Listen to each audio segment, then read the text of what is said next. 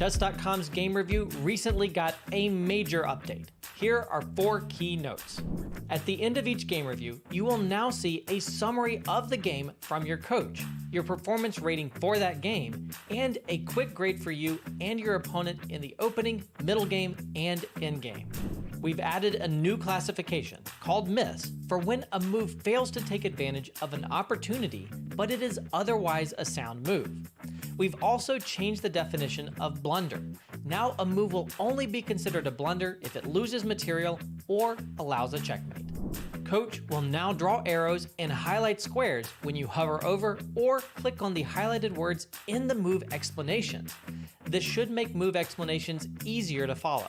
Finally, Coach's explanations will now reference specific pieces and threats in explanations, making move explanations much more intuitive. The new game review experience is available on Chess.com right now.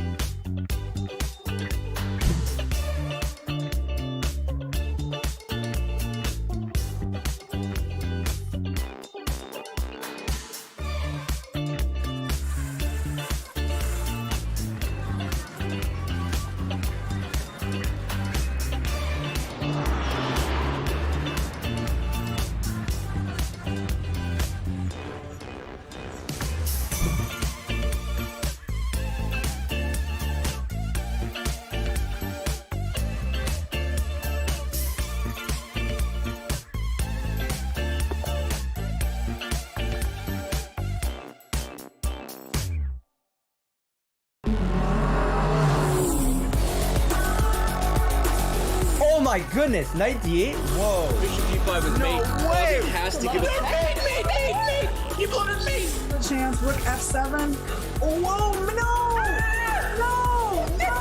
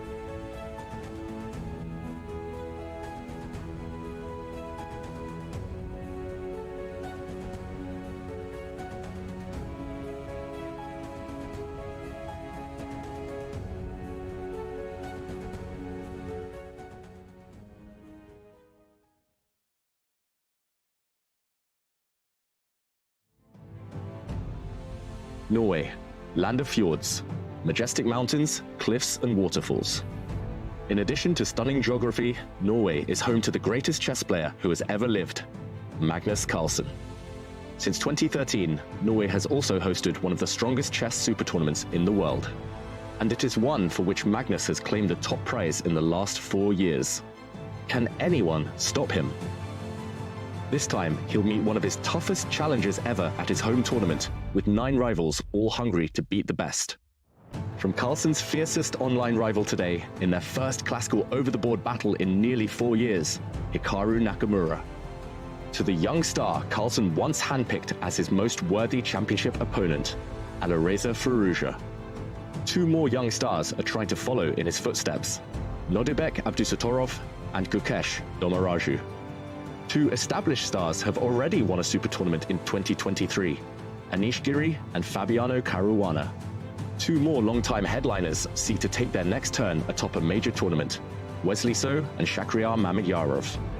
Finally, Carlsen's countryman and friend, Tari, rounds out the field. Who will come out on top? Will Carlsen run the table yet again, or will someone else usurp the throne? This is Norway Chess.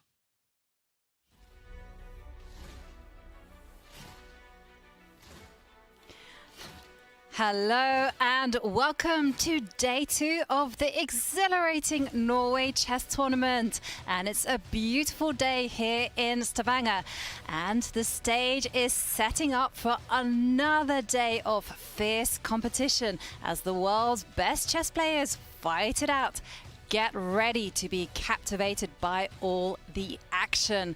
I'm International Master Ivanka Hauska, and it is a great pleasure to be here in the Stavanger studio alongside the legendary Grandmaster Judith Polgar and the man who's probably one of the most knowledgeable Grandmasters around, David Howell.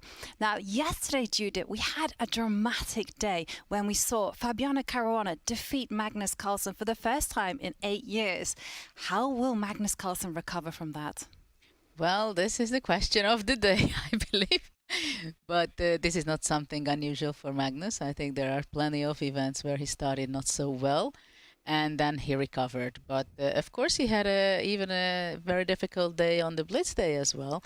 But we can't take away the greatness of Fabiano. He really played a good game and he outplayed Magnus. He certainly did. And David, were there any other standout moments for you? Yeah, Ivanka, those decisive games between Fabi and Magnus, also Alireza and Gukesh, those stood out, but the Armageddons, for me, were the most dramatic. They really set the tone. We saw some really fast, furious chess, and Wesley taking down Hikaru Nakamura in that Armageddon, for me, was the highlight of day 1. And talking about day 1, let's take a look at the results. There were a lot of exciting games, as David mentioned. And top of the table, we can see that Fabiano Caruana, with that victory in the classical game, does walk away with 3 points, whereas someone like Mamedyarov, who was resplendent in the Armageddon game and defeated Tari there, just gets 1.5 points, and Tari gets 1. Other exciting results were Nordibek Abdusattorov and Anish Giri. Anything else that catch your eyes, Judith? Well, all the games were really exciting. I also liked the play of Tari, Mamedyarov. I really like that game, to be honest, because it was so pure. In a classical game, practically Mamedyarov did not reach anything, but in the playoff it was very nice. And for you, David, any surprising results? Yeah, actually, it was that Armageddon game that I did mention between Wesley and Nakamura, because Nakamura just looked untroubled the whole time. He was in control, firstly in the classical game and then in the Armageddon. But just as the clock ticked down, the last 30 seconds, 1 minute, was crazy. Pieces were literally flying off the board, and we saw a big reaction from Hikaru. So yeah, I'm expecting more of the same today. And we couldn't have asked for a better start. And talking about dream starts, we have to mention 17-year-old Gukesh had the perfect start when he defeated Alireza Firouzja with the black pieces in the classical game. Our reporter Sverre caught up with him after it. Gukesh, this must be characterized as the perfect start, winning with black against Alireza. Yeah, of course, this is a very good start. I wanted to be solid today, to just get the blitz off my mind and to start the tournament in a good mood. But okay, this is better than I hoped. You said you wanted to be solid, but it looked like even though it was an equal game for a long time, it was a very exciting game. Yeah, I mean, when you're playing Alireza, of course you can expect that he'll take some risks and give you chances. And I think the critical mistake was bishop e6. I mean, he could have played knight e4, and I'm guessing like black has something to just be slightly better. I shouldn't really be in a lot of trouble, but yeah, bishop e6 was just a serious mistake, I think. Today was your birthday, so this is your first classical game as a 17-year-old. Is this the kind of results we can expect this year? Hopefully, yeah. I look forward to seeing that. How much confidence does this win give you for the rest of the tournament? Of course, it's very nice to win, and the thing is, like, every round is a tough round. Everybody is super strong, so yeah, you take one game at a time and give your best. We look forward to seeing you one game at a time. Thank you. Very interesting interview there from the youngster, you know, pinpointing the exact moment where Alireza Firouzja went wrong. And was it just me detecting some emotions there, that perhaps he was overcome with emotion of defeating Alireza so early on? I don't know, Jovanka. He just seems so focused, so professional. It's as if, okay, job done, tick. I've beaten the first victim. It feels like he's ready to go again today. I mean, I'm so impressed. Just turned 17. He pinpointed the critical moment correctly. He seemed to assess things really well, navigated his way through some chaotic tactics. Judith, thoughts on this young superstar? Well, I'm very excited to follow him, how things are happening for him, and it was a very interesting game yesterday, and some critical moments. The opening was also kind of interesting, and we were discussing about this weak pawn on a3, which actually later on it became a little strong pawn. But there was a moment when in move 20 where Alireza missed an opportunity where he could get great advantage, and I'm wondering if Gukesh knew about this when he gave the interior, you know, because this can be a little bit unpleasant to get to know after the game that I completely missed this opportunity from my opponent's side. And it was interesting, very interesting for me that it was so obvious for him right after the game that bishop e6, which was highlighted to capture the pawn, which is the most natural move, right? That it was very clear for him that that was a mistake. But it was really exciting, and I'm very much looking forward for today. I certainly am looking forward to that as well. And it was day one yesterday, but let's have a look at the standings. And in the early lead is Fabiano Caruana and Gukesh, both with 3 points. And there's a big tie for third place between Anish Giri, Wesley So, Mamedyarov, who all won their games in Armageddon.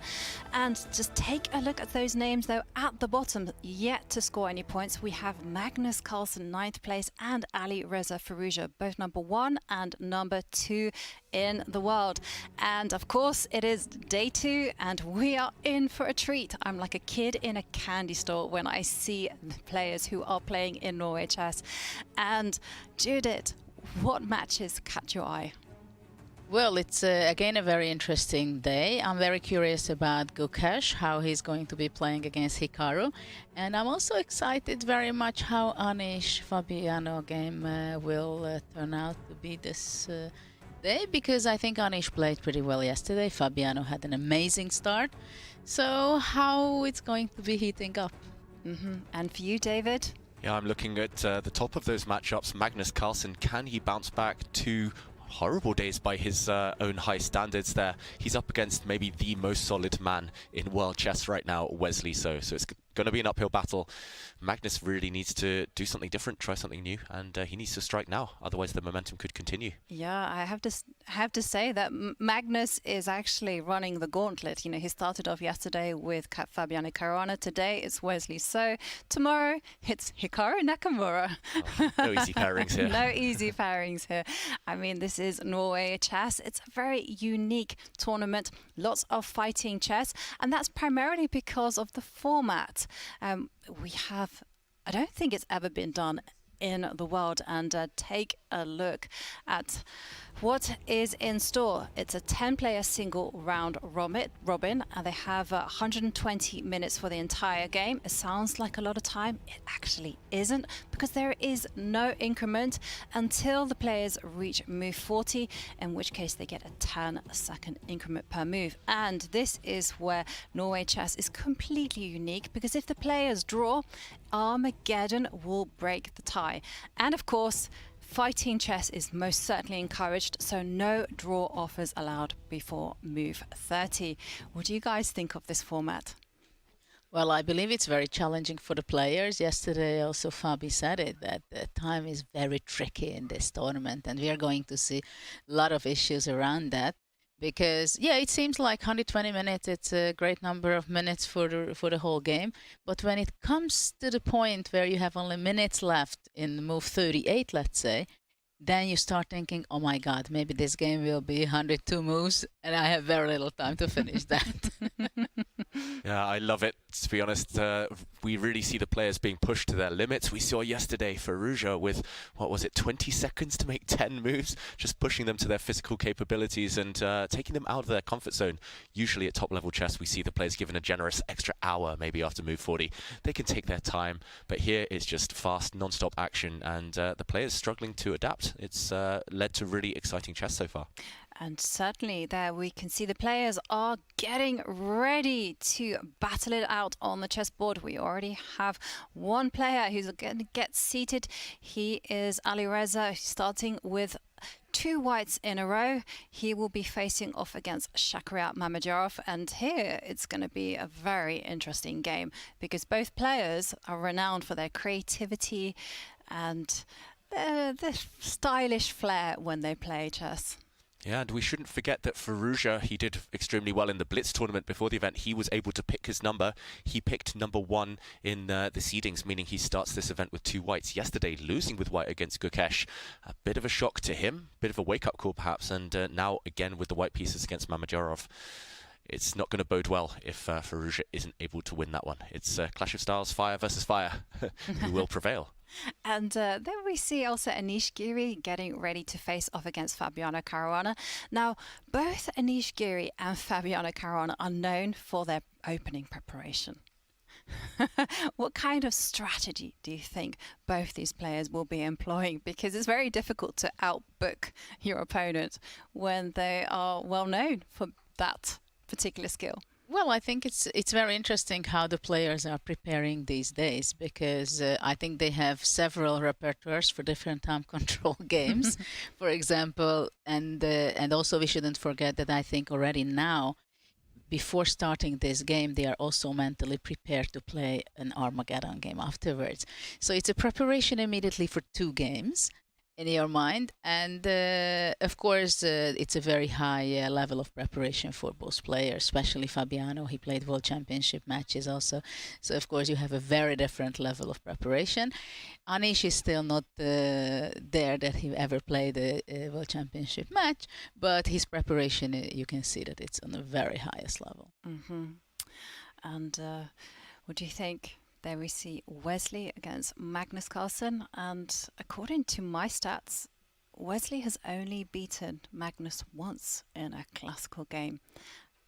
How does one go about facing not only a former world champion, number 1 rated in the world, but someone you don't really have a good score against? The good news for Wesley, he's only beaten Magnus 1 time in classical chess, but it did happen here in Stavanger, in Norway, 5 years ago. So maybe lightning will strike twice, especially if Magnus is feeling over-ambitious and maybe overextends, over-pushes a bit later in the game. It won't be easy, that one. I am predicting an Armageddon. It feels like Magnus just wants to get on the scoreboard, while Wesley, yeah, he will lock things down if he gets an opportunity. And as Judith says, maybe Magnus will come prepared with an extra weapon with white if it does get that far down to Armageddon chess. But it's a question for me, that whether Magnus really, in what mindset is he going to come to today's game? Is it something that I'm going to try everything by any means to win in a classical game, or will it depend how the opening will turn out? And let's say move 20, he looks around and says, okay, I don't want to waste my energy. I just want to simplify the position and really go for the Armageddon. Do you think he has a much bigger self-confidence to win in Armageddon with white? Yeah, none of these players really lack in self-confidence, but then again, yeah, I don't know how you feel, Judith, but when I'm not in good form, I just want to get any result by any means necessary, even if it's just a draw, even if it's just something to kind of get back on the right track. And we know Magnus has had a rough couple of days. So, as you say, it will depend maybe on his mood a bit later in the game.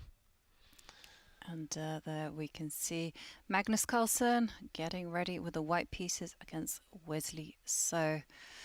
Interesting how to regain motivation. Do you think Magnus will be feeling more motivated than ever, or? Yeah. Perhaps. I think it's going to be that mix. Massively motivated, of course. He wants to win. He wants to strike, and I mean, it's not going to be easily against Wesley, of course. But then again, it's that kind of, you're caught in two minds. You want to win, but you don't want to lose, and which is going to be heavier: the desire to win right now, or the fear of losing a second game in a row. I think once it gets into the head of Magnus or any player that you're afraid of losing, and that's what you have in your mind, then you're lost. You simply can't have that. I think the most important thing for Magnus also, and whenever you are in such a situation, that can you make yourself focus only in the game and get into the flow of the chess moves and why things are working, not working, but really just focusing and excluding everything, potential results or outcome or what people say, what will be the effect of this, whatever. No, you just have to exclude every single vibe around which is outside of the chessboard. Yeah, it takes superhuman kind of levels of focus, though, to block out all those emotions. And we'll find out if Magnus is capable of that today. It looks like the players are waiting, itching to get ready.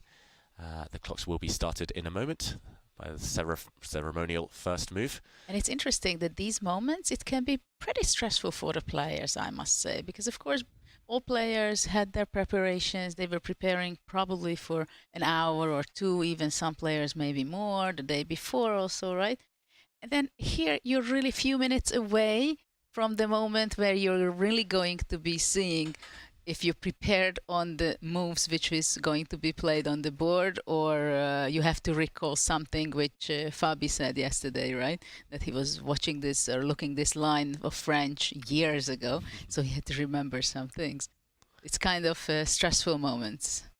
Yeah, and it was interesting to see the contrast in how the players are approaching these stressful first moments. We saw Anish Giri and Fabiano Caruana sharing a joke. Then we saw Magnus and Wesley just both stone cold, serious. Maybe the nerves jangling. And okay, it looks like we're about to be off. A lot of the boards now have first moves on them. I'm not sure if the players are committed to these. They are made by friends of Norway Chess, by some of the VIPs out there. But yeah, I think we'll see action any second now, Jovanka. Yeah, I absolutely think that. I also wonder whether Magnus will keep that first move. Okay, it looks like e4 from Magnus, if he keeps that move on the board. Sometimes they play jokes at this point, right? Just to give a heart attack to the opponent and then put it back and make another move. Okay, and Magnus doesn't take the move back. It is 1e4. And Wesley, very predictable here. He doesn't tend to vary too much from his standard 1e5. He likes a solid start to the game. Magnus choosing his main repertoire. No more surprises. No more kind of orangutan openings, or no more freestyles there. Do we think we'll see a branch of the Berlin? That tends to be what these two have when they face off against each other. Maybe the Italian game as well, where both players have vast experience. I would go for the Italian.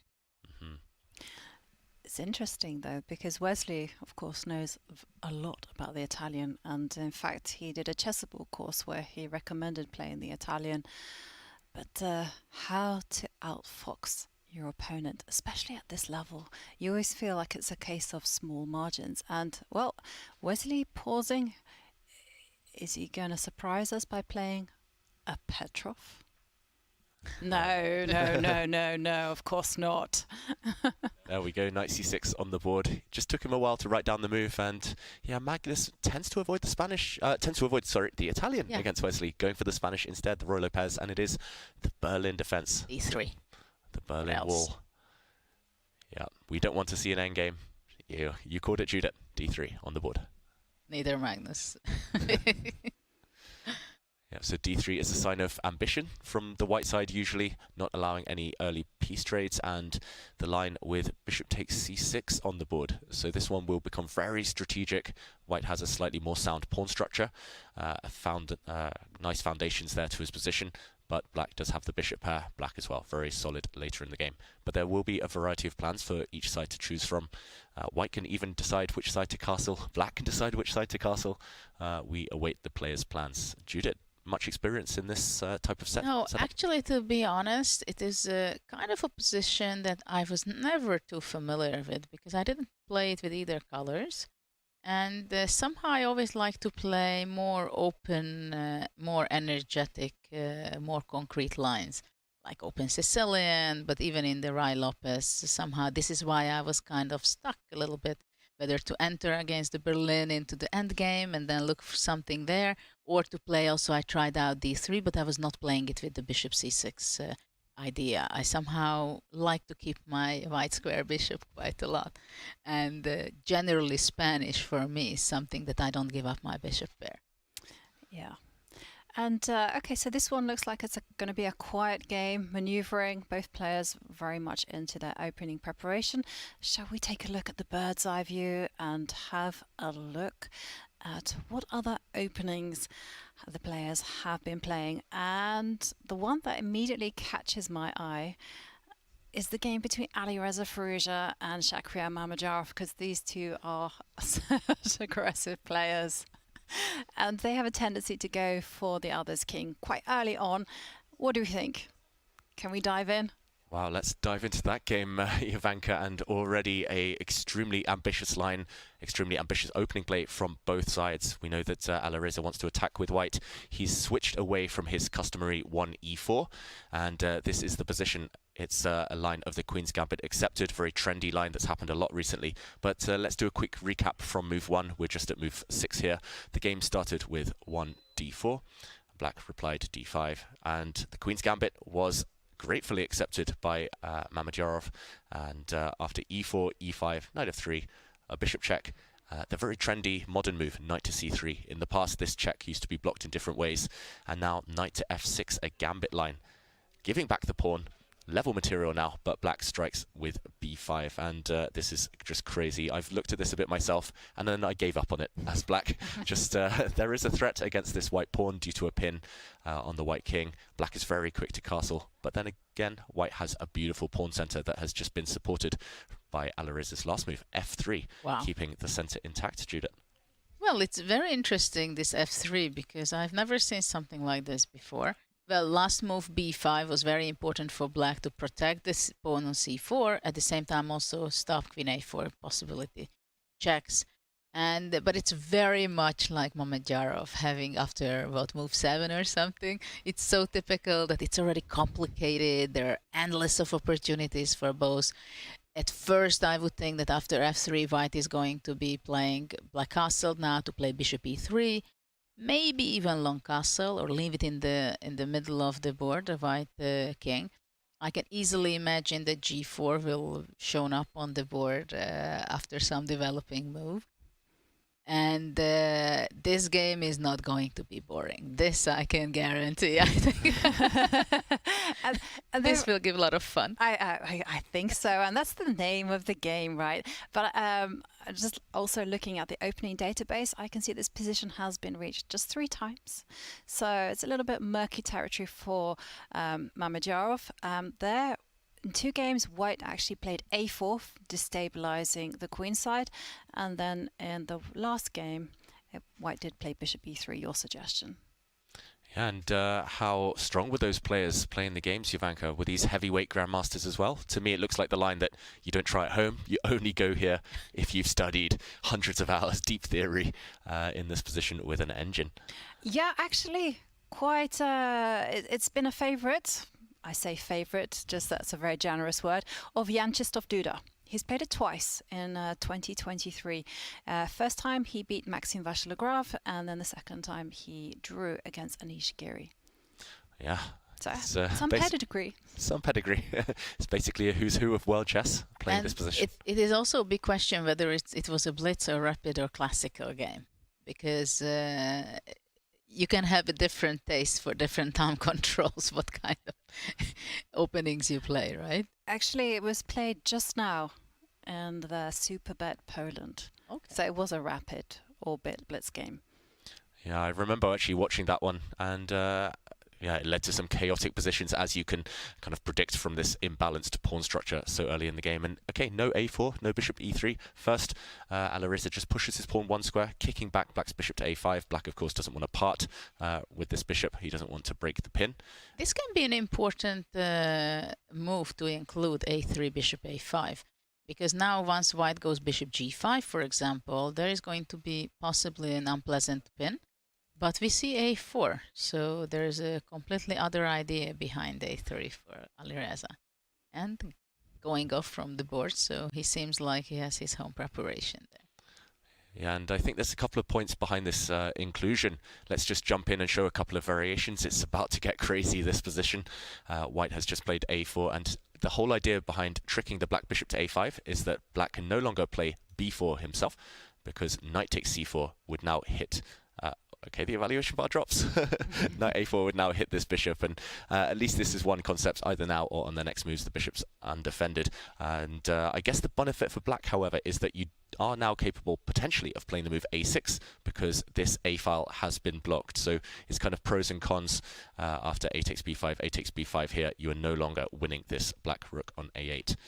So this inclusion kind of might have some benefits for white, might have some drawbacks as well. Interesting decision there from Alireza.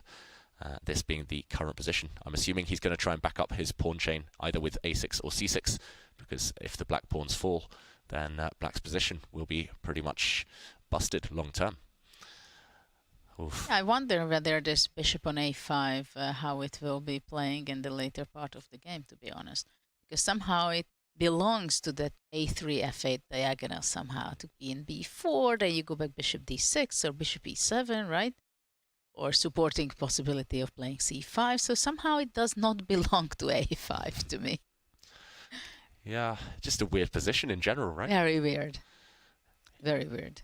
It wouldn't be surprising to me if Mamedyarov plays a move like c5. It does look like his style, but I guess right now the question would be whether white can just take that pawn. And yeah, this is crazy. Black, of course, wants to get to the white king while it's in the center, but for now, white has some measure of safety. It looks like he's played a move on the camera there. c6 Mamedyarov, and it is pawn move or a6 on the board. Yeah. Well, this is the most logical one, if you think, for the reason what you said, that bishop a5 is blocking the rook's power, so it is very easily can be played a6 and a takes b5 now. Yeah, very quick play. And after a takes b5, white has to move out probably with the bishop, because bishop c3 is a threat immediately, grabbing the rook on a1. So it's a question, bishop e3 or bishop g5, I would think. Mm-hmm. Or we can move the king. Yes, I was just thinking about it, to go king f2, which was quite tempting, but bishop c3 anyway. And there is some possible problems. Could be. Mm-hmm. Yeah, is it strange to see Mamedyarov pause and think now? It looks like an automatic recapture on b5 will happen. Okay. Perhaps, okay, a takes b5 hasn't on the board. That was my analysis. My bad. Sorry there. A6, and Farouja is the first one to be thinking. Right. This was the question. I mean, you guys just assumed that he would be playing pawn takes pawn. And is there any merit to actually just keeping that tension there and maybe just continuing with your development of the pieces? Yeah, definitely. I was showing pawn takes pawn as what not to do, so I was very surprised when I thought he'd played it. But of course, Farouja knows better. And I think you're right, Jovanka. Probably one of the bishop moves that you've been highlighting there, Judith. Bishop e3 looks sensible, backing up the pawn center if you want to be really ambitious. A nasty pin, potentially. At the same time, maybe white does not want to make a decision on where to put the bishop yet. So bishop e2 and short castle. If short castle is the plan in the long term for Firouzja, then it is easily bishop e2 castle, and only in a much later stage to decide where the c1 bishop will be developing. Mm-hmm. Yeah. Well, an exciting game ahead if we can take a look at the bird's eye view, because there are other fantastic games, I'm sure. Oh, can't wait for this one. I always get so excited when I think about the players that are actually competing in Norway Chess. I mean, it's so rare to have a tournament where you have like the best players in the world and then the best juniors who are incidentally the best players as well. And yeah, let's zoom out. And Jovanka, my eye has been caught by one game. Let's drop out of this one and go out, I think, to Tari against Nodibek Abdusattorov, because some very strange stuff has been happening there. Very strange things. And we need some explanation. And let's go in. This is Tari with white, Nodibek Abdusattorov with black, one of the players of 2023 so far. Abdusattorov won the Blitz tournament here in Norway Chess, won the Chess Kid Cup last week, lost to Anish Giri yesterday in the Armageddon, but a man in form in general. And this is the position after c4 from white, but we have to explain how the black rook ended up on g8. I have no idea. I'm just wondering non-stop since you pulled up that will be the next position which we want to look at. I mean, this is something that, I mean, the first thing comes to mind that somehow black touched the rook by chance and they had to make a move or something similar. I mean, definitely I would bet on that at least 80% that that's the case. Otherwise I have no explanation to that. Is this Fischer random chess, Judith? I don't know. Well, hang on a sec. Isn't this kind of the thing that Fischer would do on occasion? You know, put the rook on g8, but normally, and then go g5. Yes, okay, but in Fischer random, usually you have a complete random placement of pieces, and then you're working the first few moves to get a normal position. But here it seems like something. The opposite is. Can we go back from the beginning, because I'm just still under a shock why that rook happens to be on g8. I think we have to go back to the beginning, Judith. Let's backtrack. Action replay of this game from move 1. White played e4. It was the Sicilian defense and a branch of the Rossolimo. In this position, black played d6, something that Abdusattorov's had success with. He played this in the Chess Kid Cup last week. And after castles, bishop d7, still normal stuff so far. Still looks like... I mean, this is still familiar to me. Very normal, logical move theory. And here, Judith... And something's happened. Rook g8. Well, I can tell you. It's not a novelty. It is a novelty. It is a novelty. I'm sorry, I couldn't resist playing with you guys. It is a novelty. No one's done it before. Completely new. I mean, this is exactly, it shows that if we would check the engine, probably it would be in the top 3 moves. That's why we are seeing this. I don't know. Maybe you have to go further down. I mean, such a weird move. We should explain. I mean, definitely don't try this to anyone at home. Castle your king. Get your bishop out. No, you know what? Don't try this at home. Play g5 immediately. This one would make more sense though, Judah. At least you're going on the attack. And, that comes in the Armageddon, I think. Exactly. I think I've actually seen this in an Armageddon between Magnus Carlsen and Hikaru Nakamura. Black played g5, but the problem is white can strike in the center with d4, and after g4, this is a theoretical line with d5. White counterattacks, and after some fireworks, the game dies down a bit. We see a position like this where black struggles to whip up an attack, and the black king in the center may be the more vulnerable of the two. So he's trying to finesse this. Can you explain me if you go back to rook g8? Okay, rook g8. I understand. I'm trying to digest it. If you go d4, which looks very natural. Well, I'm an old-timer, so what can you expect from me? I play a logical move of d4, knight d4. Still, somehow the castling will be not so easy, yeah? It's Kramnik style, that no castle try chess. to castle. It's old-fashioned stuff. Wow. You know Was the that idea. it? G5 anyway? It must be true. It has to be, right? I mean... But this is typical Sicilian idea. You forge a square on e5 for your knight. You stop white pushing a pawn to f4. It's a new generation stuff. Oh, I definitely don't recommend it. I don't like it, but with a king in the center. But we've seen ideas in the Sicilian of this happening in some Najdorf's g5. Amazing. Wow. It's like super provocative, and bearing in mind that Ariane, you know, he's a very strong grandmaster, but he is the lowest rated player in the tournament, and someone who ideally Nordebek actually wants to beat in the classical game. I mean, bearing in mind the scoring system, isn't it warranted that he takes some risk? I think it is. It makes a lot of sense to take risk. A win with black here is almost priceless, especially in the classical. Let's just catch up with the current position quickly. White played d3, keeping an eye on this g5 square. This square is covered twice, so black, of course, just plays h6. Slow and steady wins the race. Let's be consistent. But this novelty cannot have come as a surprise to Ariane, because Judith, b4. What is this? b4. He must have prepared this, Tari. This must have been on his radar. These guys come from another planet, I see. Yeah, pawn sacrifice here. If you take this pawn with your knight, I guess the idea is to build a very strong pawn center. C3 gains a bit of time. Now you build a center with your pawns, and this does look slightly scary for black. Still, it is a pawn. Instead, Abdusattorov took it in the other direction, and after a3, it's very much like a Benko gambit. White just trying to open lines on the flank for his pieces. And black says, okay, no, I don't want to take your pawn. I don't want to be a pawn up. Please take me back. And white says, no, I insist on being a pawn down. Pawn to c4. Yeah, but this is kind of a psychological battle. I'm not sure b takes a3 grabbing the pawn was not better, or just leaving it there. But this must be opening preparation. They've used about 10 minutes each, or close enough to 10 minutes each. So it means rook g8 has to be a top 3 computer move.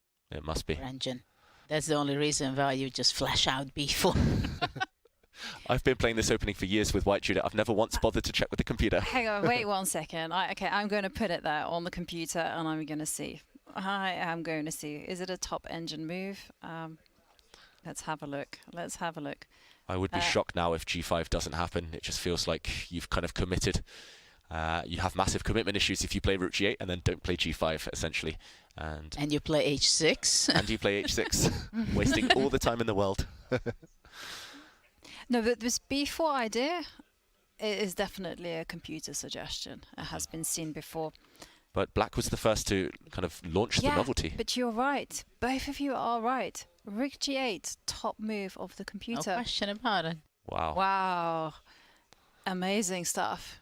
Yeah, these guys, they're so well kind of booked up. They've studied everything under the sun. I don't know how they have free time. I don't know when they ever relax. They're just studying openings all the time. Rook g8, impressive. And imagine new computers just happy to keep kings in the center like this, going against all conventional chess wisdom. It's all about the attack, all about the opponent's king. But if you think about it, I mean, imagine what kind of recognition and respect engines went through in the last 15 years, let's say. Yeah. I remember when I was in like 2002 or whatever year, and still when you were seeing suggestion like rook g8, you were like, I mean, really? I mean, you had to be in a good mood to take it seriously. Must be a glitch in the matrix. And nowadays, okay, rook g8. And within a second, they start looking, analyzing, maybe there is something interesting around it. Let's check it a little bit, right?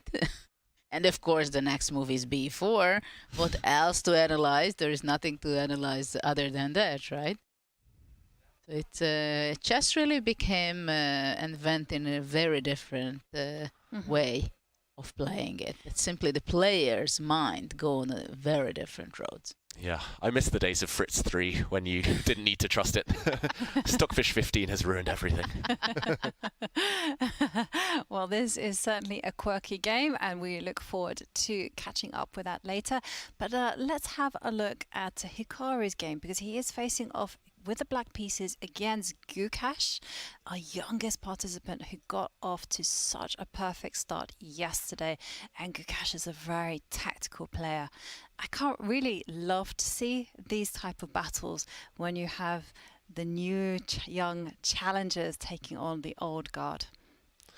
Yeah, clash of generations, and Hikaru, just like Abdusattorov, will be determined to win with black against a underrated, low-rated rival.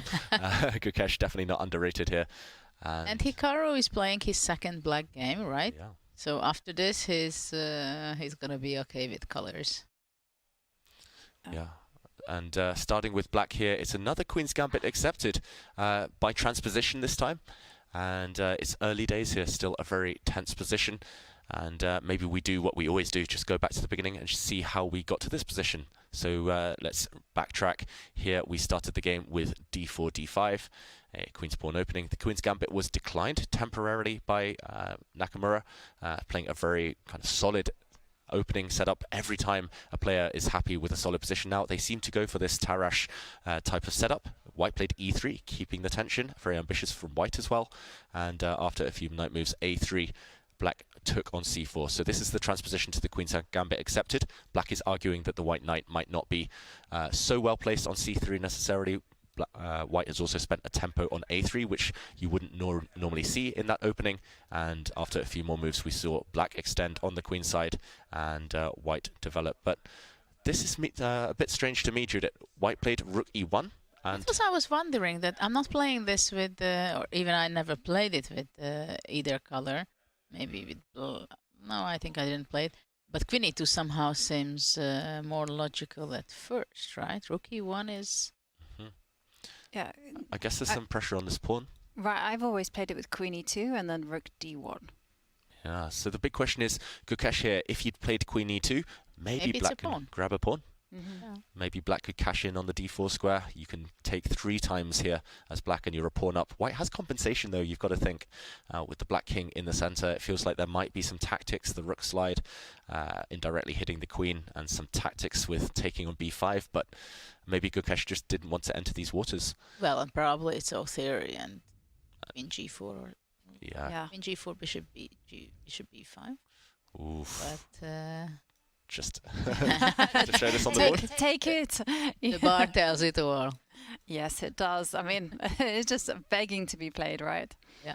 But it's the kind of tactics certainly one has to be aware of and have stored in your memory banks.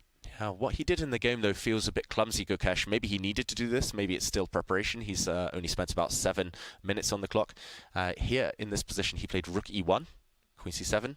Now queen e2, because the black queen is not eyeing up this d4 pawn anymore. And after rook d8, rook d1. So he's lost a whole tempo with the white rook. Rook e1, 2 moves later, rook d1.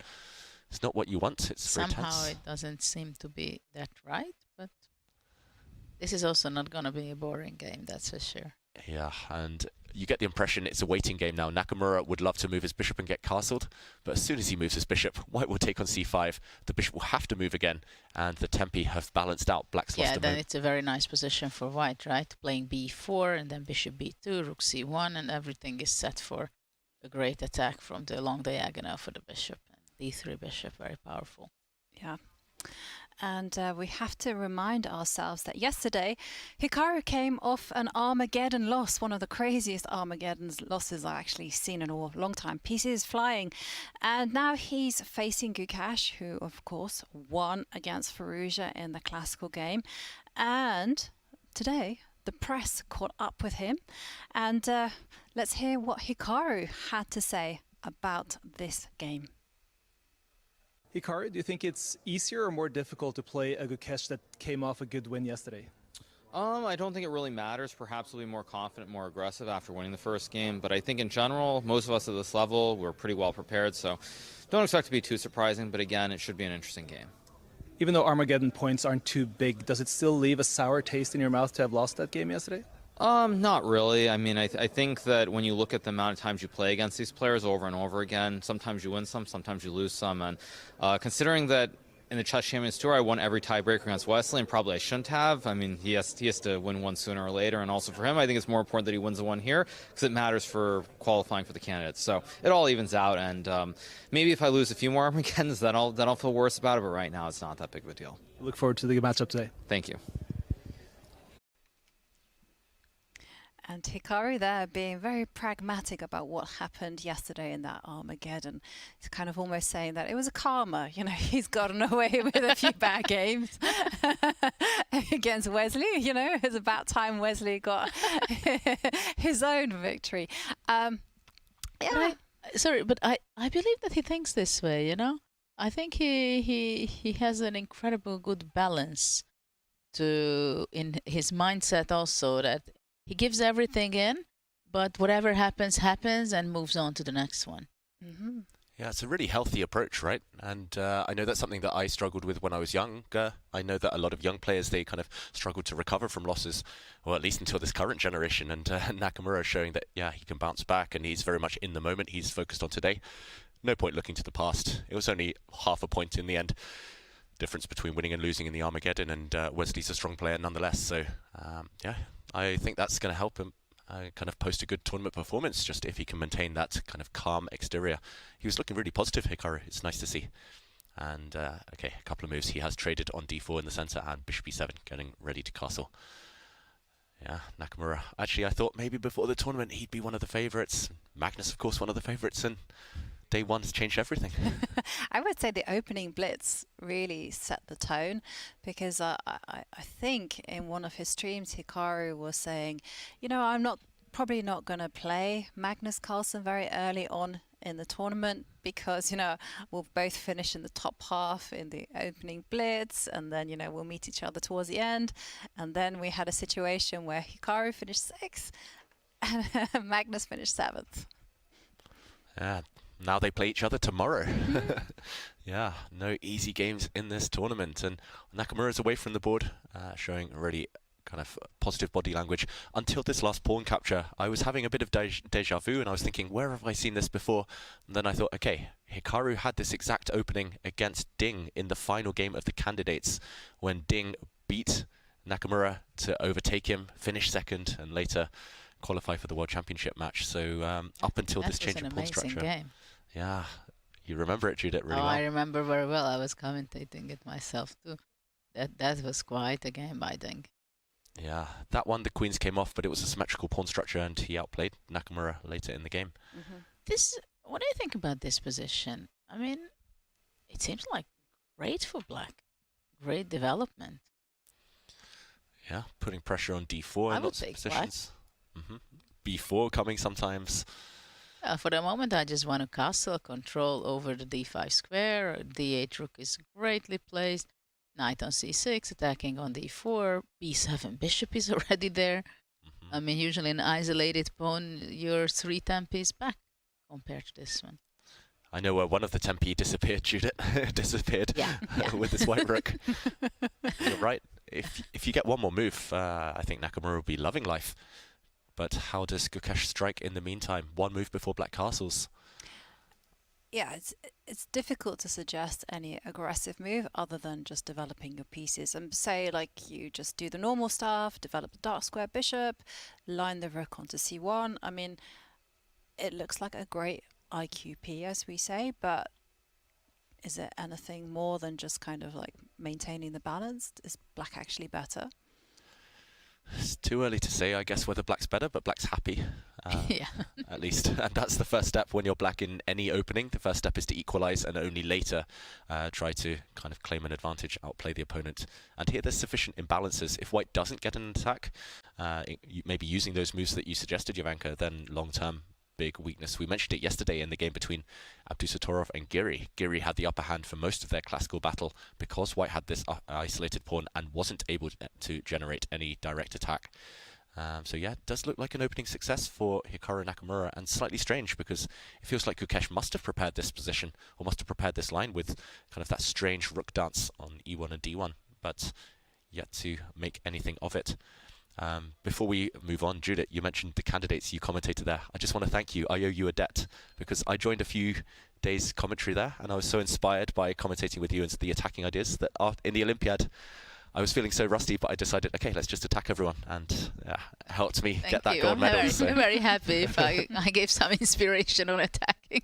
Yeah. I was going in thinking, what to do, and I thought, I was just commentating with Judith. I might as well just attack everyone. And very kind of you. It worked out well. So good memories from that tournament. Yeah. Have you ever had any moments of inspiration, just like David highlighted, where you've seen a game or you've just been inspired by a film or whatever? Well, some games, yeah, of course. I liked some very artistic games, like Spar of Topalov, for example, when Topalov's king was going on. I don't remember exactly when I was inspired and something I was really able to get out of it, as profit out of that inspiration. But generally, I always like to be inspired by beautiful games, beautiful ideas, unexpected solutions on the board. So those are good. Oh, cool. Yeah, you certainly are an inspiration to us all. I've also looked at your attacks and thought, whoa, you should be playing. I must say that now, next year, it's going to be 10 years that I retired. And sometimes I give coaching and mentoring Hungarian youngsters or others. And sometimes I wonder, wow, this was really a good game. Do you ever feel the call of the board just saying, Judith, get back there and start playing? Not really, but when I was, for example, playing badly in some event and I got lost in my resources of ideas, or I got down, and there were time to time occasions when I picked up my own game. just to boost myself Yeah. and understand that, no, you're a great player. So I picked some nice games of mine, or what I was very proud of, to give some energy and self-confidence. Yeah, that's a great tip, actually. You know, you could just think back to your positive moments. I think it works actually with most of the people. If you go down, it's just important to gain back the basic self-confidence. Yeah, and while we wait for Gukesh to come up with an answer here, to come up with a move, let's zoom out. And there's only one game that we haven't touched upon so far. Let's, just for the sake of completeness, go there. And that is the game between Anish Giri and Fabiano Caruana, two players who did win their matches yesterday. Caruana in the classical and Giri in the Armageddon. And that one is interesting to me for multiple reasons. I'll explain in a minute, and let's just check in on that position and maybe do a quick recap of the opening. Still early days there. We're at move 13 in their game, but a very theoretical battle in the Nimzo Indian defense. And it is this position. Let's go back to move 1 and see how we got here. This position, white is a pawn up, but doubled c-pawns, of course. And it started with the Nimzo, as mentioned, and now the f3 variation. And this is interesting to me because Fabi's played this multiple times himself, but also because the first time I ever studied this opening was using a Chess.24 video course by Sopiko Guramishvili, Anish Giri's wife. And I remember basing a lot of my opening notes off her videos there. And I thought, oh, Anish must have approved them as well. And now, curiously enough, he gets pretty much the exact same position that I was studying in that course, maybe, what was it, 5-6 years ago. And so black played d5 here, fighting for the center. a3, one of the main lines. Black parts with a bishop pair. And here, have you had this opening before, this variation, Judith? Actually, I played this with black, and I was very happy to play this with black. It's a very interesting system, because white's first whatever number of moves is pawn moves, right? And actually in the next move he even takes an extra pawn. Yeah.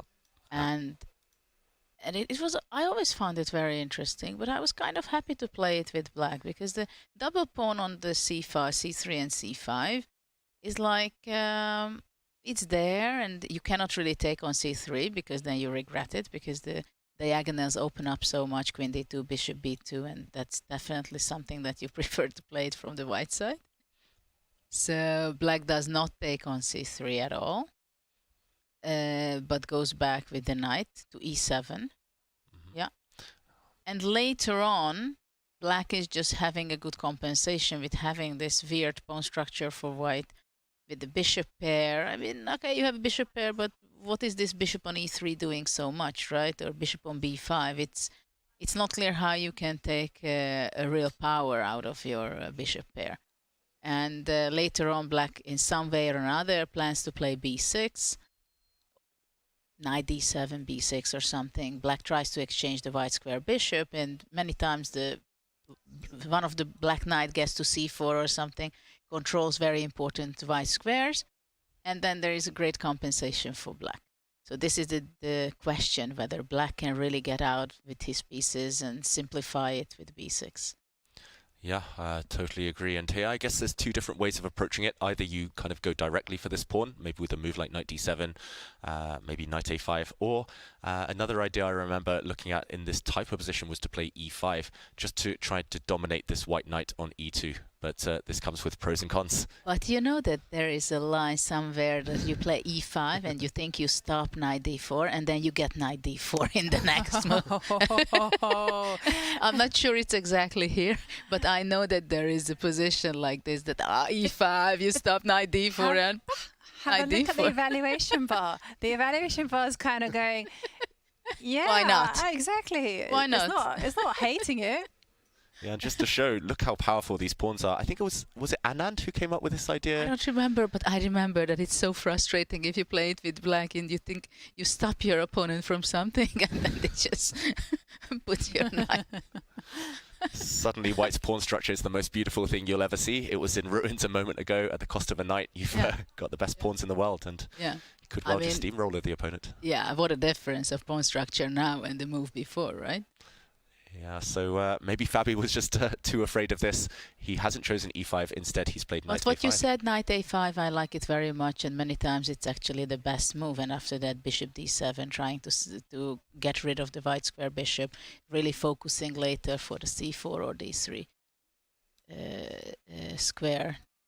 So yeah, so in these type of positions, I think it would be a mistake for white to actually just capture the bishops. Instead, you have to maintain the tension for as long as possible by just continuing development. Yes, you're right. And exactly now, yesterday we were talking about who keeps the tension. Yeah. This is exactly another type of tension in the opening or such a position that you cannot take. You shouldn't even consider to take on d7 to exchange the bishops, right? Because your opponent will develop by taking it back with the knight. So here, instead of taking, you have to keep the tension. But how to keep the tension? Are you going to be playing a4? So can you do that? And after takes, pawn takes, knight c4, queen c1? Or are you ready to go back with the bishop to d3? I mean, this should be very good for black, I think. So either you come back or what do you do? I'm sure there are some ideas like knight d4 maybe instead of bishop d3. Oh, yeah. Here, I mean, for example, black can start going for this pawn. It's also very nice, yeah. Looks so beautiful. White has a pawn up and kind of a reasonable, nice position. At the same time, within 1 or 2 moves, it can be very risky for white also. Yeah, and Anish chooses to advance his queen. Now asking a few questions. I think I've looked at... Yeah, I'm trying to recall. It's been so many years, but I think in that course by Anish's wife, by Sopiko there, this position was mentioned. And now the idea, if black plays knight a6, for example, white pretty much has to take this knight. And if black gets time for a move like rook b8, black is doing fantastically well. But you do have... can't white play bishop f4? Yeah, you have bishop f4, and if this is blocked... e5 takes. You take, yeah. And it's important that you deflect the black queen away. And here, white is 2 pawns up with a big advantage. Well, that 2 pawn is not really 2 pawns, is it? I mean, who's the worst here? I mean, bishop e6 and rook c8, I grab immediately 1 back. True. For sure. Maybe I'll be greedy at some point and take this one later. But I have a nice square for the knight, I guess. Yeah, it's still hard to evaluate, to be honest, this type of position. But I think I would take white. Just feels like less risk, even if you win all the pawns back. And maybe we'll see this happen, Judith. Yeah, there are many alternatives, and it's interesting that queen b4, I'm pretty sure there were games on this. Knight c6, and now white goes queen a4. And kind of white wants to provoke a6, and a6 is something probably not really good for black, because after that b6 will be not possible practically for the rest of the game. So you have to keep your pawn on, yeah, maybe even taking, or maybe bishop d3 or knight e5 is very strong after that, right? Yeah, probably just capturing, and then the b6 square is really very, very big weakness for black. Right, you can put a piece there, or maybe you can just bring forward with the knight, take away some squares. Yeah, it looks good for white. It looks unpleasant for black. Definitely. And it looks like we're on these paths. Knight c6 has been played. Let's allow Anish to demonstrate that opening theory. He spent a bit of time, so maybe just trying to recall what his notes say here. It feels like a position that has been studied or has been played before, but still in the balance. Just 1 slip from either side, and strategically it's really dangerous, actually. 1 slip, and you might be suffering long-term from positional weaknesses. So yeah, let's maybe leave this one for now. Let's zoom back out. And so many games, so much action. What to do next, Ivanka? I mean, I think the action is just beginning. And I think this is time for a quick break. But before we go into the break, I mean, let's talk about this amazing opportunity that is going to be coming your way, because Chess.com are hiring. If you are passionate about chess, then this is the perfect job opportunity for you. Do you love following Chess.com events and want to join their team? Are you a passionate chess fan with experience in organizing events and tournaments?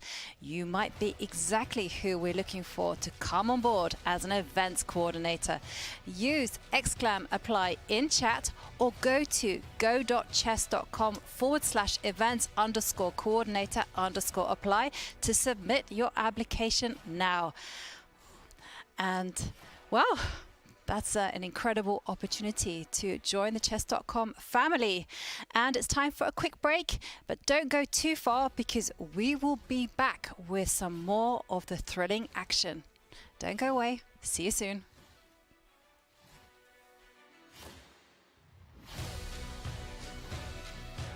This right here is how I use Chessable and why. I've been using it for a long time. I mean, if you look up here, I actually have my streak. It says 1,231 days, right? You're gonna forget a lot of the things that are in the book. Chessable came around. When I got on Chessable, it's literally, I was already doing that. So this is now a game changer because I can do it faster. It's online, it's in front of me. All of my books are here.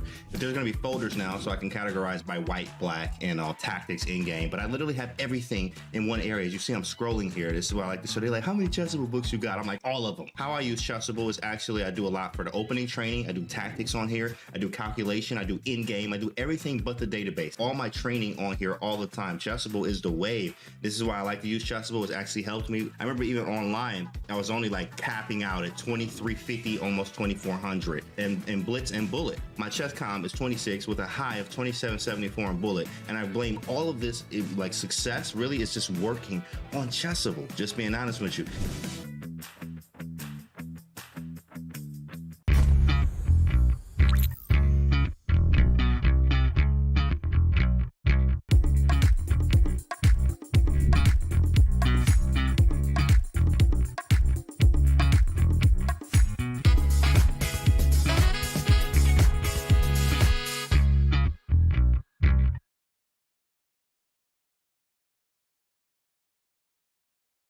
What's the best way to follow any chess event from the Champions Chess Tour to the Candidates, Speed Chess Championship, Title Tuesday, FIDE World Championship, and so much more? Chess.com/events has all of the top chess tournaments played both over the board and online.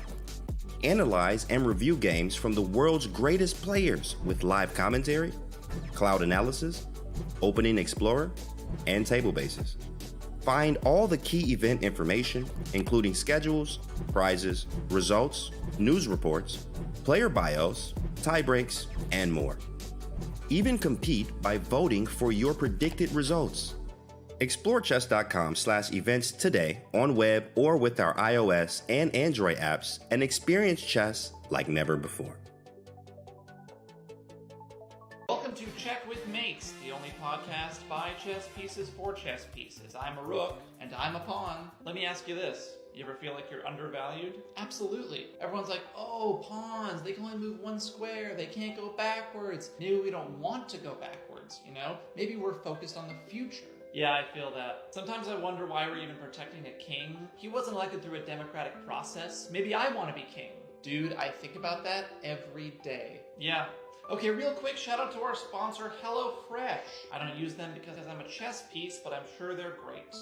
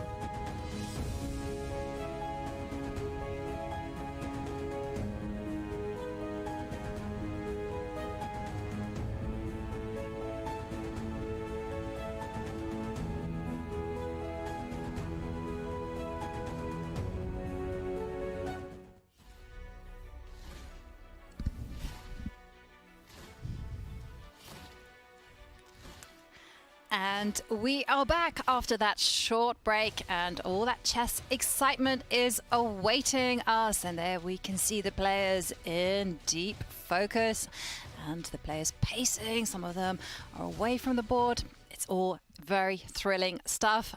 I'm International Master Ivanka Hauska, and I'm here with everyone's favorite Judith Polgar and everyone's other favorite grandmaster and commentator David Howell.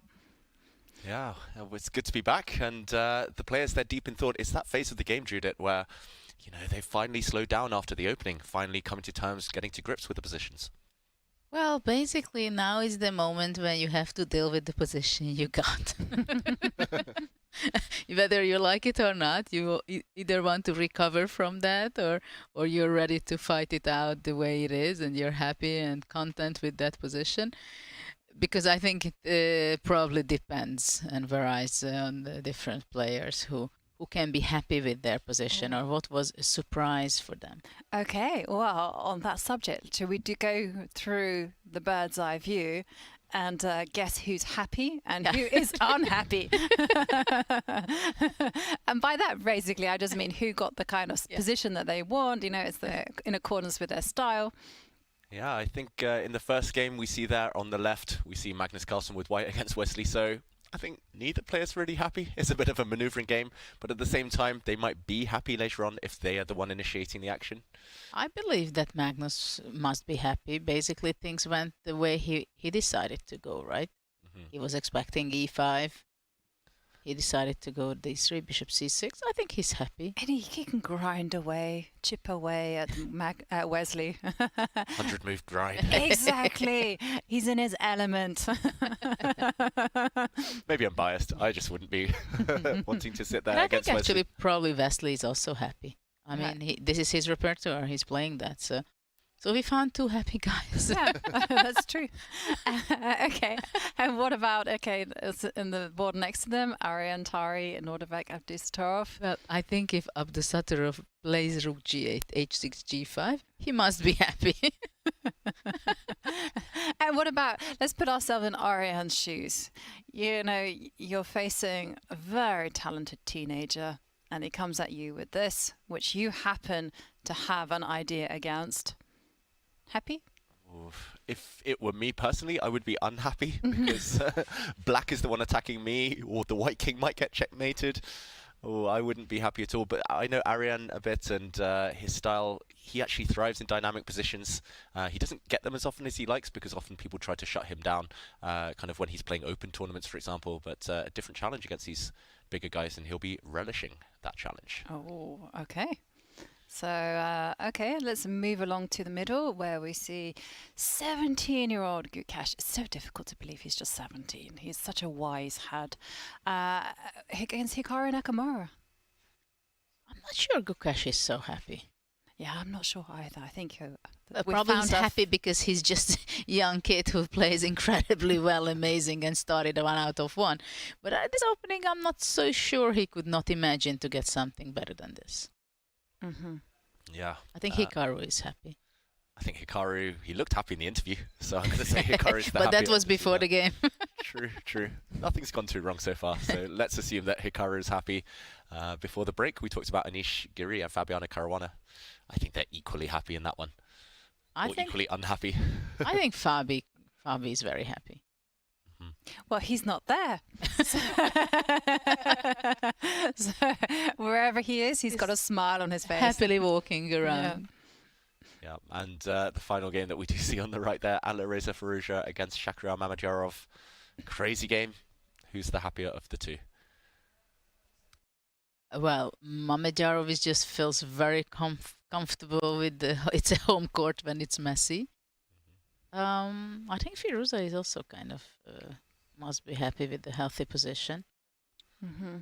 It's a happy tournament. It is a happy tournament. I'm not sure, country. but I'm reading. I'm just looking at the body language. You know, the fact that Alireza's not there, and I'm looking at Shakr's body language.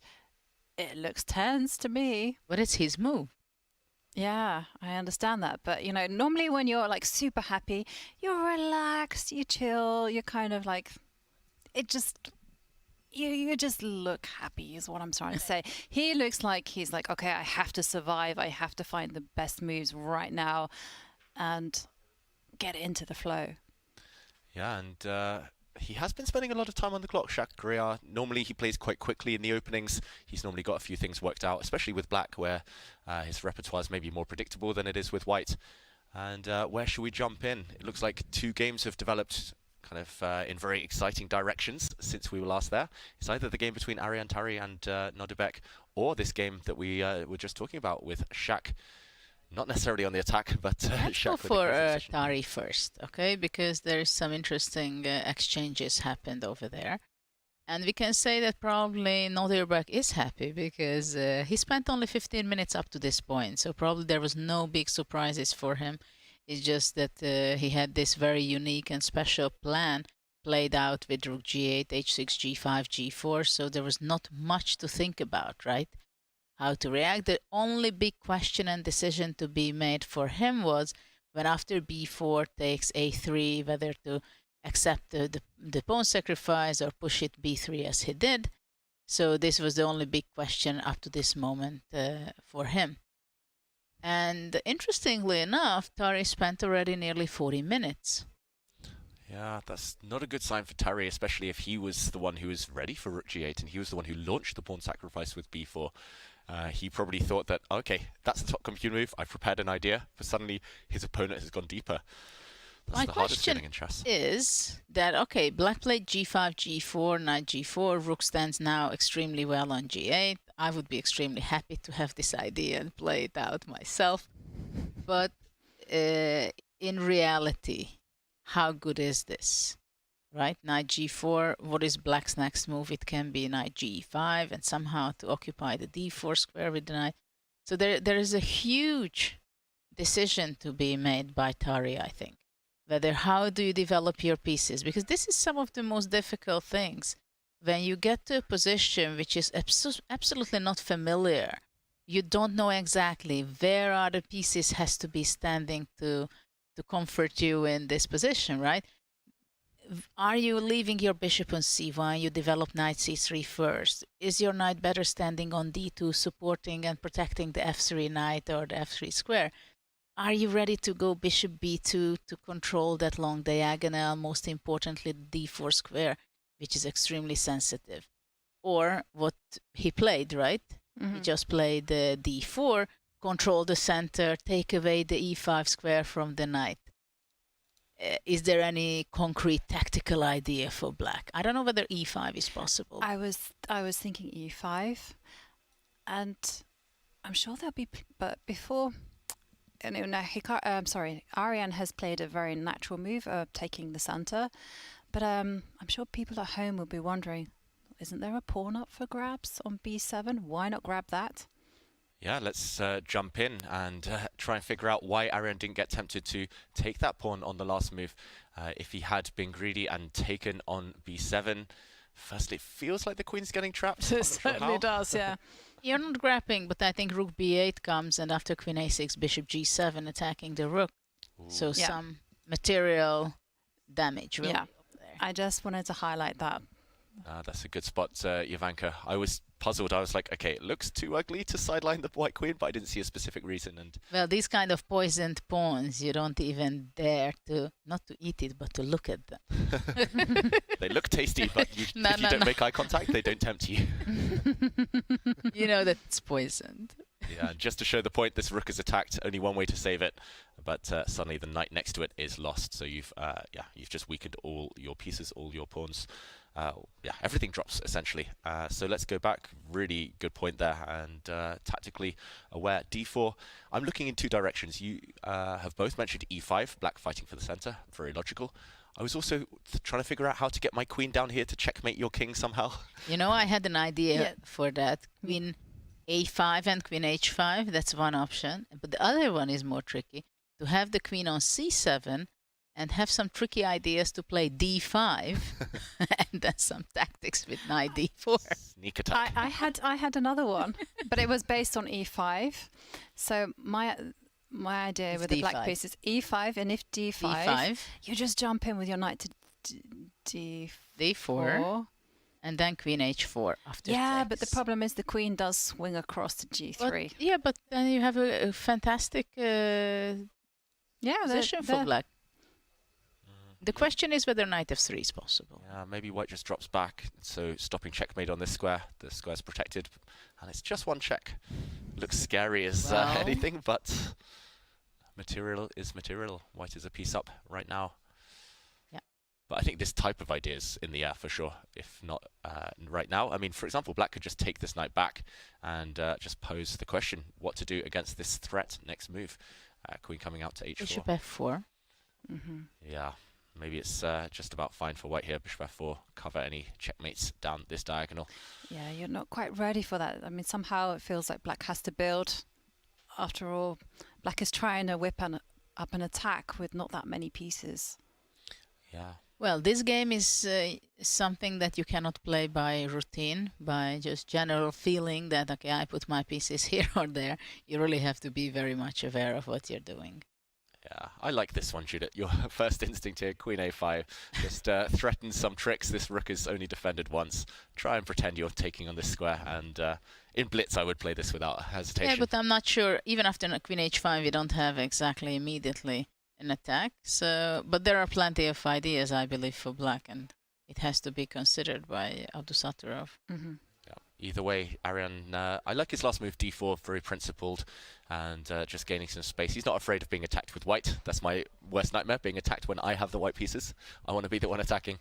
But yeah, a very tense position. Should we zoom out and see some other developments? Absolutely, because, you know, we were talking about the happiness factor in chess, and we did mention, and it looks like not that much has changed in the other games, but we did mention that someone who could potentially be dissatisfied with their position would be young Gukesh, who is facing off against Hikaru Nakamura.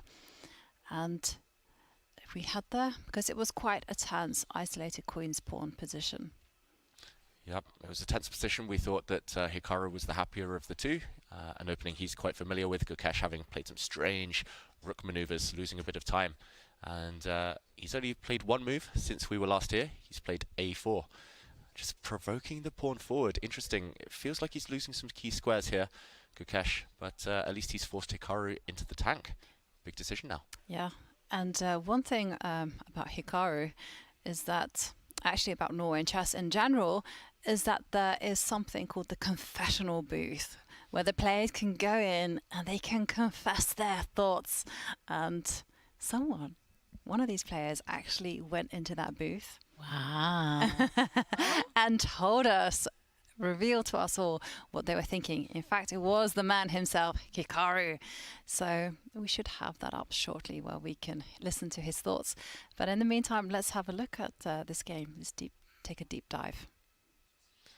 Yep, so a4 on the board, and black has to decide how to deal with this tension. Either you push forward or you capture this pawn on a4, and Hikaru needs to decide. He wants that square ideally for the black knight. I think that's why Gukesh is trying to provoke the black pawn forward, in which case he'll happily jump into the center and the tension continues. To be honest, Judith, I think black has a variety of very tempting and very pleasant options right now. Yeah, and do you want to hear what Hikaru thinks? Yes. Because we have it ready. Before my thought. Well, I decided to come back, everyone, and the reason I did is because my opponent is still thinking, so I'm feeling pretty good about the situation because clearly both of us, I think, are out of preparation. Now, I was also thinking about these isolated pawn structures, and there were a couple other games that come to mind because I remember when I was much younger, I used to dislike isolated pawn positions, specifically where I had it. I remember there was this game I played in the U.S. Championship, and I think it was 2000, it was the year before I won, so it probably would have been the 2003 U.S. Championship against Nick DeFermi, and I had the white piece. It was a Nimzo Indian with this whole, I played E3, knight G, E2, I believe it was. And I got this isolated pawn on D4, and I remember after playing that game, I just didn't really like the isolated pawn positions for white. Now, in more recent times, I mean, I've gotten used to playing with it, but I think, you know, it can cut both ways. And that's also why I'm pretty happy, even if perhaps according to computers, my position might be a little bit shaky. I mean, the fact that Gukesh's thinking sort of tells me that he's out of his preparation. Probably it's not the top computer line in terms of what I played, but with the isolated pawn, it can get double-edged, and if there is a perfect play, then I might get some chances potentially to even win the game or put some pressure on him down the road. So that's what I was thinking about a little bit more. And so I think it's just pretty normal. I was looking at some of the other games actually, and it's kind of crazy to see Noterbeck going all in against Tari actually, because in that game, I mean, Noterbeck lost this difficult match yesterday to Anish, specifically in the Armageddon game where he had the c5 move, which would have probably won him the game. So he's on one point, he's trying to go all in with the black pieces. So there's some interesting stuff. Most games look pretty standard so far. All the players are pretty much doing what you would expect. Magnus trying to grind down Wesley in this Berlin with bishop takes c6. Now, I don't really like Magnus' position, and Wesley, having played him so many times, knowing the way that Wesley likes to play, he's got the bishop pair. If Magnus doesn't get something pretty quickly going on, I think there's some chances that Wesley might actually end up being better in that game, so that's definitely one to watch. What else is there? There's Fabiano's game against somebody. Who is Fabiano playing? He is...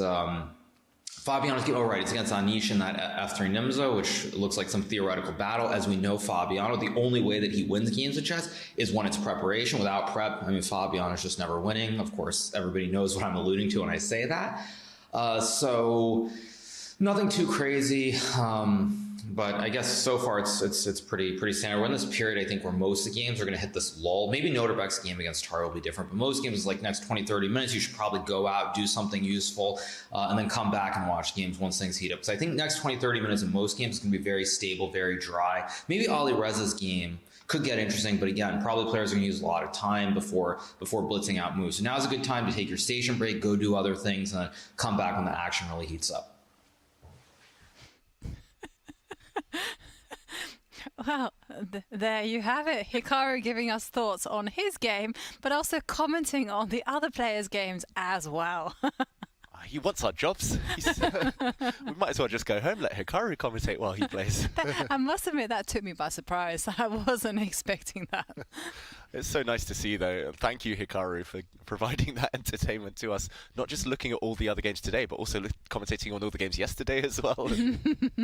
Judith, you were loving it. Yeah, I was absolutely amazed how much Hikaru is taking care of the audience and just makes sure that if anybody is hesitating to stay with us or not, he's suggesting that the games are going to be boring for now, so do other things.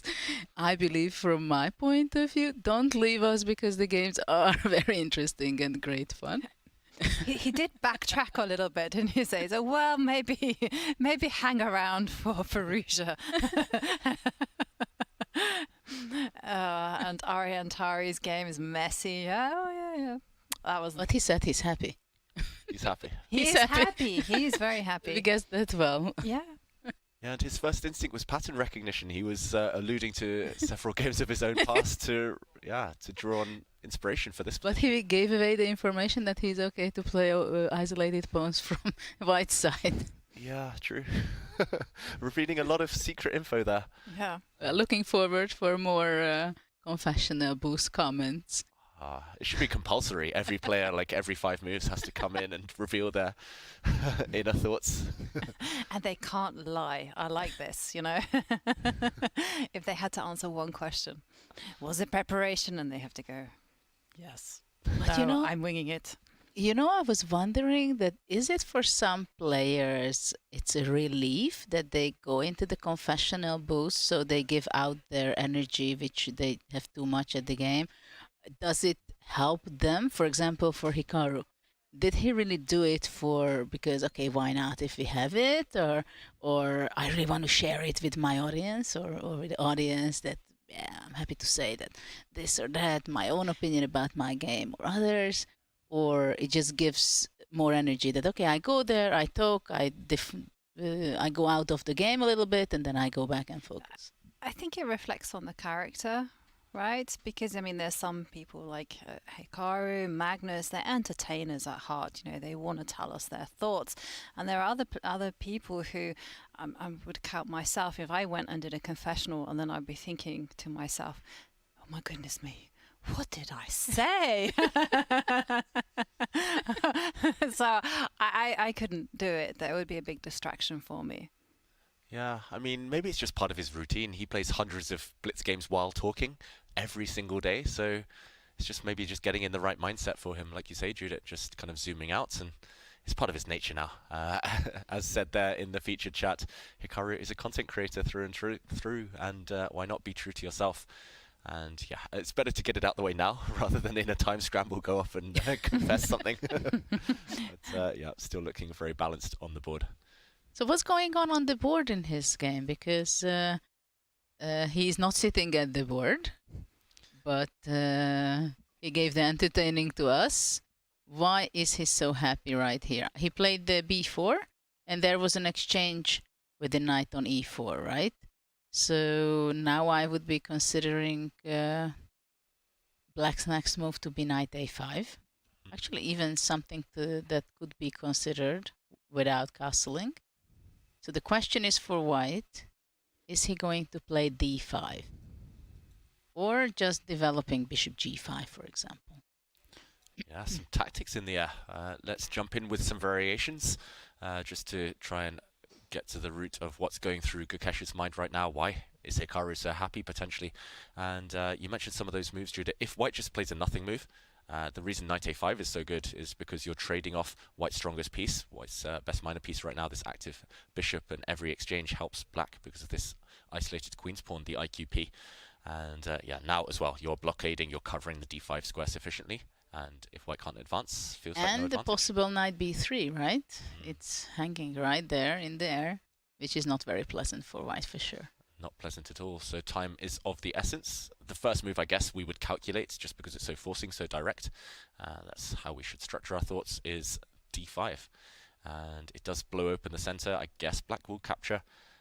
At the same time, yeah, first of all, I would want to take that. And after d5, we can say definitely that black has an advantage in development, right? Because look at the a1 rook, c1 bishop.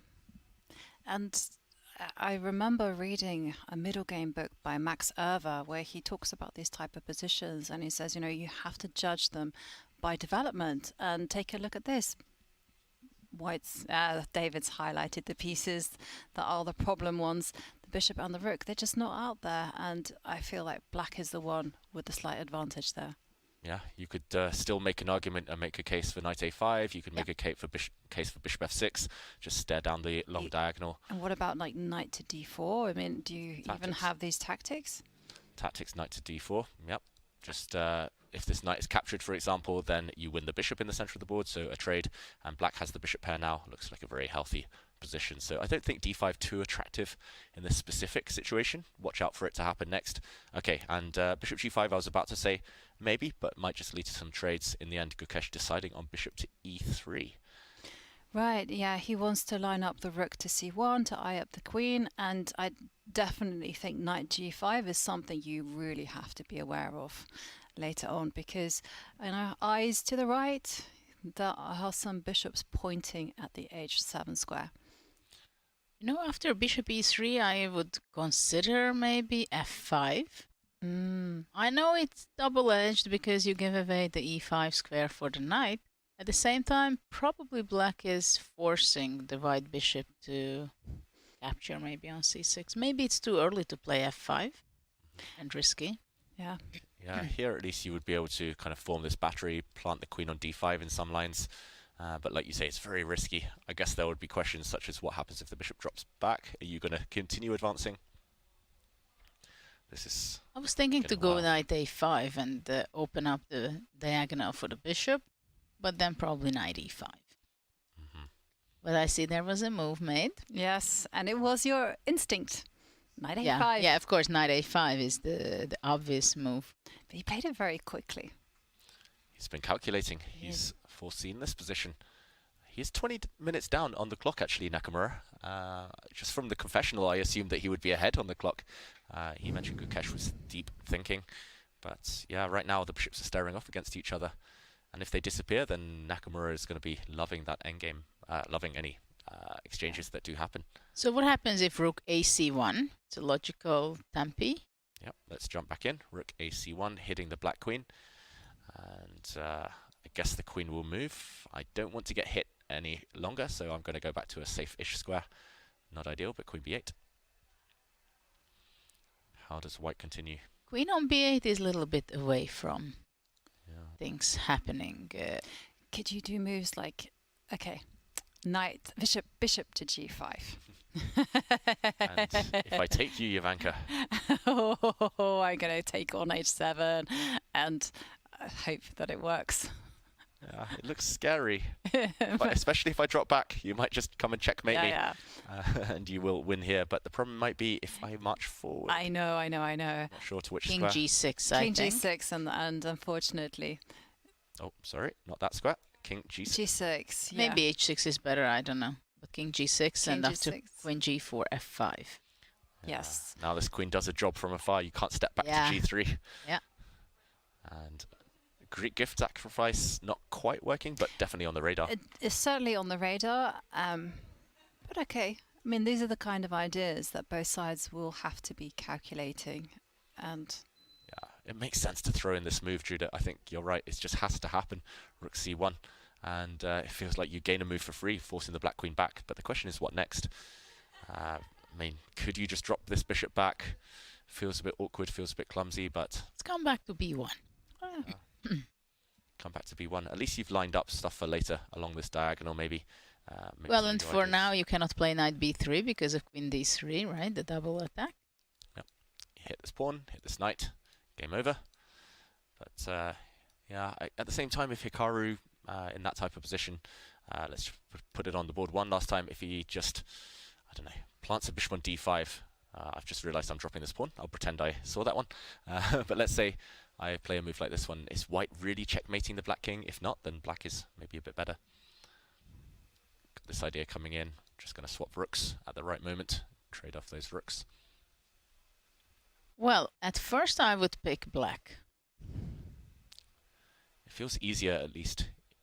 I mean, I'm saying if you don't get checkmated, that's a big, that's a big if. But yeah, stability. Hikaru's quite good in these types of positions traditionally. He's a great defender. I mean, we've seen that time and time again. He gets himself into a very difficult position and he manages to wriggle out like no other. I think I would say that he's one of the world's best defenders. Yep, I totally agree. Especially in speed chess, but in general. He used to be one of the world's best attackers when he was a kid.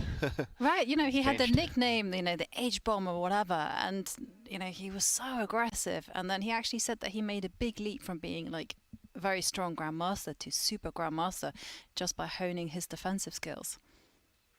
We have rook C1 and queen B8 Queen on B8 the board. on the board.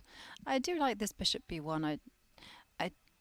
I do think that that is a good decision. Keep all the pieces on the board. And that was quite an exciting game. I think it's about time to take a breather, take a few minutes just to, you know, refill our cups of tea or cups of coffee or cups of solo. And there we see Hikaru also drinking. But yeah, we are going to hit the pause button and let the excitement of Norway chess will continue in a few minutes. See you after the break.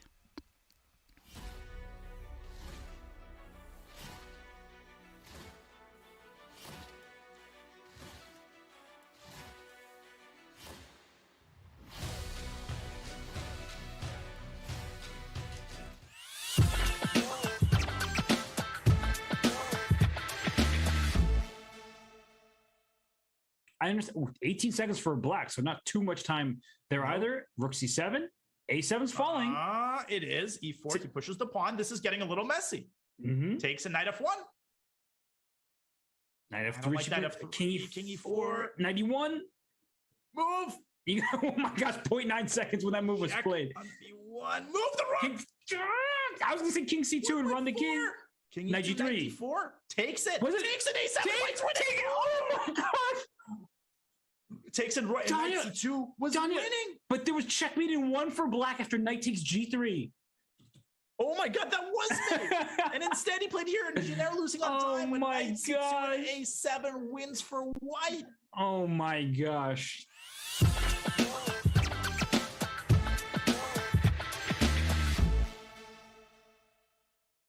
Your subscription makes shows like this possible, which is why our Twitch subscribers will never see ads on Chess.com. Connect your Chess.com account and Twitch account at go.chess.com/connectaccounts and bang, boom, voila, you're done. 100% ad-free bliss forevermore. Whether you're following our events on site or on stream, type the command connect in the chat, and thank you for helping bring these shows to life.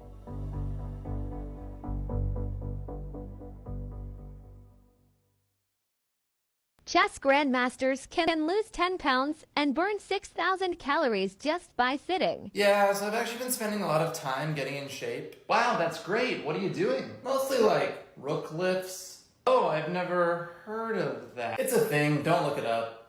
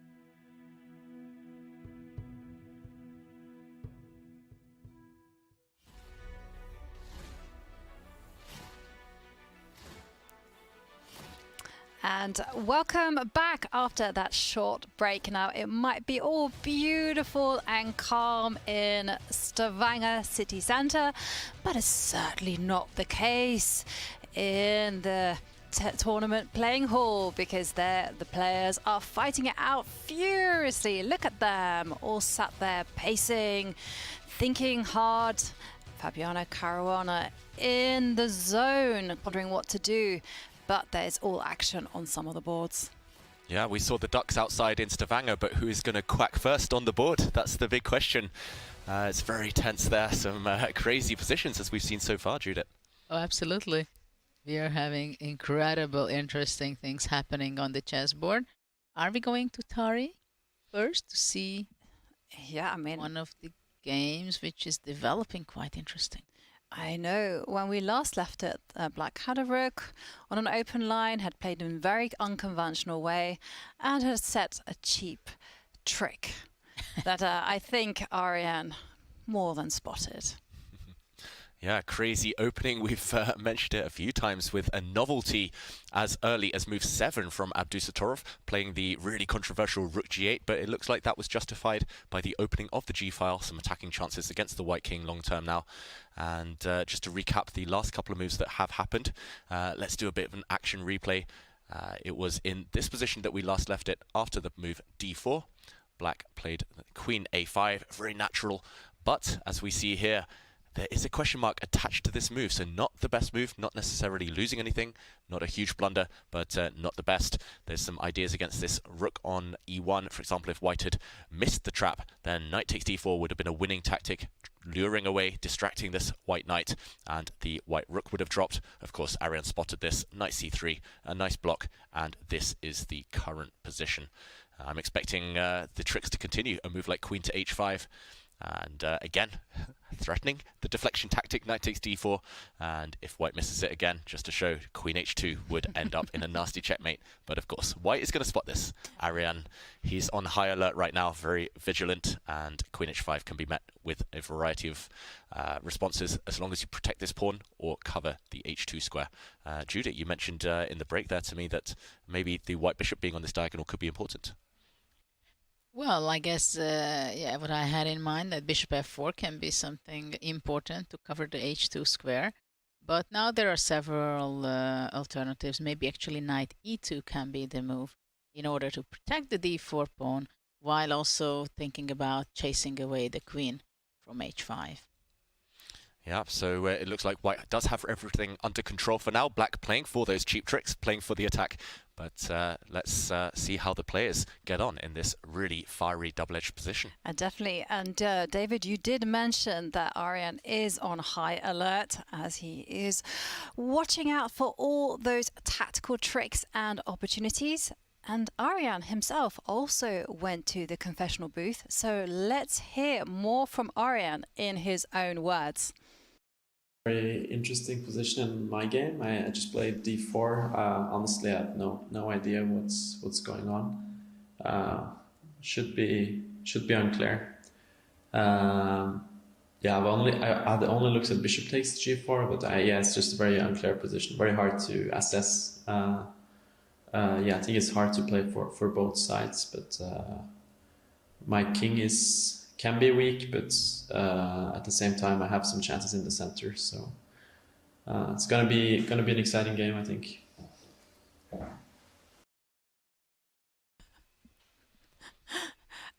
What I love about that interview, or that not even an interview, a confessional booth, is just like he seems so chill. Yeah, you know, unclear. I have no idea what's going on. But comme ci, comme ça. It is what it is. I think we can all relate to that, right? I mean, every time I sit down at the chessboard, I have no idea what's going on, especially positions like this one. And also, I mean, it was just this one fleeting comment. He said, oh, I've only looked at bishop takes g4. So only 2 moves ago, he was still in his preparation. And actually, until just 2 moves ago, he hadn't spent any time at all. Now he's spent, 55 minutes on the clock just in his last couple of moves. So interesting. Just novelty on move 7, but he looked deeper. And yeah, really tense kind of resulting position we have now. Judith, who would you pick? You're the attacker among us. This is a good question who I would pick, to be honest, because I think it can easily be the case that within few moves that we have a position where black is having a very difficult position, because white has a very strong center with the pawns on c4, d4, e4, right?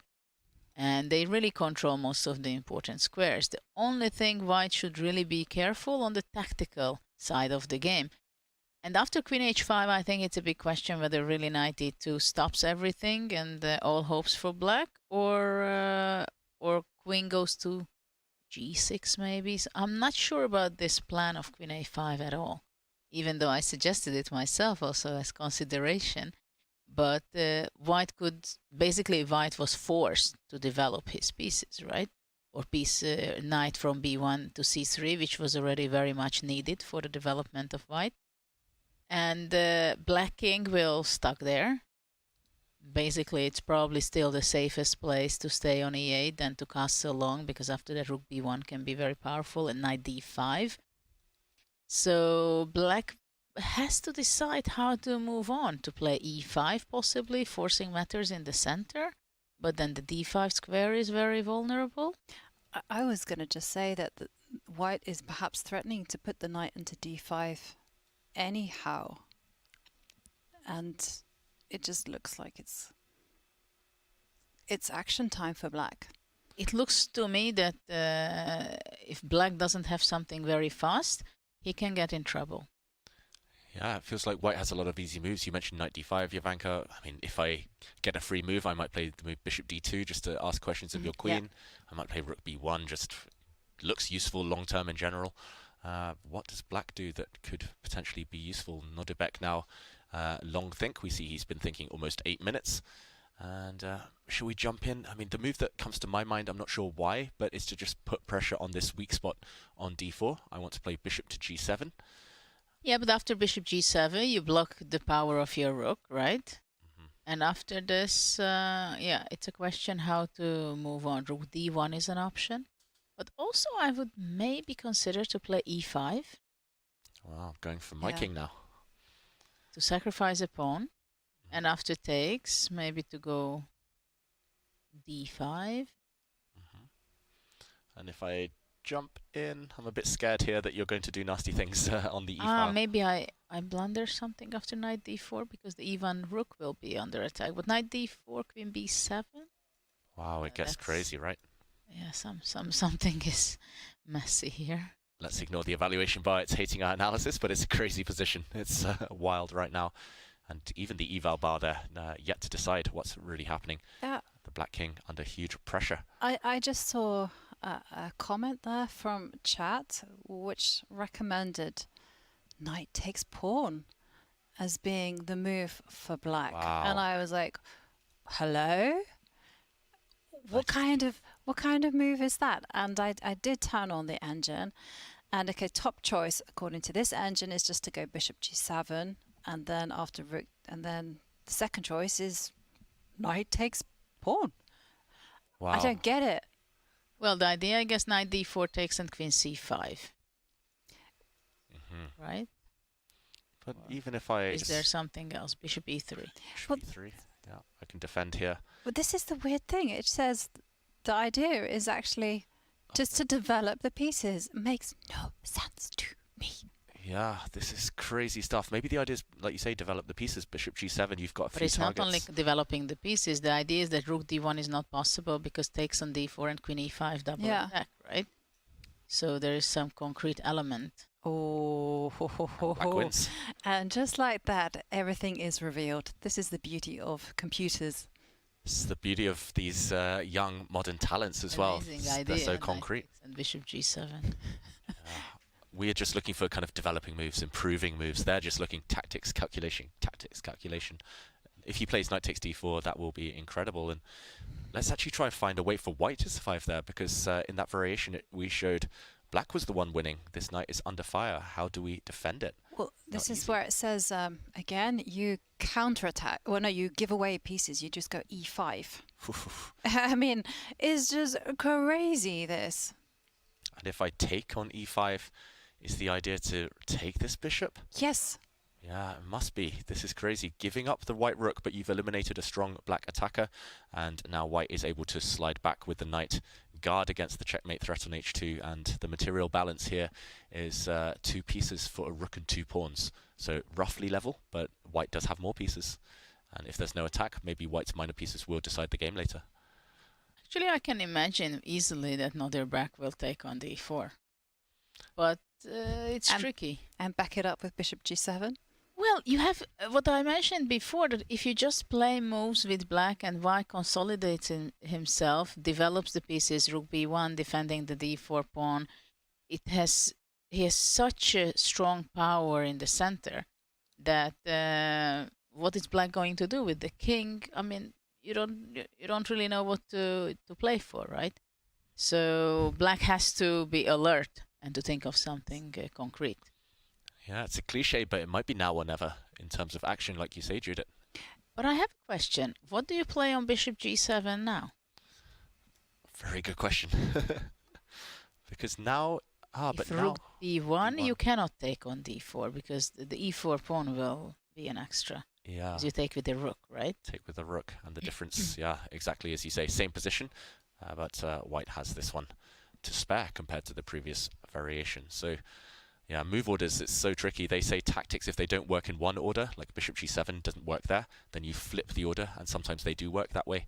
But to spot knight takes d4 first takes, I mean, incredible imagination. It takes discipline to sit there and calculate. And, yeah, it also takes great judgment. I think it's the second move. I think knight takes pawn is easy to find because you are looking naturally at those kind of decoy sacrifices, but then just to calmly follow that up with bishop g7, that's something special. And if White does not see this opportunity, which is there is a very good chance that he doesn't, can you imagine you get knight d4 and you're just like what happened? I would like it if it I'm happened. playing another game or what? What's going on? I would just love it if it happened whilst Ariane was taking a drink. It was like, woo! Yeah, I'd have to fight the urge to resign if my opponent played a move like knight takes d4. First instinct is pure panic. But that's the difference between classical and blitz chess. Blitz chess, you panic and you just lose on the spot after a move like knight takes d4. But in classical, you sit there by process of elimination. You find a way to survive as white and the game goes on. And yeah, I want to hear him in the confessional now, Ariane. Has he spotted knight takes d4? That's the big question. But it doesn't, just because there is an idea knight d4 with black, objectively, I'm not sure black can be happy at all. But maybe in the position in general, he can't be happy objectively. And I guess it's then just a question of kind of picking your poison, picking among several evils. Do you suffer slowly with no kind of tricks, no tactics, or do you kind of gamble that your opponent gets kind of tricked and gets confused in the tactical minefield? Probably if Hikaru is, let's say, passing by.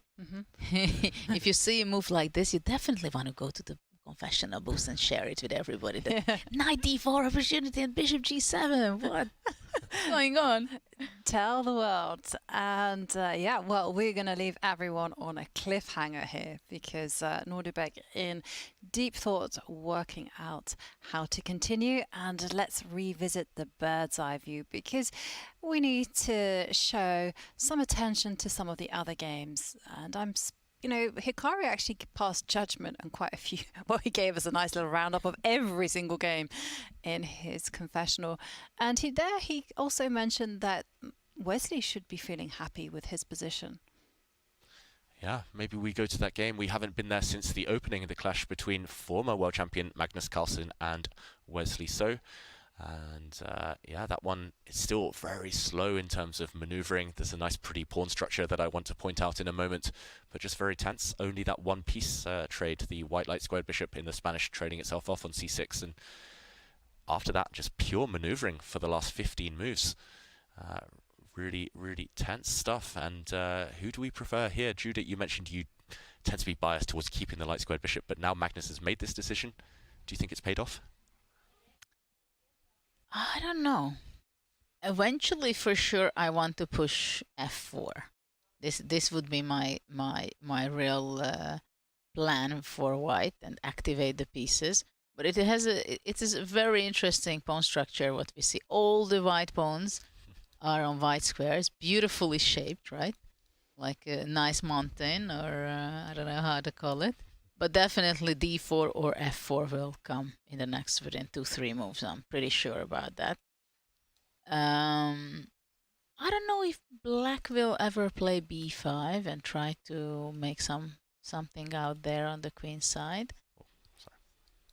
Yeah, his last move was b6, however. So well, for the moment, yes. That's for a later stage, I believe. Yeah. If black plays b5, maybe only in an endgame, let's say, if they ever get there. Yeah. That's true. Just to create an outside pass pawn potentially, or at least create something for the bishops to bite on. And that tends to be the classical wisdom normally against bishop pairs. You try to accelerate the play. Magnus has played extremely slowly, but at some point he has to go for d4 or f4 because otherwise white is just cramped. And it is his move. It feels like he's just picking between the two. Which pawn structure does he want? I think I would be impatient in such positions. Eventually, I probably would play some active move like f4, d4 before time. Somehow this is the feeling I have. In a way, you're just going to kind of close your eyes, kind of toss a coin and just pick one of them, f4, d4, because they both look equally viable. They both change the pawn structure. It's just about who that favors. You can't say that who is really better. I mean, or I don't have a feeling for it in this position. That which way to go? Am I going to play king h2 or king h1? Do I make space for my knight playing rook g1, knight f1? It doesn't seem right. Somehow I have too many pieces on the d, e, and f file, having my pawns on d3 and f3. So I just simply don't have space. Yeah. And that's the thing. It's double-edged here. You want to break forward to give your pieces space, but at the same time, your opponent has bishops. If you open it too much, could backfire long term. Yeah, difficult position. When I was looking at the board in front of me, I accidentally peeked at the computer. And it's not a flashy line, but I thought, Judith, you might appreciate its second choice. G4. G4. I mean, just lock it down. F4 I think is quite natural. I also, like you, would be tempted by that move. I would never even consider G4. I'm not very good at these type of pawn pushes. G4, to be honest, I'm not surprised, kind of, because I would be happy to give a little air to my pieces, and it's no danger for my king because it's a close position, right? At the same time, sometimes H5 can appear after G4. But after G4, I would be a little bit scared to play F4 later on, because then already that's a completely different Right. story. But I mean, if you do keep the position completely locked with G4, and then the whole idea is, step forward with the king. H5, is it such a dangerous move? It might not be so dangerous. Maybe we just bring up a board and we delve into some of the maneuvers here.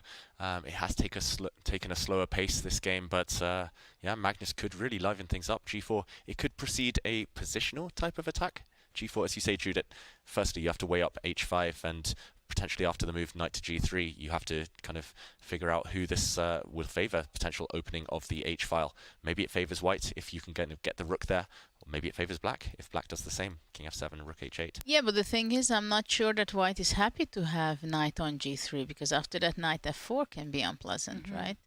Because you practically don't want to take and exchange the bishop from E3 for a knight, right? Yeah, some danger here tactically as well. A lot of challenges for white, especially after bishop. So maybe this is also a reason why B6 is a nice move, right? Bishop C5 can show up. Yeah, knowing Wesley, he spotted this type of thing already. His sense of danger, very alert. But yeah, I guess the question is, if white doesn't want to go for knight G3, knight F5 ideas, because you give away the square, then do you really kind of slow play it? Do you have time, the luxury to play king H2, rook G1? I don't know what next.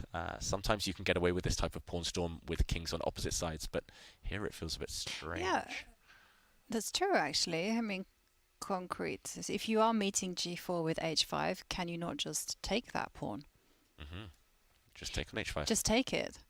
And, well, we'll be done with the consequences. And then, after bishop takes pawn, you just take the knight. And checkmating ideas. And then king, and now king H2. Or maybe, yeah, king H. Black king. Yes. Yeah. Makes a lot of sense. It's kind of nobody wants to touch the king side, really, so white might as well gain space. Actually, I was not sure at all whether I would like to go H5 immediately. I would maybe go back with the knight to F8 or E7, and then later on keep this in mind. Right. And I guess white plays king H2. King H2, the same. Just yeah. At least hints that later. Yeah, bishop F7, knight E6. Keep all those pawn breaks open. Well, black can also go G5. I think only you can play G4. Be my guest. And I will mention G4 has been the theme of the tournament so far. We've seen it on many surprising occasions in all sorts of openings. Yesterday and in the Blitz tournament, we saw Mamedyarov unleash G4 in his Armageddon against Tari. Yeah. And it's a typical idea, actually, in these types of closed Berlins. Because that was going to bring me on to my next question. So I just stumbled upon it when I looked at the computer here. But how realistic is it? I mean, how in keeping with Magnus's style is it to play a move like G4 when every other move that he's played on the board seems to be lining up D4, F4? Yeah, it depends on his mood. What's likely happening in Magnus's mind right now is that he's looking at F4, D4. He's not seeing any advantage there, or he's thinking the position opens up and it doesn't really harm black's chances. Maybe doesn't improve white's chances at all. So then he'll start looking for alternatives. He'll start thinking, okay, as Judith mentioned, king H1 or king H2, not clear where the king wants to go. How else to improve the position? And eventually he'll stumble across G4 and he'll think, okay, there's no downside. So Magnus, he's Mr. Ambitious. When he gets an opportunity, he does like to step forward. I've seen him play G4 in other, not this exact position, of course, but in other anti-Berlins with this structure.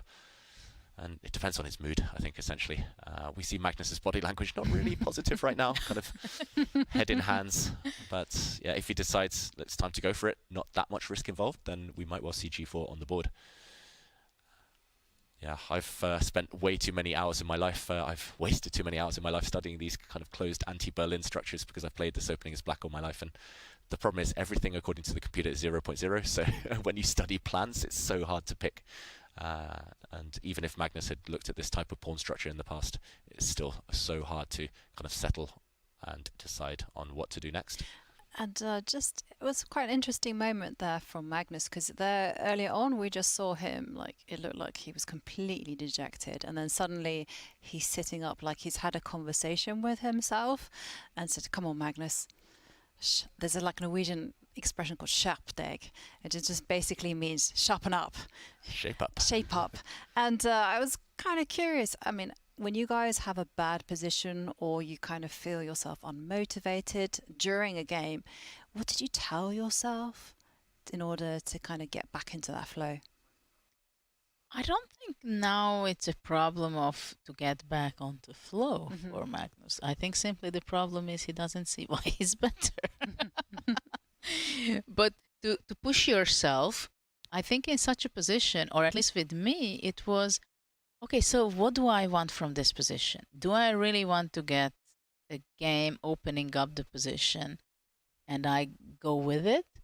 Or am I ready to make a draw? Or really you have to clear yourself that what is your goal in this position? Yeah. And then how do you assess the position? Because maybe you consider that, okay, I'm in great form, which for now Magnus can't say, right?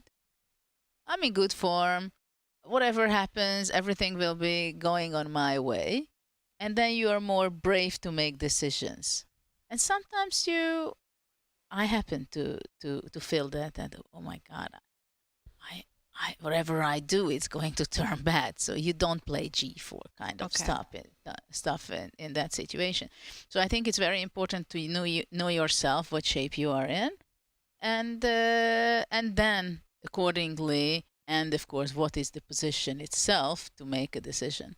I like that. Know yourself, know what kind of player you are, and then look at the bigger picture. And what form you are. Exactly. And for you, David, I mean, was it just chess you were thinking, or would you kind of draw on other things? Yeah, I mean, I talk to myself a lot these days, especially when I'm kind of doubting myself, when I'm not necessarily in the best form, in the best shape. And yeah, it's often just motivational stuff, just general, just come on, just slap myself. Come on, Dave. Come on, just quicker. Just anything, just quicker. But yeah, I mean, it's difficult in this kind of really tense, slower positions, especially if it's tactical. At least you choose something, you go for it. But if it's just slow maneuvers, it's not just the dilemma this move. If Magnus kind of procrastinates, delays making a decision now with d4, f4, he's got that exact same decision to make every move for the next 10 moves, 20 moves. So yeah, it's hard to offer advice. I think this is one of the hardest kind of psychological kind of binds to find yourself in chess. It's just what to do. Which also means that this is the reason why you have to understand the position very well if you do play this kind of positions, because it makes a huge difference in which position, where the queen is standing, where the rooks are standing, that you know it will work out well if you, let's say, open up with d4, right? And this is why also black has to understand that to have the pawn on b6, does it have any drawback or it's only extra? Because it covers the c5 square, because eventually when the bishop moves away, queen a7 is not an opportunity, or whatever, you know? So this is why it's very important. And Karpov was incredible in this, that when he was playing different kind of openings and you thought that tempos are not important, still he was maneuvering the way that once he's going to open up the position, like in this position d4, f4, he made sure that when it happens, all the pieces are serving that idea and has its best places, you know. And then you think, how lucky he is. But actually he had some great strategical thinking. But that's, I remember discussing this type of positions with one of my very first trainers. And okay, so I was an adult kind of improver. And he told me, like, the whole point of these e4, e5 positions with the white pieces is to get a pawn break. But he used the expression, but you catch your opponent on the wrong foot, you know. And I thought, well, you know, that's a nice, it doesn't quite make sense, but I get you, and I'm going to use it.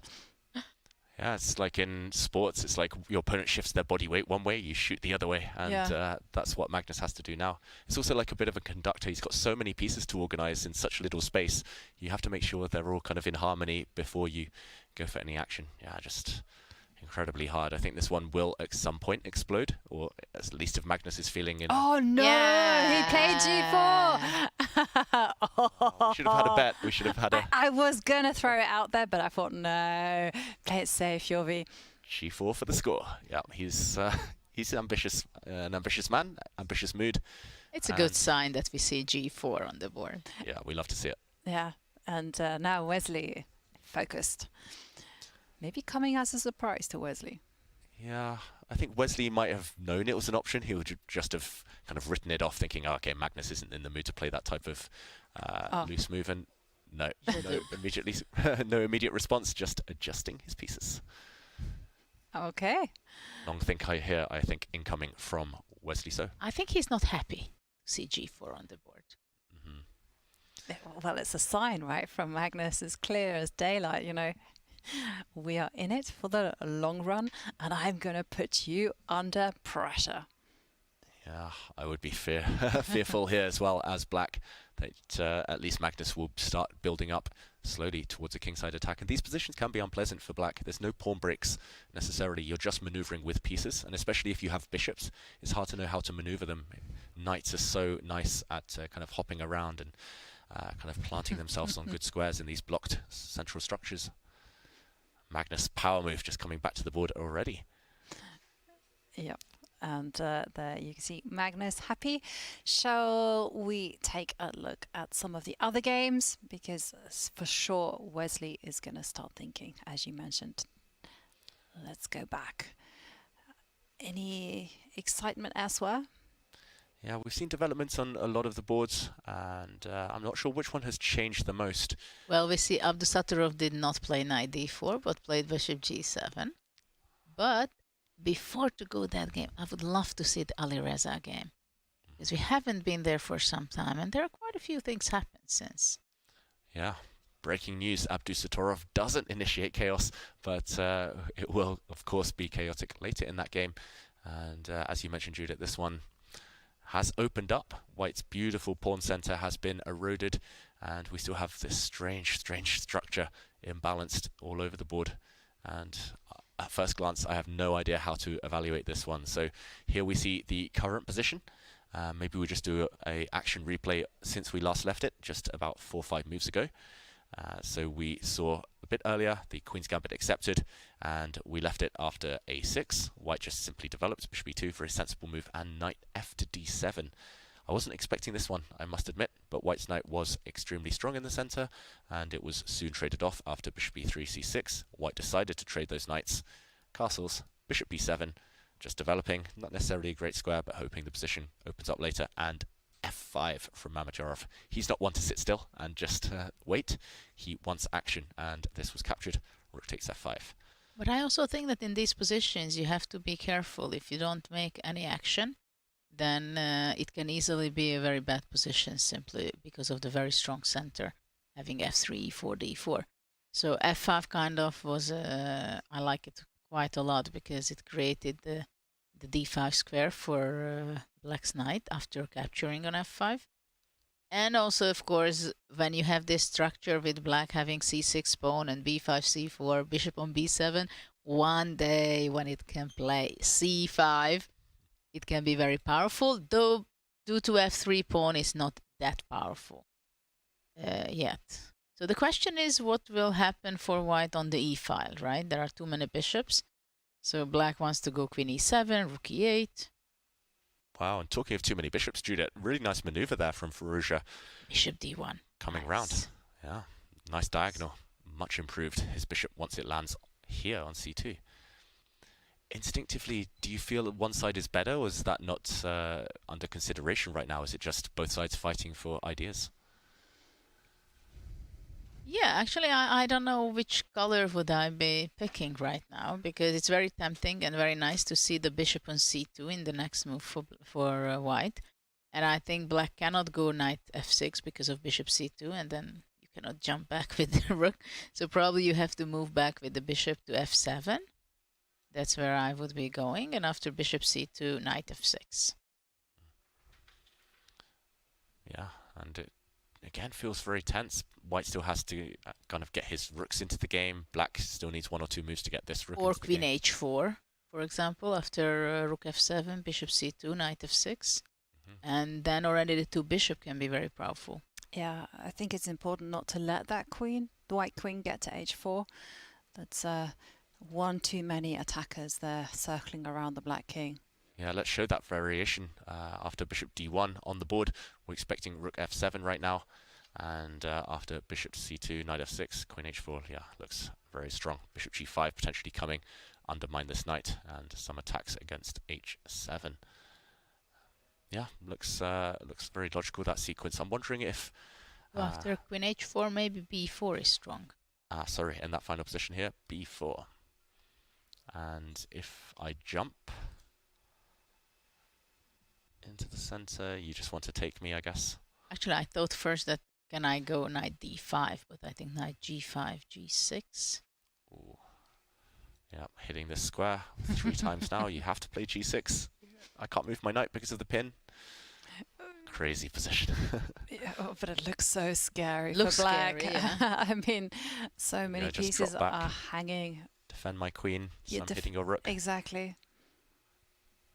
Yeah, no. It's anyone's game. Positionally, black is better, but dynamically, maybe white is just in front, just in time to attack.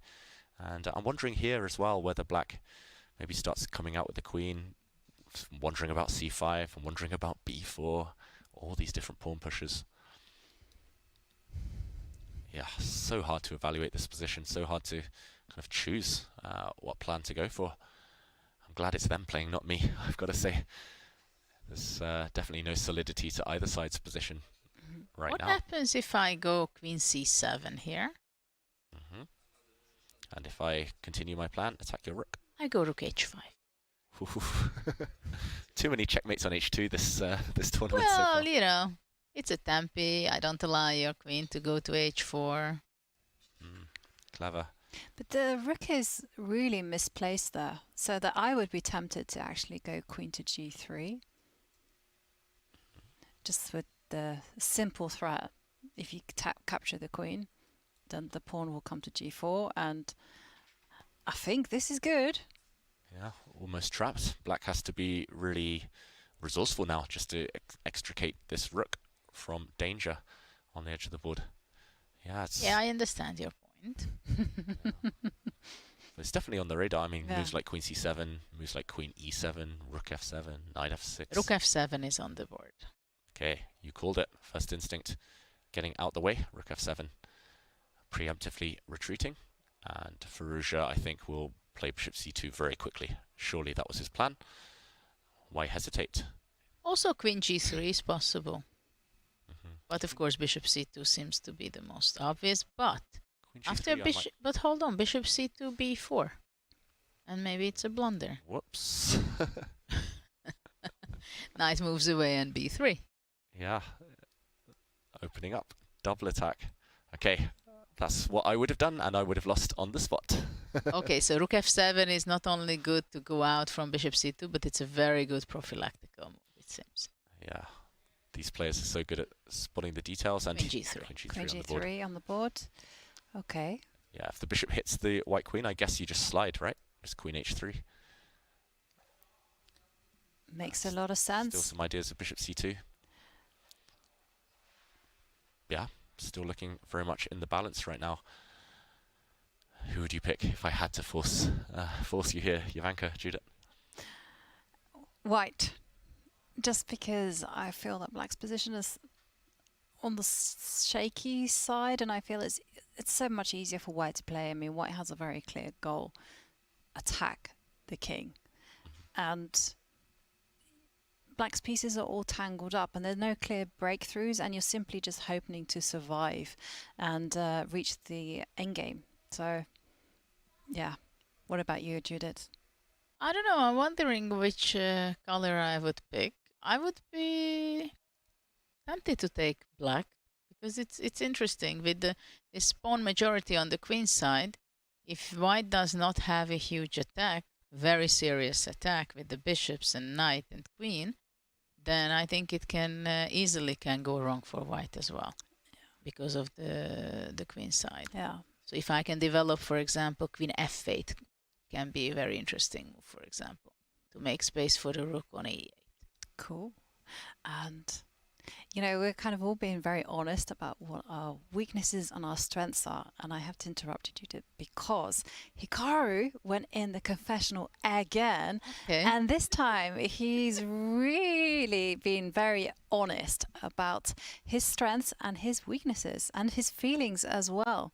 So, well, long live the very open Hikaru. I'm feeling pretty good about it all. And time finally is evening out. You know, one thing, again, since I tend to stream more than I play these days, you know, is I can be very cognizant or very open about what I feel like the weaknesses are in my game. And I think that whether it's like I'm just getting old or what's going on, I think my reactions in critical moments with limited time have been very questionable in this tournament. And the Blitz particularly, I mean, the game against Fabiano, I was incapable of making a move and I lost on time. Of course, yesterday against Wesley, very similar, where I got very low on time and then all my decisions were just like someone who's completely lost his head and running around like a chicken. So I think when I've gotten really low, my decisions haven't been great. So I'm actually quite optimistic because now the position I think is somewhat stabilized. I'm not in a situation where there are a lot of potential moves that I have to consider. For example, in the current position, I can look for knight b3, I can look for knight 6, queen b7 is a move, maybe I go f5 or g6 or rook c8, but that's the extent. And it's not a situation where I have to look at a lot of possible moves. And so I should be able to make my next like 20 moves relatively quickly. Now, of course, you don't get any extra time, just an increment, but nonetheless, I feel like the time is evening out and things are definitely going in the right direction. Unless, of course, I've missed something obvious here and I'm completely lost. That is the other option. If I'm not completely lost here, I think I'm probably completely fine. So there's no in between here. Either it's very, very bad for me or I'm probably just completely equal at this point. Maybe even better, although that's probably way too optimistic objectively. So, you know, we just wait and see and find out how it goes. But I'm sure everybody at home is probably laughing or they're thinking I'm a genius because, you know, after the game when I look at it, I do feel like there was something. I feel like bishop b1 wasn't right. I don't know if it was bishop g5. I don't know if it was d5, but it feels like there was something. So, you know, obviously, well, everyone at home knows now and I'll find out in a couple of hours and either I'll feel like a genius or I'll be absolutely horrified, but we'll see. And Hikaru actually being very relatable there, especially when he talks about how age is dampening his instincts. You know, how he's saying that when he's in time trouble, he just feels like he's panicking. That's something I certainly can understand.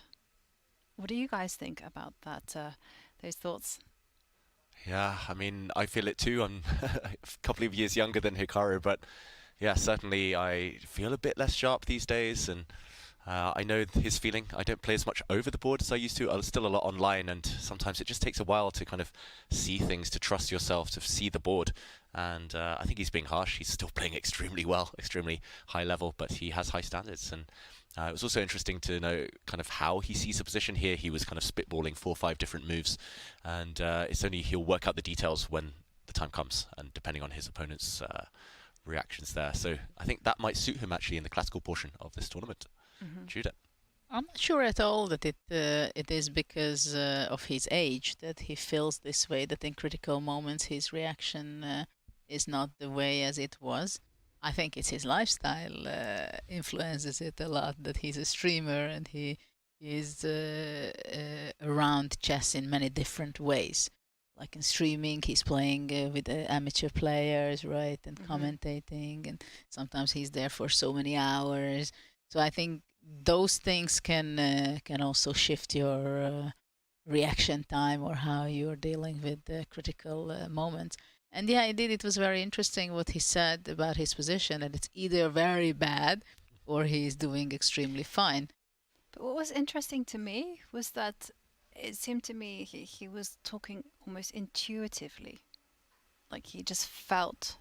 And that kind of brings me to a kind of a nice question, like, which was more important, intuition or calculation?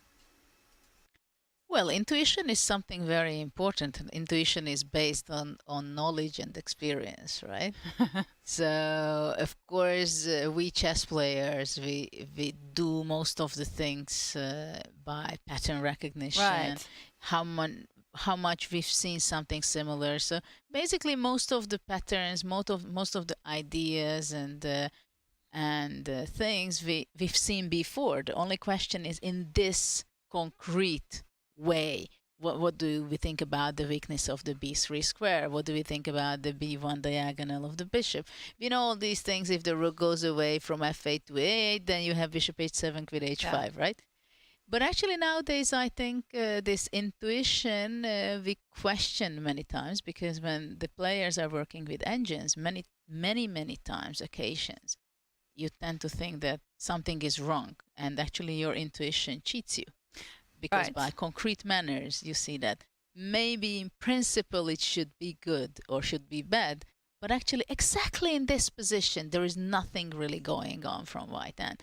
So it looks tempting to play it with white, but if you really don't have some bishop h7 or bishop h6 or rook d3 comes to g3, bishop f4, because exactly the queen on b8 is still standing bad, you know.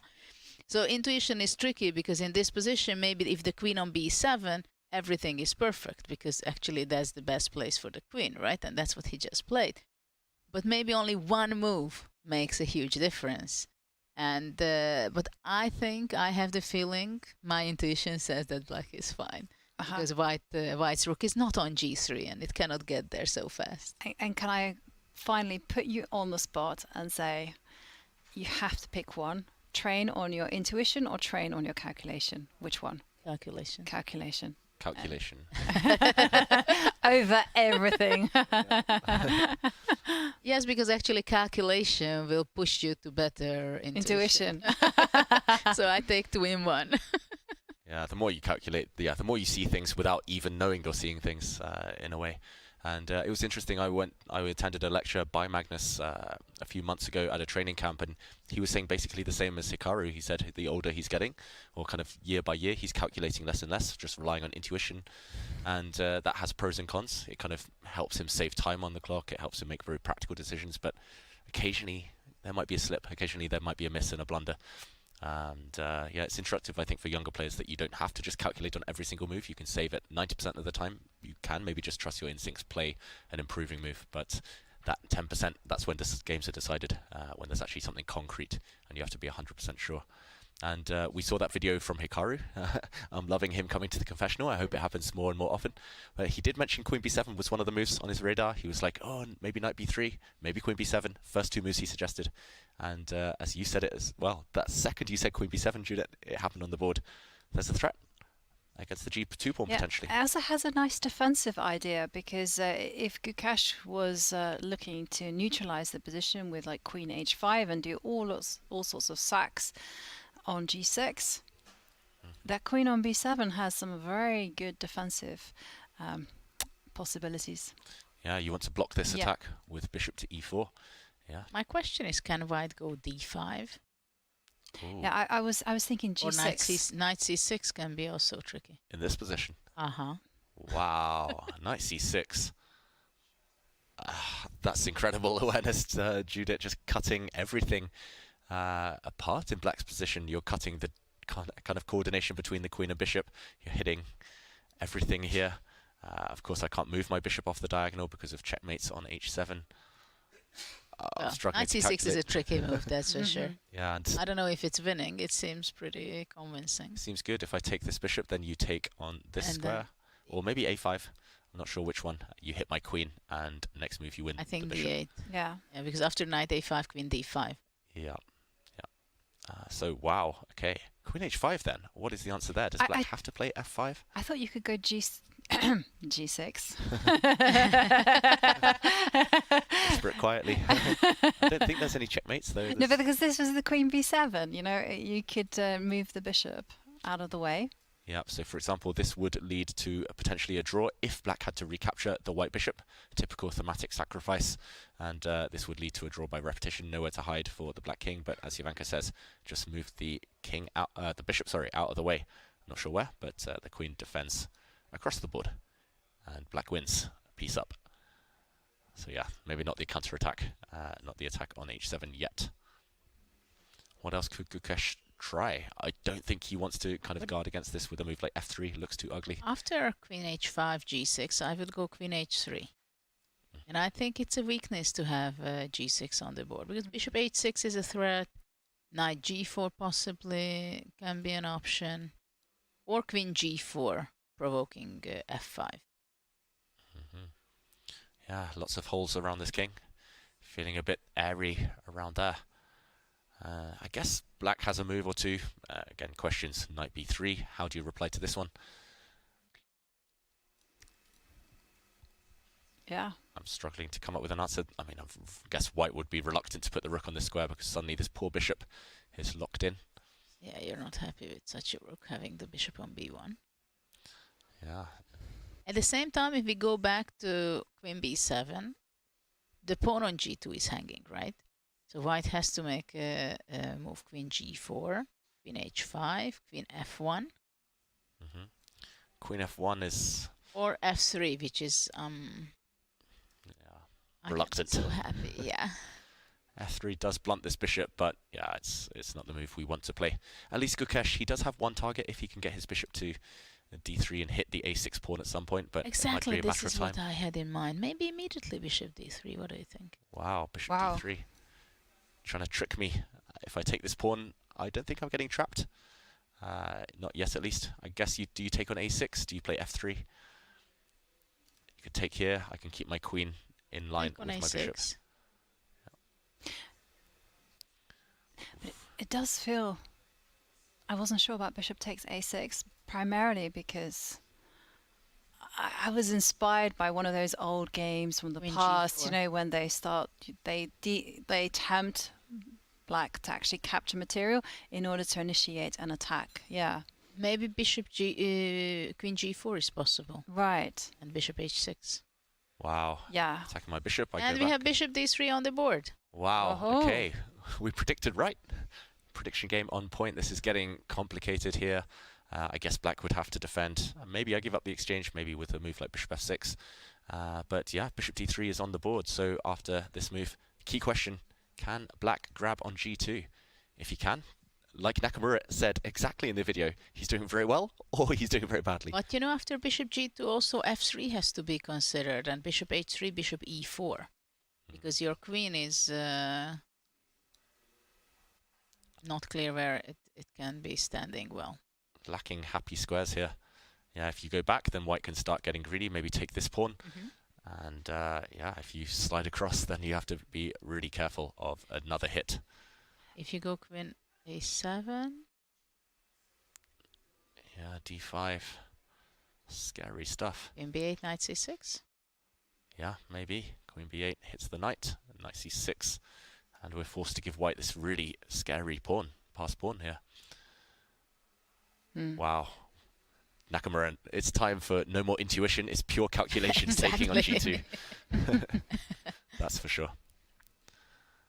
I don't know if I'd be brave enough, I've got to say, unless I had an hour to calculate this one. Well, especially if your opponent invites you to capture that pawn.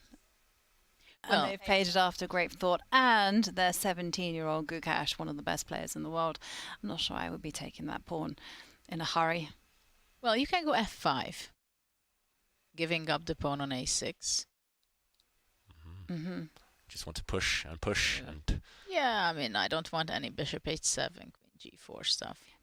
But then if you do that...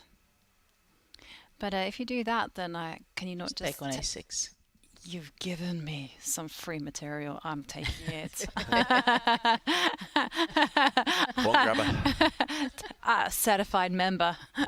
I know. Hello, members. If I ever play with you, I know that you're gonna grab every opportunity, any pawn or something out there.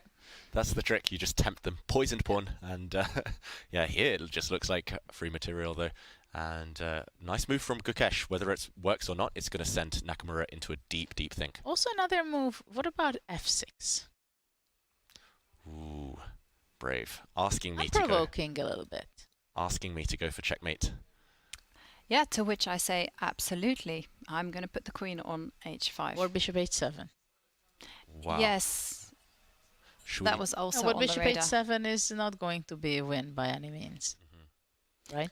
Yeah, I mean, it could backfire very badly on white if there's no checkmate. The maximum white will have is a draw. So if after f6, my idea is that after f6 you have to move your knight. And so what do you do? Or you have to play queen h5, but already after queen h5 I might play already bishop e4, or just simply f5, and I'm not hanging on a6. Yeah. But you came up with this wonderful resource after bishop e4. And is it not the same idea again? It's the same, but it's not the same. I don't know, or that's the feeling I have. It might be not the same. Or did you forget about it? I didn't forget about it. Because that happened to me. Like David literally explained yesterday a tactic, and I was like, yeah, good, nice one. And then the move that I suggested actually fell for it, hook, line, and sinker. And I was like, oh, you can lead a horse to water, but you can't make it drink. Better to blunder these things in analysis than over the board, true. at least. Let's allow Nakamura to make this critical decision. He needs a bit of time to work it out. Okay, you convinced me. f6, queen h5, I go f5. Anyway, I wanted to have my pawn on f5. Okay, and well, Hikaru will certainly be thinking after that surprising move from Gukesh, and it's the ideal time to take a pause. So we'll be back with more of the heart-pounding action in a few minutes. See you after the break.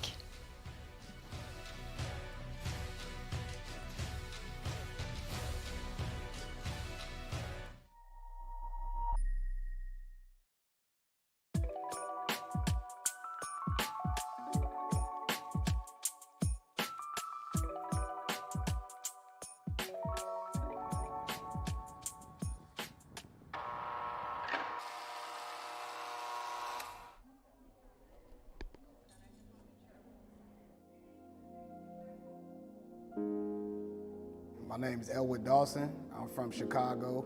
I'm Sika Blackman. My name is Roberto Beza, Jr.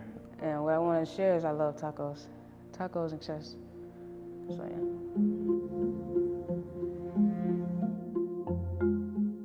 With the chess program, really, even chess in general, like on the deck, you kind of lose yourself. You don't really think about your case. You learn to think differently. You know, you strategize more. I sometimes come out 7:30 in the morning. I'll probably play until lockup, you know, so it makes my day go by faster. It's competitive. It's a lot of trash talk. It's crazy, you know. Like the chess players, we got our own little circle, you know, and all of us play each other. We talk trash about who be who garbage. Yeah, I never play that dude again. He garbage. I never play him. But yeah, it's real competitive.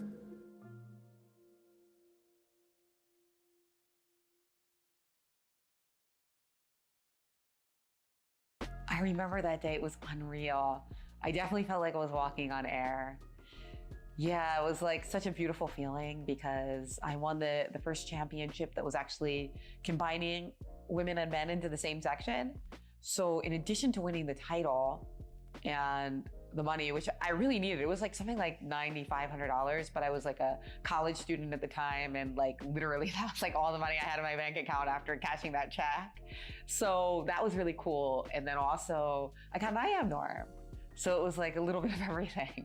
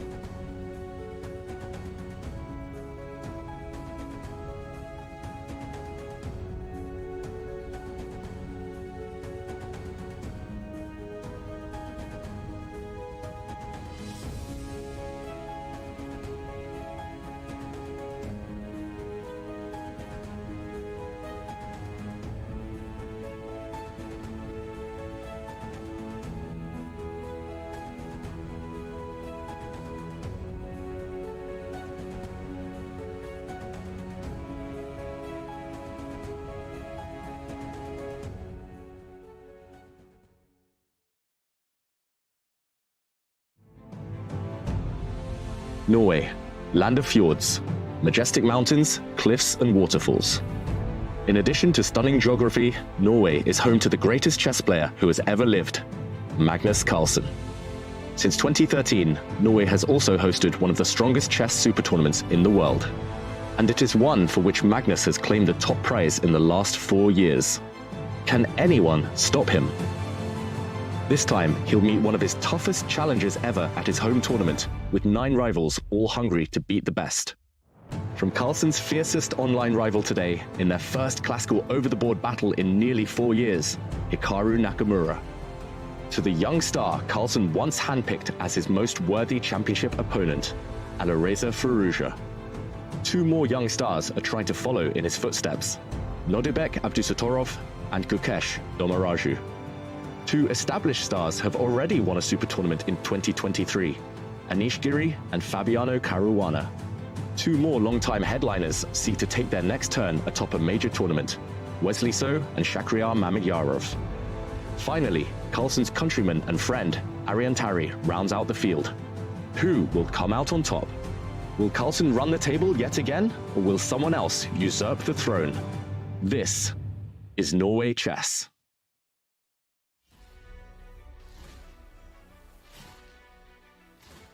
And welcome back after that short break. That didn't come out quite right. It's time to reignite the chess fire, because during the break we were actually looking at the games and we got excited by a lot of the positions. It seems that there is action brewing in practically every single board. Yeah, it looks like huge developments everywhere, and not necessarily good developments for some of those players. So much decisive action so far, and it looks like we will be treated to more of the same today. And where to start? This is the bird's eye view. Maybe a quick roundup of some of the action before we jump in. Looks like Magnus and Wesley have still a slow game, but the first set of pawns have been traded. Some lines opening there. Tari against Nodibek. We'll have to go to that at some point. That one's still totally crazy, but looking good for white in general.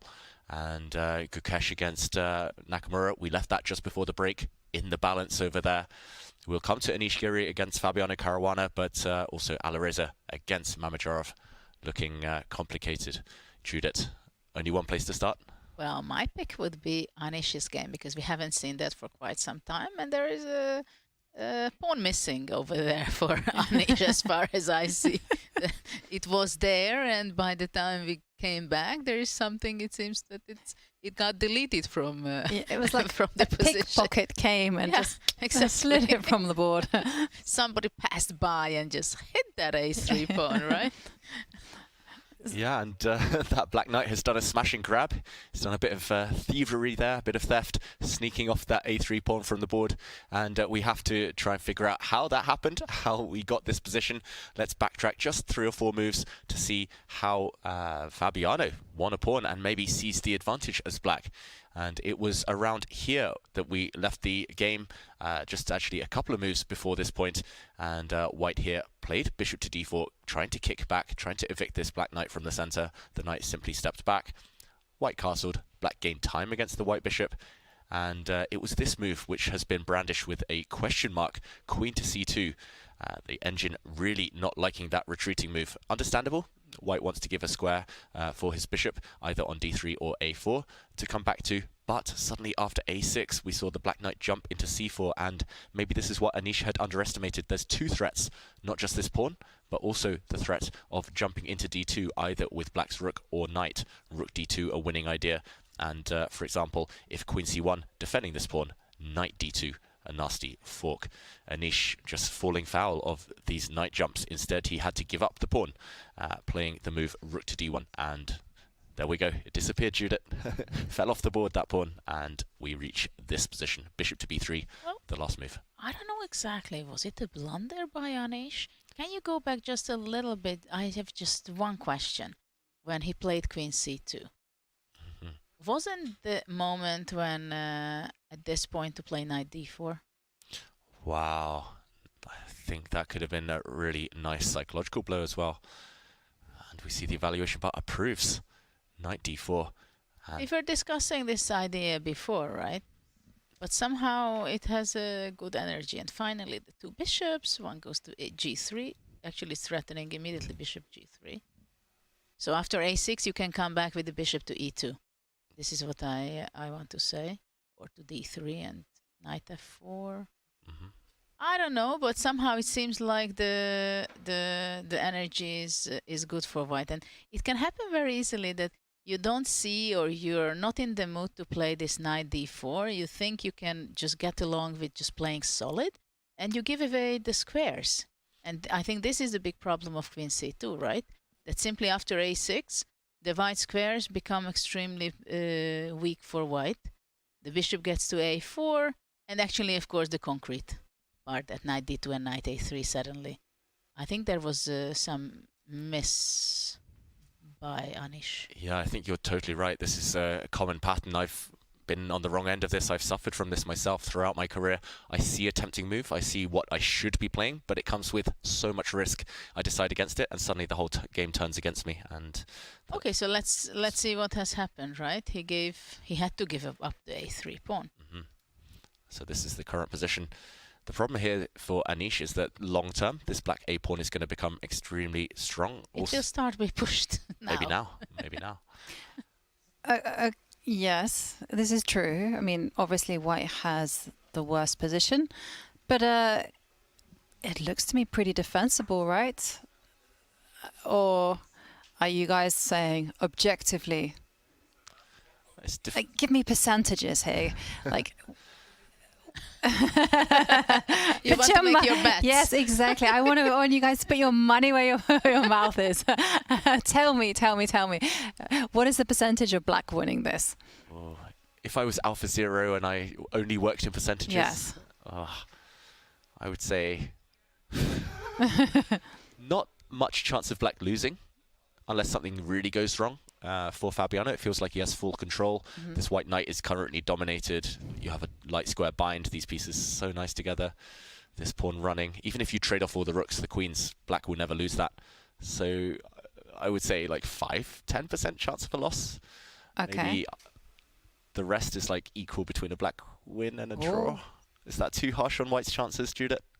I don't know. I would bet on black about, I don't know. I think it's 30% that he wins. 30% he wins, and then how much draw percentage? Quite high. We need to do our maths. The reason I'm asking this. The reason I'm asking this is that to a normal player, it feels like it carries a lot of risk to actually sacrifice a knight. And if you get a position where you think, well, you know what, I'm worse, but I can defend it. Yeah, but then again, the other position where white was giving up the knight on d4, it felt like still not that much risk attached. We still have two pawns. We have the bishop pair, which is very good competition, and here there's just no real winning chances. The other position had full kind of dynamism in it. The problem is it's a very dangerous position for white right now. Right. If, let's say, black pawn would be on a3, we would say, wow. But it can happen within few moves that really he plays a5, a4, a3. And there are different scenarios where black has a huge advantage. For example, from the knight from g6, it can be transferred to c6 easily, and it will be possibly a better square. Right. Or let's say we exchange the rooks. Black is improving the position, I think, and that a passed pawn can be really deadly dangerous. So it is very clear that it's white who is trying to stay in the game. The knight on e2 is not standing well, but it controls the f4 square for the moment, so it's kind of important. It can't really move. Now that there is no pawn on a3, you can't really think of playing knight d4 anymore, because, I mean, you would need that pawn on a3. Right, but there are some things, but knight c6 seems to be a fantastic idea, because I was thinking as white, the most annoying piece for white is actually the knight on c4, and also it's on white side of the board. I tend to be very possessive when pieces get on my side of the board. So I wasn't expecting h4. I was thinking queen a1 and go queen a2 to try to dislodge it. Yeah, that looks like a really healthy plan, Jovanka. Just line up. But then I think knight d2 was possibly an option, though bishop e6, bishop d5. That was my plan. Yeah.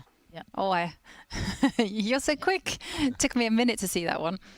Yeah, instead h4, unpredicted, as you both mentioned there, a bit of a surprise. It feels like he's trying to kick this knight away, but he's kicking it back where we wanted to put it anyway, Judith. Yeah.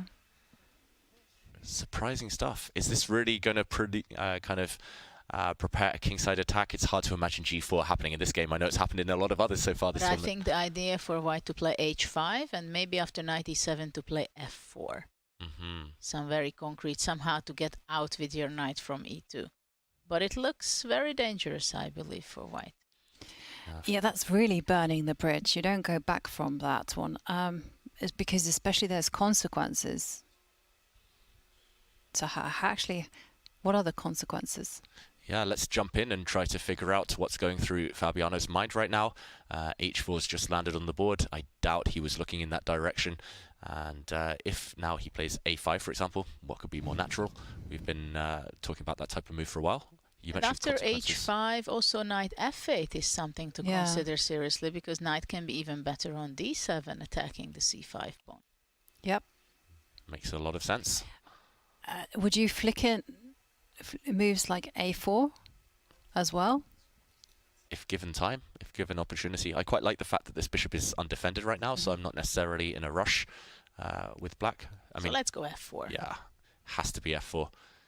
It would be tempting to flick in a4 right now just to get the pawn slightly nearer to the goal, as you mentioned, Jovanka, but what next? Let's say I flick it in, force the bishop back. Actually, What later next? on, maybe knight d4 can still be in the game. Yeah, now suddenly there would be an attack opened up against this For knight. example, if f6, then I could imagine that knight d4 is as an option. Boom, and suddenly all sorts of tactics maybe along this diagonal, all sorts of pawns running forward. I must admit I'm shocked that the evaluation bar's still on black side. It looks like white's pawns are really menacing right now. And yeah, instead of f6, white does have a threat of f5, kicking away the bishop, the defender of this knight. So how else can black deal with that threat? Well, you can step away with the knight, right? Maybe just knight a5. That's, yeah. I accidentally rhymed there. Knight, right. Knight and a5 will arrive on b3. Yeah, and now we see the reason why we flick in the a4 move. But We bishop vacated the square. d5, let's say. Okay, let's jump. Getting messy. Jump. Knight b3, queen Yes. a3 or queen e3. You need to defend this pawn, I guess. Yeah. If you go to a3, I might take f4. this one. If you And go, d takes. you yeah. want to. Yeah, maybe it's I can't afford that.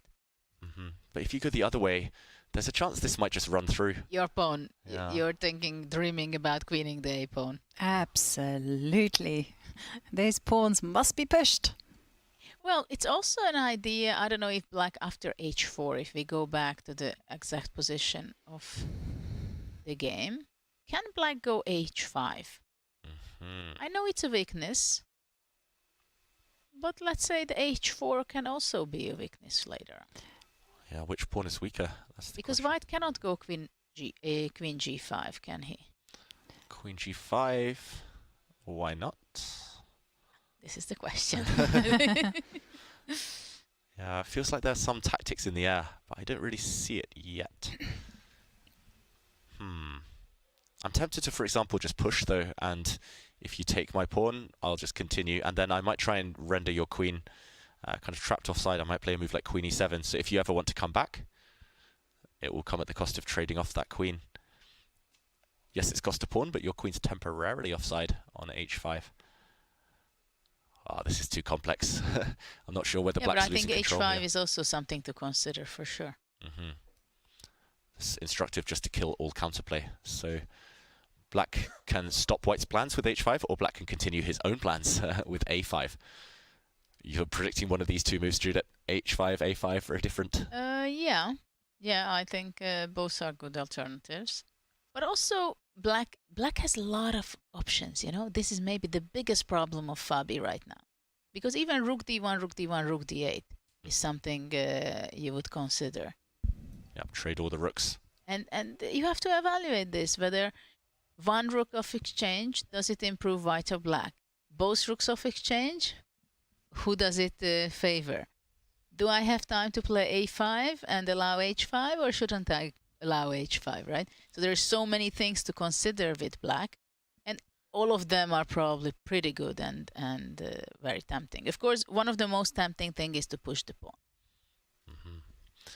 Yeah, and in terms of clock times, at least Fabiano has a 20-minute advantage, so he has the guarantee that he will be able to mull over all the options.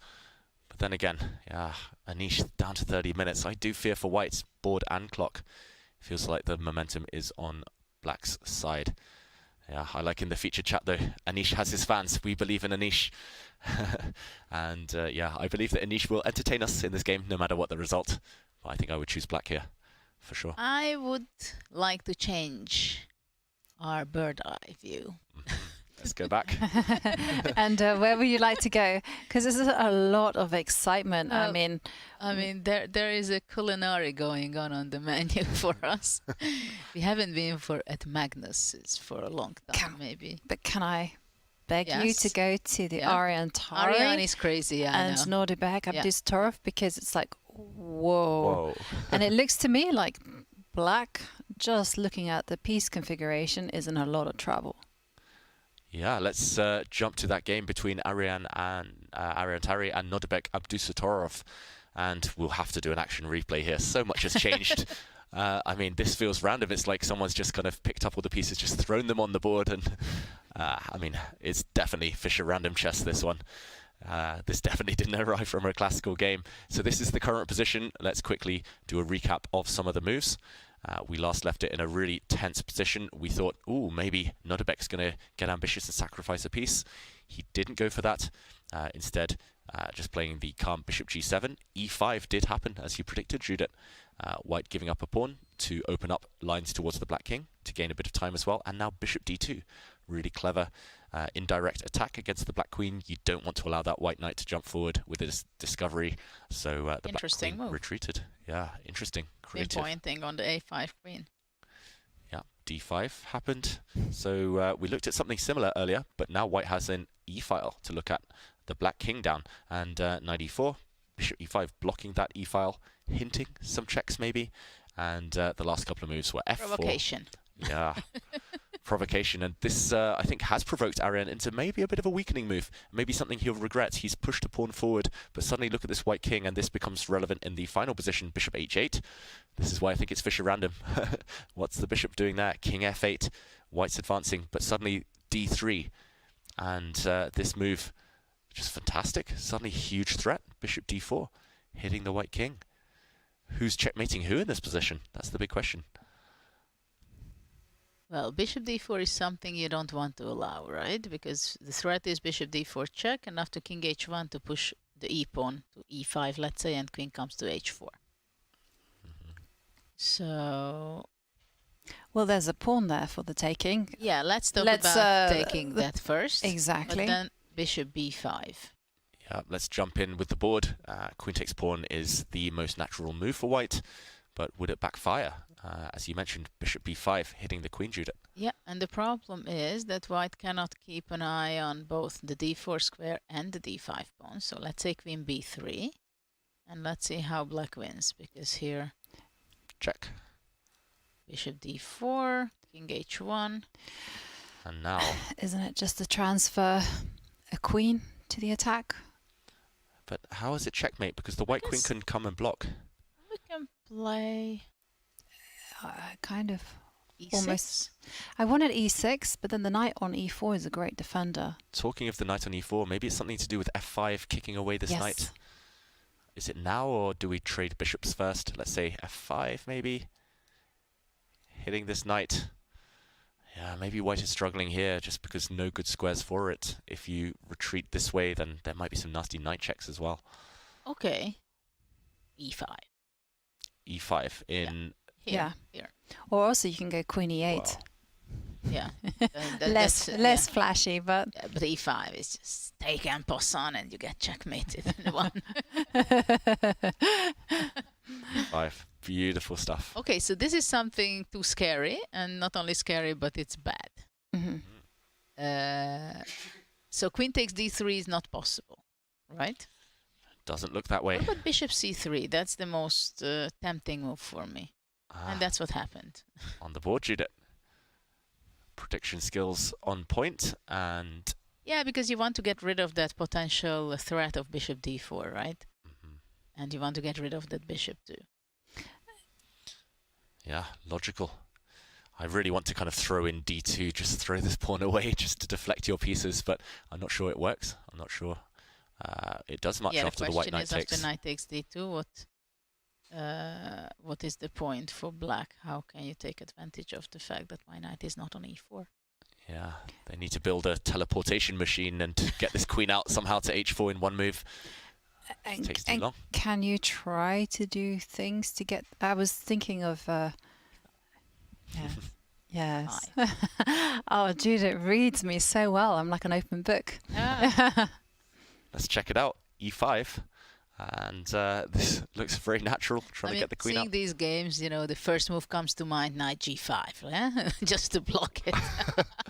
You know what I'll do here, Judah? I'll take it with a rook. No, it was a joke. It's just like things happen today, like you're not expect the unexpected. Yeah. Can I go g3, or do I have to play g3? Wow. So just to get this threat off your mind, you want to play g3, but look at this white king. Well, interestingly enough, he hasn't gone for e5, but Nordebek has chosen e6 with very much the same idea. I feel like e6 is a safer version. Okay, look at the evaluation bar though. Undecided, but it's hating it. It looks like a bit of a mistake objectively. Just to prevent this idea. Yeah, makes sense. What else? Sorry, I just don't want to get checkmated. Yeah. That's the only reason I played this ugly move. Yeah. Yeah, but maybe there was something better. But then you have pawn takes d5, and it feels like things could easily liquidate into an in-game which black is okay. You know what's possible? To play queen b2 kind of move, or queen a2. Just queen h4, g3, and to protect that way, maybe. What about queen b2? Genius. Let's get that analysis board up. Queen b2. So queen h4, g3, protecting across the board here. Yeah, this looks like a good defense. But there's still, I don't know, it just feels so wild. If I were queen b2, right? Yeah, it does, because I'm thinking, well, you can. I'm trying to run through the whole order. Checks, captures, threats, and so I'm thinking pawn takes pawn is a possibility.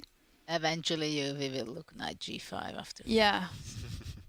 At some point, knight g5. That move's on your mind now. Can't get it out. But yeah, right now it looks like this suits black. This favors black. Wow, the fine margins for error here. You know what's my question? I cannot take on b7, can I? Yeah, that crossed my mind too. Getting greedy, but apparently not. No. I go c6. Yes. c6, sorry, I took your move. Yeah. But I think we both had the eureka moment at the same time. I was thinking c6. After e6, c6, and queen b4 check. Wow, okay. And we do see that e6 has been given a question mark after the computers come to a conclusion here. c6, could this be the reason? And yeah, if I take... Oops. I can block with the queen, I guess. If I move this to this square, I'm going to end up getting checkmated. This is going to be a deadly attack against the black king. That's not funny for black. Not fun at all. So I can block with the queen. What is the killer blow? Well, maybe just take and bishop b4 check. But maybe it's not enough. Check. Still looks good. I have to run somewhere. You just take this pawn. And now without queens, at least the white king is not going to get checkmated. Could you be... oh yeah, but it transposes to the same thing. It's just apples and pears. I was thinking of taking the pawn first. And keeping the pawns on... Queens on the board, yeah. You mean instead of queen b4? Yeah. Instead of queen takes queen. But maybe instead of queen b4, you can just take c6. So this position. Here. And if I take back... No, I thought... now you can go for your... takes and bishop h8. Queen b4, queen e7 takes, and bishop h8, bishop e4. Although, yeah, this type of position we're talking about, and we do a quick count. Black's still okay. It's so crazy here. One slip, and white is winning. One slip the other way, and black is winning. It's, wow. It's so crazy. Draw is definitely not happening in this game unless something even more unexpected happens. e6, current position. We think c6. Is that the move? We don't see anything else. Queen takes b7. We didn't see why it lost. Queen takes b7. I guess. Can black play queen h4 anyway? And then take and just block. And bishop e8, right? No more checks. It's checkmate coming now. Arian's going to find it though.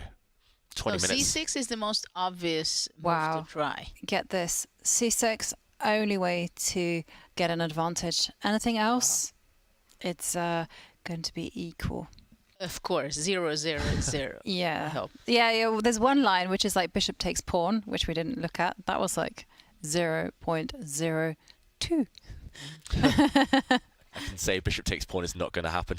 You see, these are the positions where intuition is lying. You just can't have it. Mm-hmm. Actually, I have it that white should be good, but still, it's like, okay, there is the only move that you have to make. Actually, c6 is very obvious, but you have to calculate all the way. And if you don't understand what is really going on and how it wins, maybe you choose something else. Though there is not much of an option because queen h4 is on your neck. And what are the chances of Arian finding c6? And does it get a brilliant move? I think simply if you play a blitz game, you don't hesitate if you see the move c6. You just play it. But it makes a lot of sense that black king. Yes, the black king got vulnerable after a6. Exactly. Yeah, I think he's going to find it. 20 minutes might not sound like a lot. He still has to make 16 moves before he even gets any increment, Arian. But yeah, he's quite he's good made at a these move. positions. He made c6. Yeah, I've played him enough in my career to know that he'll find a dynamic move if he's given the opportunity, especially if the margin for error is quite small. But yeah, it's later on whether he can handle the time pressure, as mentioned there in the featured chat. Yeah, and I have to say I'm slightly disappointed because it didn't get a double exclamation mark. It only got one. It deserves at least one exclamation mark there. I remember when I got my first brilliant move. I was like, oh, look at this. It made my day. So after b takes c6, what is our conclusion? Yeah, b takes c6 or queen check or... We haven't found a win yet for white or anything that looks like it gives a big advantage. Okay, so if you go pawn takes pawn. Let's jump in. Pawn takes pawn. Expected on the board. And this is what I wanted to play. I want to play queen check. Queen check. That looked good. e7. I have to block. And then now pawn takes pawn. I just thought. Pawn. But I think bishop takes. Take. And now. And now nothing. Can I be really sneaky here? If I go back after queen e7, I'm wondering if I can jump in like knight c5, for example. Hit your bishop.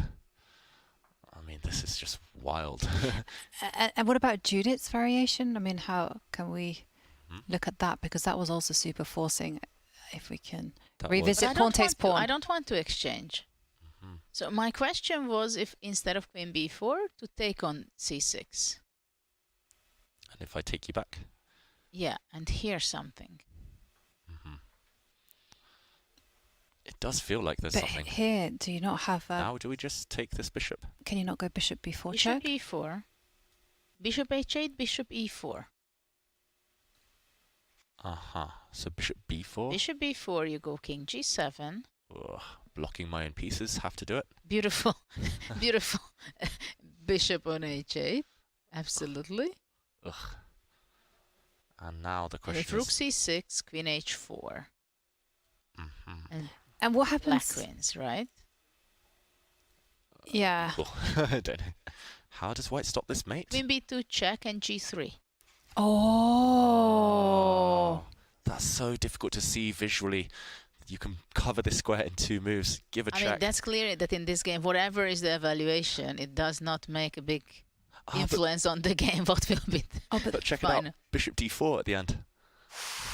Deflection. Oh. check, you take me, and I checkmate you. Oh my god, this game is crazy. But it's called chess. Yeah. And what about king h7, knight g5 check? Maybe you that's finally got your knight g5. Finally, I got it. Oh, I don't know which way to take. I can take with the pawn, take with the rook. Yeah. But I'm also wondering if you give a check with the bishop rather than, sorry, queen b2, because I feel that one is not working. And if I hide? Yeah, what I wanted to ask was, do we take and run? Yes, you are on my wavelength. Oh, it's so scary, but I know. So bishop d4. Yeah, bishop d4, and I guess I just run for the hills.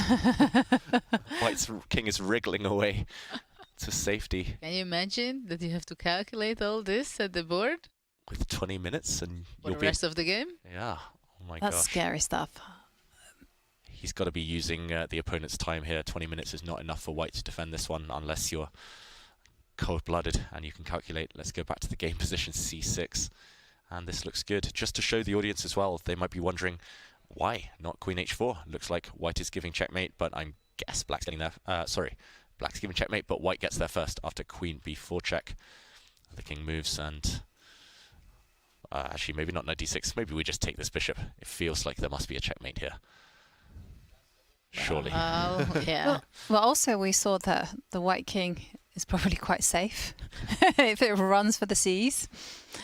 I like my Arrested Development. Whenever they were in trouble, they're like, let's run for the C's. Yeah, what a game. We'll have to take a breather from this one, I think. Let Abdusattorov try and work his magic. It looks like Black might be in trouble. Yeah, maybe we can take a look at Magnus for short. I know that that's a boring game compared to all this. But it's quite interesting in a strategic way. It is a very interesting game. Because, well, Magnus is actually making big inroads on the king side, but Wesley is pinning all his hopes on the queen side. And I love these type of battles. And let's zoom out of this game. Yeah, it's time to check out that really tense battle. Ooh. This one between Magnus Carlsen and Wesley So. Which side to pick? It's hard to make a call here. Black has some, well, pair of bishops, but maybe one of the worst bishops I've seen in a long time. That being said, Black has access to the open file, the only open file in the position, and that could be an important detail later on, Judith. Yes, it's very interesting. He did play b5, as we were talking about at some point, that it can be a playing opportunity for both sides. White reached out with the pawn structure, pawns g4, h4, h5, right? There was an exchange of knights. At first, I would like to play it. I would prefer to play it with White. I'm not sure I can tell you why. It's just intuition at this point. Maybe it's pattern recognition. You've seen a bad piece like this bishop on d6. On d6, you mean it's very bad. At the same time, the rook stands very well on b8. Rook b4 is coming there. a4 pawn is weak. a5 is not weak, right? Can you put pressure on the c5 pawn? No. Can you take advantage of my d6 bad bishop? Not really for the moment. So the question is, why really I would be so happy with White? It's a very good question. Right? That's what I'm saying. It's intuition, which I'm not sure it's not lying to me. Yeah, it's hard to see a way to just prevent this kind of caveman plan. Really primitive idea of rook b4. The question is, for example, whether is knight c4 favors White if, let's say, can Black capture on c4, or that really gives a clear advantage for White? If White plants the knight on this beautiful square, let's jump in, knight c4. Let's, just for argument's sake, say capture. I don't think there's a rush. And now rook b4. Rook b4. This is a good case of beautiful bishop against a bad bishop, but more important factors potentially. Yeah, I mean the c4 and a4 is just weak. Well, you do have sneaky ideas on the d line. Oh, c3. Yes. Ooh, c3. c3 and c3. Rook a3. Rook a4 is a blunder to queen d1. Wow, such cool geometry here, hitting the rook. Rook takes rook. It's not met by a recapture. It's met by a nasty check. And the detail is... C4 was played. Yeah. C4. I like that move a lot. I nearly said it as well, knight c4 or c4. I love that trick, actually, that you just pointed out, Jovanka. So I would have been too tempted by that, but c4, he's basically saying this bishop is dead for the rest of the game. But my question is, after rook b4, are you going to play knight b1 or something to sacrifice the pawn on a4? Yes. Or first queen d1. That's... Yeah. And put the knight on b1, c3. And I was just thinking about this type of position. No, c4 is a wonderful move because actually it kills both of the bishops. Yeah, I think I was thinking, do what David suggested of holding that a4 pawn.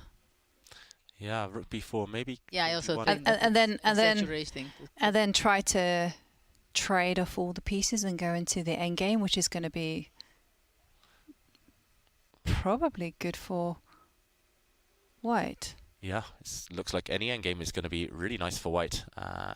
You need a few moves though. Knight b1, you need to kind of get it to c3 to hold everything together. You might need to drop your bishop back to evict this black rook. There's a lot of ifs, and the final if would be whether black can start opening the position on the king side a bit later on. But now I go queen e8 and bishop d7. Okay. With my bad bishop, I'm going to take that. You want to take it, but now I'm in time. You're in time. Knight c3. I wanted to be in time to use my bishop to kick you out, but I wasn't in time for that one. Okay, rook a b8. You want to go knight b5? Right, provoke c6. Maybe. Looks like we've plugged all the holes. I mean, the bar here is just confusing me so much it can't make up its mind. It looks beautiful for white, to be honest. How was white not better here? Yeah, so queen d1.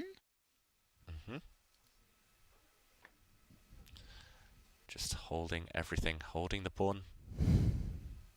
Okay, rook a b8. I don't waste my time. Okay, let's drop back. I'm trying to come in. Rook b3. Yeah, that might be the nasty move. Killing two of my plans, killing the knight c3 maneuver and killing bishop d2. Because this pawn would then be en prise. Yeah, because, I mean, time element is very important here, whether you reach out with your knight to c3, d5 or b5. But if not... And you don't have moves like knight a3. a4 is hanging, or it's not because of knight b5? Knight b5. Maybe the that was like my... this maybe... I can see. Oops. Oh. Oops. There you go. Yeah, maybe white's just one move too slow, and Magnus here after rook b4, which has been played by Wesley. Queen d1, maybe there's no time. Maybe it's too much of a kind of maybe you have to move here. Go back and do your knight b1 plan immediately.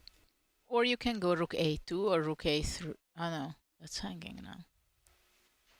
Yeah, it feels like knight b1 takes knight c3. White has lost a pawn, but this really reminds me of a game between Anish Giri and Magnus Carlsen from the World Blitz, when Magnus basically gave up a pawn, a very strong pass pawn, but his opponent's bishops were totally dead against the knights. And this could be a case where white has full compensation. I think it's a critical moment right now. Critical moment for Magnus. And it's not very often that Magnus has less time than his opponent, right? And this is the case right now. And the players have their time for the rest of the game. Yes, we have to mention that the players are not getting any increment until they pass move 40, and then they will only get a 10-second increment. So play, it is fast and it is furious. Yeah, and Wesley has had the upper hand against Magnus in many kind of blitz and rapid play tournaments in recent times. It's not going to be easy if this goes down to Armageddon, or if it does become a time scramble in knight b1. Big decision made. Knight b1 is on the board. Yeah. Magnus, I think, making a good practical decision, giving up a pawn, but at the kind of price, at least he has in compensation now of activating his pieces. Shall we? Wow, there's action everywhere. The Tari against Abdusattorov game. But you know, maybe here also rook b3 possible. Rook b3, maybe I can slide with queen c2. Okay, he was too tempted here. Wesley took the pawn. Can't blame him for that one. And now white's, okay, taking first. the rook's off the board, and then the white knight jumps forward with tempo. Quick flurry of moves here from the two players. Really speeding up now as we head towards move 40. B3? Yep, queen b3 likely, and then I guess we'll see white's knight defended, and then the rook will come. But the question is, what happens if black goes back queen c6 or queen e8, and then bishop d7, a4? Very good question. That looks promising to me. Wesley is about to move again. The players, they're playing as if it's blitz right now. They've made their last 3 or 4 moves instantly. I think we will see the black queen come back. You're right, Judith, and just push the pawn, which can be supported by black's bishop on this diagonal later. Oof. Should we take a pause from this one? I think so. This one's very tense. And just looking at some developments, some big developments happen in the game between Arian Tari and Abdusattorov, because it looks like Abdusattorov blundered and he was not punished.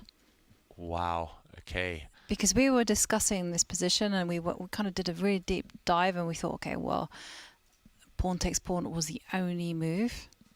And take a look what happened. No, it didn't happen. Wow, let's jump back into this dramatic game, maybe the game of the round so far in terms of what's happening on the board. And this is the position we left at c6. Black took the bishops off the board and jumped in with queen h4.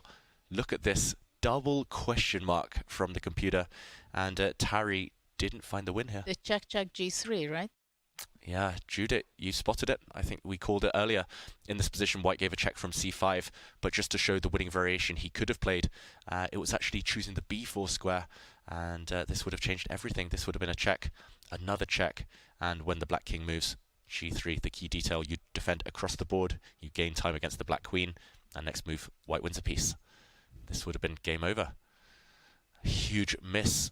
Mutual blindness there, and Tari, just before we left it, he had 21 minutes, so he's only spent a minute or two and he breezed past the critical moment. Yeah. But you know, this is also one of the key skills for top players, to smell it when you have to think and spend the time, and when you really take your time because you feel that this is the moment, this is a crucial point of the game. Yeah, this would have won on the spot, just to show what Arian did in this position. Instead of checking from this square, keeping the option of dropping back to b2 alive, he checked from c5, and this changed everything, as we see there. White is not losing, but it's a huge miss. Suddenly, more moves. King g7, the black king runs. Now we cannot get to the second rank with gain of time with white. He did indeed go for the king run. Bishop takes d3, clearing space for the white king to start escaping, and now it's anyone's game. I have no idea who's better. And you know why he played queen c5? It is kind of very tricky process if you think about it, because of course you see that there is a check on b4 and on c5. And simply probably he thought that queen c5 is great because after king f1 I can pull it back to g1. And then he was not looking further that is there something else with queen g4, other opportunity. So it's like what you start looking at first. Yeah, I'm just so curious. Like, would Abdusattorov have found this as white? Did he spot it after playing queen h4? He blundered himself as black, allowing that opportunity. And now, okay, let's pick apart the remnants of this position. As you say, Judith, queen h1 maybe met but by queen g1. Queen f4 is also a check. Yeah, queen a1, queen g1, and that would be game over. This is what he blundered. Yes, and he's missed queen takes pawn. F4. And now the big question for white is, do you play king g1 or do you run? And I don't know where the king is safer, to be honest with you. Yeah, the downside with king g1, if we run back this way, is black does have minimum a draw. Black can go with a check and keep repeating moves. So if you want to play for a win, you either have to block with your knight, which feels a bit wrong somehow, or we run with the king out into the open. Oh, but hang on a second. If you run out to the wilderness with e2, woohoo! I mean, and simply b takes c6, I think. B takes c6. c6, bishop takes c6. And if I take it, queen e3. Queen e3, yeah. And you win. Yeah. Whichever way you go, you win this piece. But maybe instead of pieces. So you've got rook f1. Yeah. I've been doing my tactics. for breakfast. not for lunch, not for dinner, but breakfast. Wow, anything could still happen. I think King E2 would take Nerves of Steel right now in the game position. After Queen takes F4 check to come out this way. He's played it, has he? Okay, yeah. Queen takes F4's on the board. No, I don't think it's... Don't think he's made a move yet. King E2 or King G1. No, he's still thinking. And just humour me, if he does go knight to F2. Okay, dropping back with the white knight. Yeah. Yeah, it feels wrong. I can't tell you why, but... He takes C6? Maybe now your idea, Judith. And wow. The white queen now is kind of tied down defending this knight, so she cannot go and take the bishop on C6. Yeah. Black is 2 pawns up here as well. So now it's Arian who has to tread a very narrow path in order to survive this game. He has to find King E2. Ooh. Shall we leave this game on this cliffhanger and head over to other games which are really sharpening up? We have Alireza Firouzja. We have to revisit Hikaru, Gukesh against Hikaru. It seems everybody woke up in a fighting mood. They chose violence this morning. And okay, where shall we go? It looks like action all over the place. Let's go to Alireza. What do you think? Yeah, let's go to Farouja against Mamedyarov here. There's a black knight and an intruder in the white camp. I have no idea how it got there, but either way, this one has changed significantly since we were last here. And yeah, I'm not sure who it favors, all these developments. It feels like black is doing pretty well. Judith, body language, look how focused Mamedyarov is. He smells blood in the water. Clock times, quite dramatic. 23 minutes for black, 33 minutes for white. Farouja, at least learning from the mistakes of yesterday, keeping some time to spare up his sleeve. And yeah, quick pawn count shows it's still level material, but this black knight is maybe the key piece in the position. That's a nice piece over there, yeah. From the black's perspective, not from white. Yeah, and actually, if Farouja lost this game, he would have started with 2 whites, lost both of his games in the classical portion, and that's a tough pill to swallow, to say the least. Yeah, the problem is here, if white ever takes this knight, it's only going to be replaced by a very strong passed pawn. And, okay, it would be opposite colour bishops there, but still far, far from safety. Well, right now, he's kind of threatening with that, right? To take on D3 and rook D1 and capturing the pawn. So black has to be prepared for that. And there are many questions how to continue it with black. So let's try and solve some of those questions. The moves that appeal to me immediately. Firstly, jumping in with the black rook to E2. To E2. Yeah. Yeah, that's very tempting. I agree. Another move would be something connected with B4, but I'm not 100% sure here. Breaking the black structure feels like a bit of a pity. And what about improving the worst place piece? Bishop C8. Oh, that's a classy one, Jovanka. Really sophisticated, getting ready to defend a passed pawn if it does land on the D3 square. I would also consider to play A5 with an idea to B4 to strengthen the passed pawn. Yeah, lots of tempting candidate moves here. But only 21 minutes for the game. 21 minutes to go. Yeah, Bishop C8 also gives a great temptation. Yeah, that's the type of move Karpov would play, Bishop C8. I'm not sure Mamedyarov would play it though. Somehow I would like to have my bishop on B7 or after A5, bishop A6, but I'm not sure it's the right path. Yeah, and let's zoom out. Wow, we have the first result of the day. Oh, wow. And that does mean that we are going to see an Armageddon to break the tie between Magnus Carlsen playing with the white pieces against Wesley So. And the players are actually not allowed to agree a draw before move 30. So, David, can you tell us what happened? Jovanka, I can tell you they got to move 31 and then they agreed to draw. Those sneaky players, they know all the rules. They know all the loopholes. Oh, wow. Well, okay. Well, this means in roughly 20 minutes or so that these two players will return to that table and Magnus Carlsen will have 10 minutes on the clock. Wesley So will have 7 and Magnus will be in a must-win situation. Somehow or other, there will be a decisive result between the two. But it does mean that Magnus will get off the scoring board. Yeah, and maybe we can just show that final position for the sake of completeness. Sorry, Judith. No. You're seeing action elsewhere. Action elsewhere in with Anish game. Finally, what we were expecting already for so long. It has exploded, and just to show that final position between Magnus Carlsen and Wesley So, we left it here. Black has won a pawn, but White has dominance in the center, and Black's bishop's a bit stuck. White played rook a1 after the queen retreat a4, and actually on the lines you predicted, Judith, Black's bishop dropped back, protecting this pawn. And after rook a2, king f7, Wesley offered the draw. Magnus accepted that offer, and I guess it's because neither side can really improve their position. This pawn is a bit stuck. If it ever advances, it will be captured, and Black's piece is tied down defending it, White's piece is tied down attacking it, and yeah, ultimately dynamic equality, as they say. I wouldn't offer a draw. As Black. As Black. You'd want to play on and win. But Wesley happy, I think, with that result and confident of his chances in the Armageddon. And not wasting energy, yeah? Preserving energy. Black against the world #1. Makes sense. But you also mentioned that finally explosion happening. Let's in go game. to Anish with Fabiano. I think there is something to talk about. Yeah, you've been highlighting this piece sacrifice. I was waiting for it for so since long. the Middle Ages. And has finally appeared on the board. Well, Anish has decided that he wants to sacrifice a piece in order to get a very impressive pawn center. And let's get that board up, and whoa, anything can happen. You know, look at that knight on c4. It's stranded. It's a loose piece. d5 is in the equation.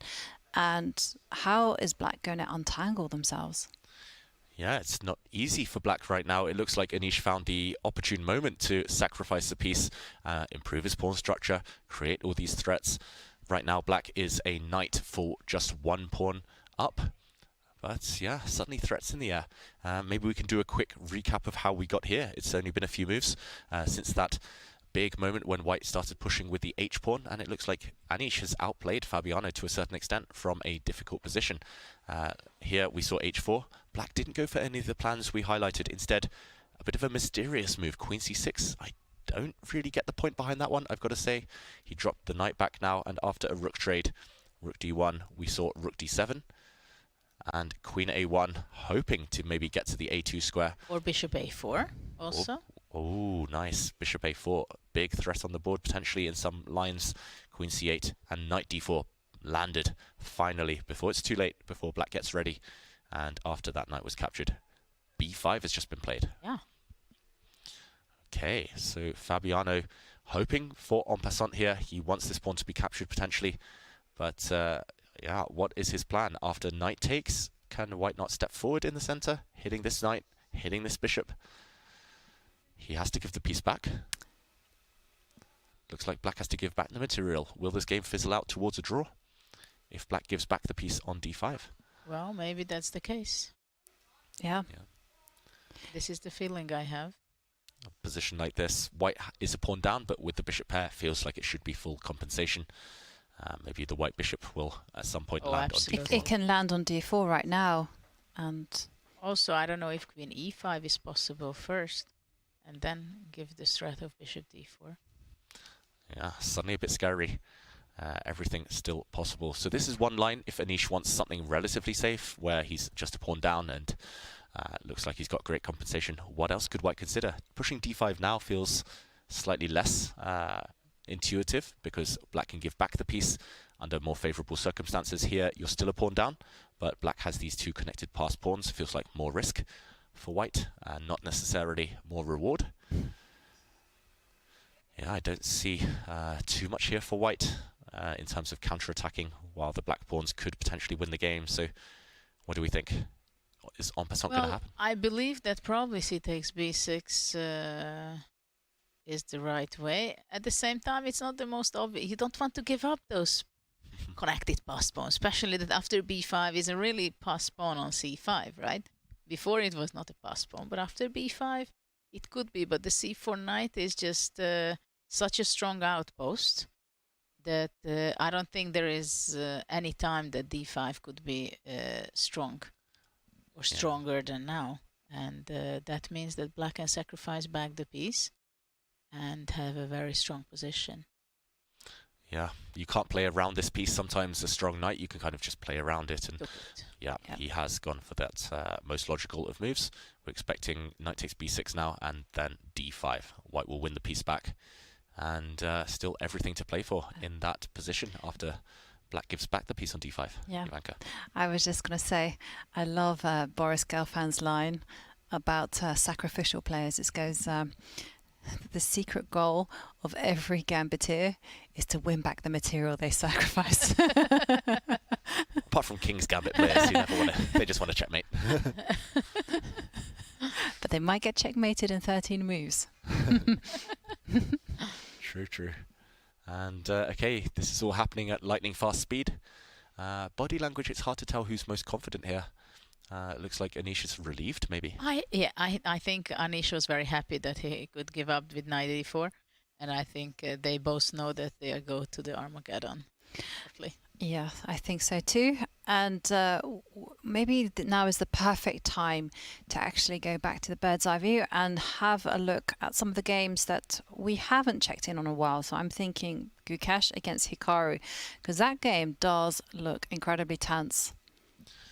Yeah, tense position. Actually, on the face of it, it looks like not too much has changed there, but there have been small and kind of big decisions, at least small decisions with big consequences having been made over the last few moves. F5 on the board. Judith, you've been predicting it for a long time. Yeah. I was waiting it for a long time to see F5 on the board, because it's blocking the D3 very powerful bishop. And the E5 square, of course, it's a huge weakness of black's position, the only weakness. But the D5 bishop is also so extremely powerful of black's position, right? The black rook was forced to go back to A8 to protect the A6 pawn. But look at the bishop play by Hikaru, maneuvering from E7 through D8 to B6, attacking on D4. It looks like very promising. At the same time, this knight on b3 seemed to be that it gives a lot of unpleasantness for white, and it's attacking the d4, but I'm not sure it can give deadly big dangers for white after white is going, let's say, bishop e5 here. Yeah, as just to put this on the board, bishop e5, and some of our viewers might be wondering, why isn't black going to take on f3? Why does black not just shatter the white pawn structure now? And maybe he will. Yeah, maybe he will. I guess we'll see a queen trade. And the question is, can black grab this pawn on d4? Is this what Hikaru is aiming for? Well, now the f5 shows its weaknesses, right? Once you lose your, you give up the bishop from d5, that's another story. Having f5, it's already not funny. Having bishop c4, or after knight d4 capturing, and the e6 is taken, and then actually white can get a better position. Yeah. Suddenly real weaknesses in the black camp. Maybe this f5 pawn, the a6 pawn. White's rook's more active than their counterparts. Still no big deal, a5. Yeah. Bishop and d4 is just so powerful. Hikaru will hold this if it comes down to it. Yeah, but Hikaru is behind in time. He has only 18 minutes, while Gukesh has 26. And it's not an easy position. Yeah. Do you think, given the opportunity, he'll head into that endgame where he'll most likely make a draw because he's down on time? Or will he keep the tension? For example, if white does just play a move like bishop e5, will he just say, okay, I'm just going to maybe play a move like a5 first, or, I don't know, play a useful improving move, rook e8, and just sit on the position? I think it depends very much how he feels. If he feels extremely comfortable that he cannot get endangered, then he's absolutely going to be waiting for some opportunity. It does feel like black can actually wait and make an improving move like a5, like you suggested, and then, okay, not bishop e5, queen e5. Ooh. Feels brave. Yeah, because it does allow bishop takes. But I just don't understand this move. Yeah, what does he want? The queen is not necessarily a great piece here. It's relying on tactics. What about bishop f3? He wants to take on e6 with and a check. take on b3. Yeah, tricky guy. Young players, they hold things together with tactics. Yes, and well, we are leaving you all on a cliffhanger because we are going to take a short pause, and when the action resumes, well, we will be treated to an Armageddon game between Magnus and Wesley.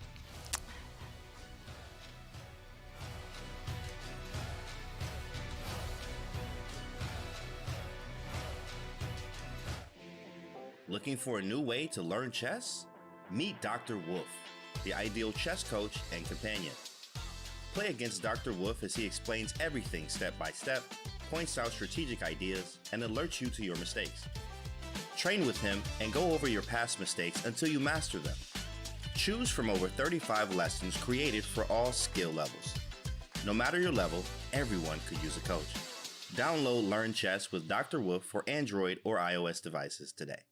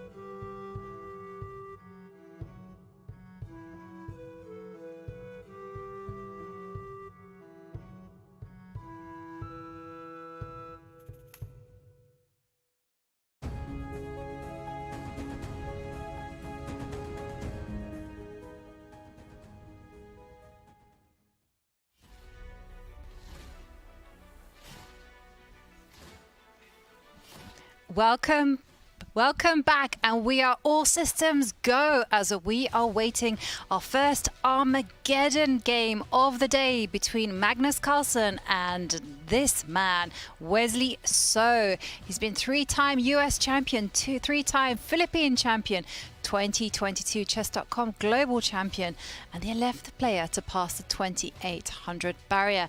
And he's also been the Champions Chess Tour nemesis for world champion Magnus Carlsen. Ooh, he is quite the contender. What is his chances? Yeah, he played a great game against Magnus in the classical. I think his chances are pretty decent, Judith. Absolutely, I can agree with David on that. And he's a very stable player, right? He's rock solid.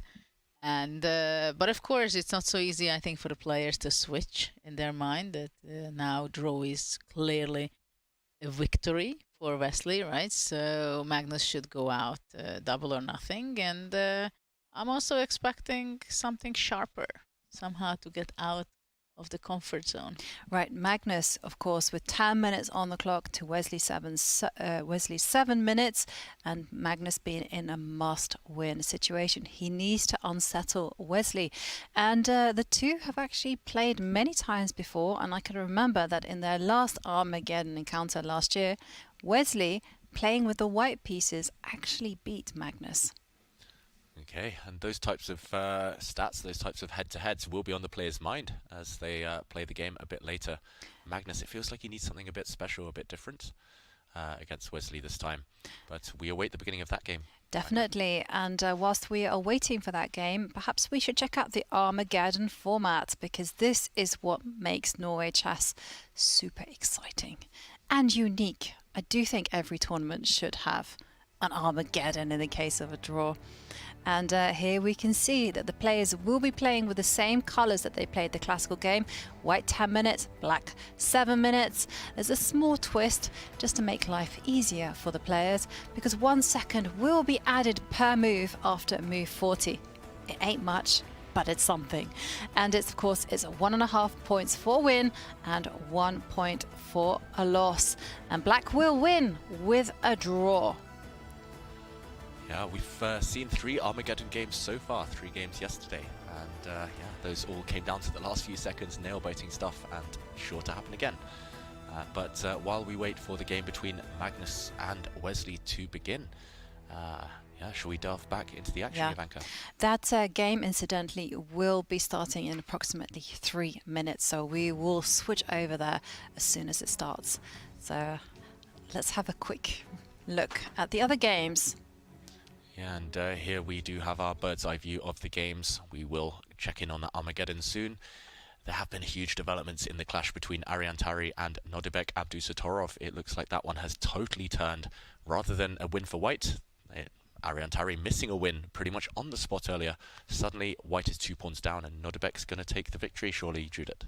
Absolutely. This is what we've seen, that it was a very interesting game, I must say. Maybe the most interesting game of the whole tournament so far, with the crazy ideas in the opening.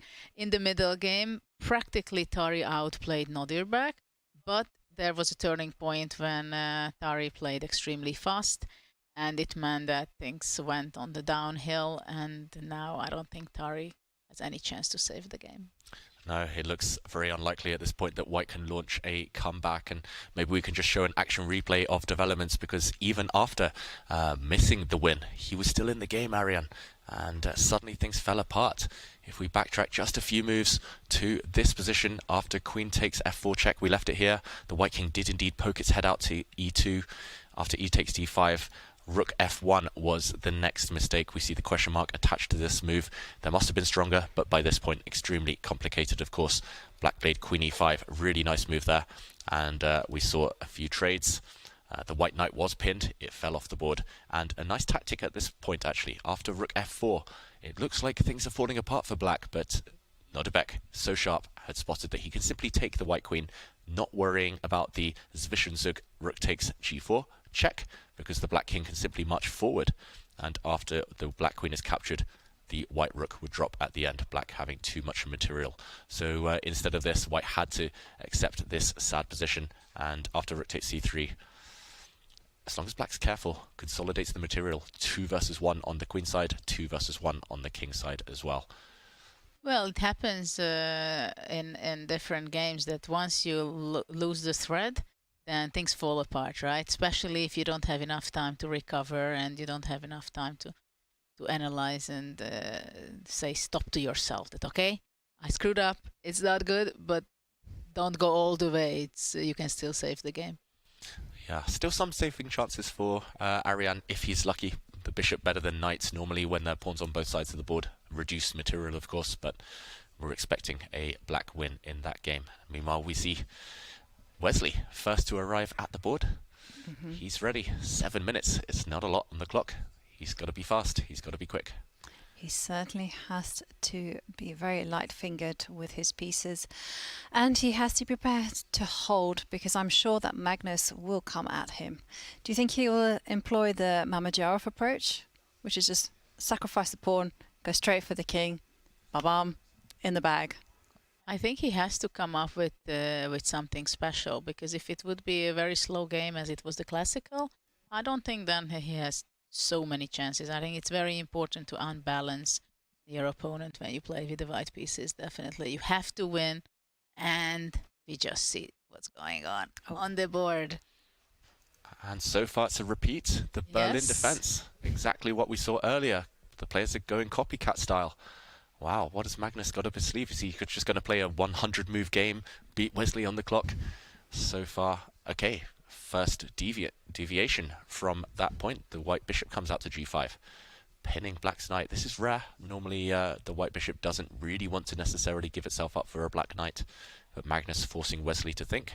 It's only move 7, and the players have only used a few seconds up to this point where you can see Wesley is surprised. I was going to say, I was just looking at the database, and I'm like, it says there are no, there has to be some games. There are some games. Not many, just one. So a rare line from Magnus. Absolutely. Well, it's a provocation. Bishop g5, bishop h4, or that's how I'm taking it. That let's go, play g5, and then we'll see. But of course, Wesley is more solid than that. Yeah, and I must admit, I'm surprised to see Magnus try and strike in the center. He's pushed the white d-pawn for a second time in this game, losing a bit of time there. And now, big moment, which way does Wesley castle? He castles queenside. I think that's a great move, and it shows Wesley is not afraid at all. Black has everything covered. And yeah, black is actually ahead in development, potentially. White is the one with a lot of ground to cover in the middle of the board. And you mentioned the provocation, Judith. The advance has begun. Wesley stepping forward, pushing pawns, kicking the white bishop away from the pin. I don't understand what Magnus is doing here, what his plan is. Well, he's attacking in the center on e5. What can Wesley do? Knight d7? Just, hold the fort, step back, brace for impact. Yeah, But then knight c4, so... But I mean, can't you go, knight, I was going to say h5 as well. Is this a pawn sacrifice? Knight h5, good move. Yeah, maybe a pawn sacrifice, but a lot of activity around the white king. Looks like one-way traffic in terms of who's playing for the initiative right now. Magnus shaking his head. Yeah, I would be shaking my head too, I've got to admit. I just don't think that this is the type of position that can be easy to play in an Armageddon, let alone creating winning chances for white. It looks like black's having all the fun, and it's far quicker, far easier, speedier to attack than it is to defend. And is black actually threatening to capture that pawn in the middle of the board? So I'm going to take bishop takes e5. Just might as well suffer for something, right, Judith? Yeah. Take a pawn and hope for the best. You phrased it perfectly well. But you're going to suffer quite a bit, because after all the exchanges, there is a bishop takes f3, knight. Queen f3. But then you rook d2, queen. Yeah, so Magnus wasn't attracted by that and instead reinforces the center. Well, he has a queen a4 in the pipeline, but his position doesn't look all that, if I'm being honest. Yeah, an easy moves for Wesley So. He just trades in the center, opening things up for his bishops. Isn't this a pawn, by the way? If c takes d4, bishop takes g3 and rook d4? Yeah. It looks like it's falling apart for white. Just what has Magnus got up his sleeve? He was the one who chose this opening variation. He did not surprise Wesley in the end. Clock time still looking healthy for Wesley, over 5 minutes. Magnus just under the 8-minute mark. Is it time to actually come out with the queen to a4? Counterattack, Ivanka. You want to go after this loose a7 pawn, go for the black king, at least maybe gain a tempo in the process. Looks logical, but some calculation needs to be done there. Magnus burning the clock. Yeah, I do like this comment. It says, no, keep the faith. Brace yourself for a brilliant move from Magnus. He needs one. He does need one. I mean, his position looks like he's losing control. Yeah, and long think now, over 1 minute in an Armageddon game. This is potentially crucial. What does he do now? He does simply capture, and your question now, Judith, is going to be answered. Can black simply grab a pawn? Take this bishop, take this pawn on d4, there's a pin. This knight is pinned, so the d4 pawn is not truly protected. Maybe he's just going to gamble there, just move his queen and hope for the best. I don't see it. I think he can be greedy here, Wesley. Well, let's see if he's going to be greedy. Yeah. Other options maybe include bringing the bishop to b4, creating a double pin on this diagonal, if you want to be fancy, but he does go for that idea. There we go. I mean, you still have knight takes bishop on your pocket, and then the plan of actually opening up the h-line. Yeah, did you see Wesley looked up at the screen where he can see what move number it is? He's already thinking about getting to move 40, getting that 1 second increment, but it's only move 15. Still miles away from that. He has a lot of moves to make. Okay, the queen. There's a sacrifice. Bishop f3, exchange is gone. Wow. But if you're in a situation where a draw is equal to a win, are you going to gamble with those type of moves? Queen a4 that Magnus has just played? Yeah. Yeah, he is gambling. That's well, for sure. Yeah, exactly. But grabbing the material. Well, Wesley, he's a cool customer. He says yes, absolutely. So he's going to take that rook. And is Magnus going to meet a capture of his rook by taking this black a7 pawn? Yeah, but it is a rook. It's a true gamble. Yeah, I don't know if you have any checkmating attacks there. You just have to hope for the best. But it feels like if you don't play that, you're just material down for free. He has to take this pawn. He goes for queen a7. Yeah, and the idea is to bring the white knight forward to take away the black king's escape square. But wow, nice move from Wesley. There was some tactics there. The black queen was threatening to go back to a5. Ooh, g4. But or takes first. He trades, but now there's no back rank checkmate, at least for white. The white king has some breathing space, so the white knight can jump. Knight e5 on g4. Maybe. Yep. Has Wesley and just white wins. missed an opportunity? Big threat. Knight e5 takes away the black king's escape square. Queen a8 will be a checkmate. Wesley needs something now. Well, can you not play f3? Sorry, f6. Yeah. Classy. Control that white knight. Exactly. Then I go e5. e6. Another checkmate. Right? Oh, nothing gets past you.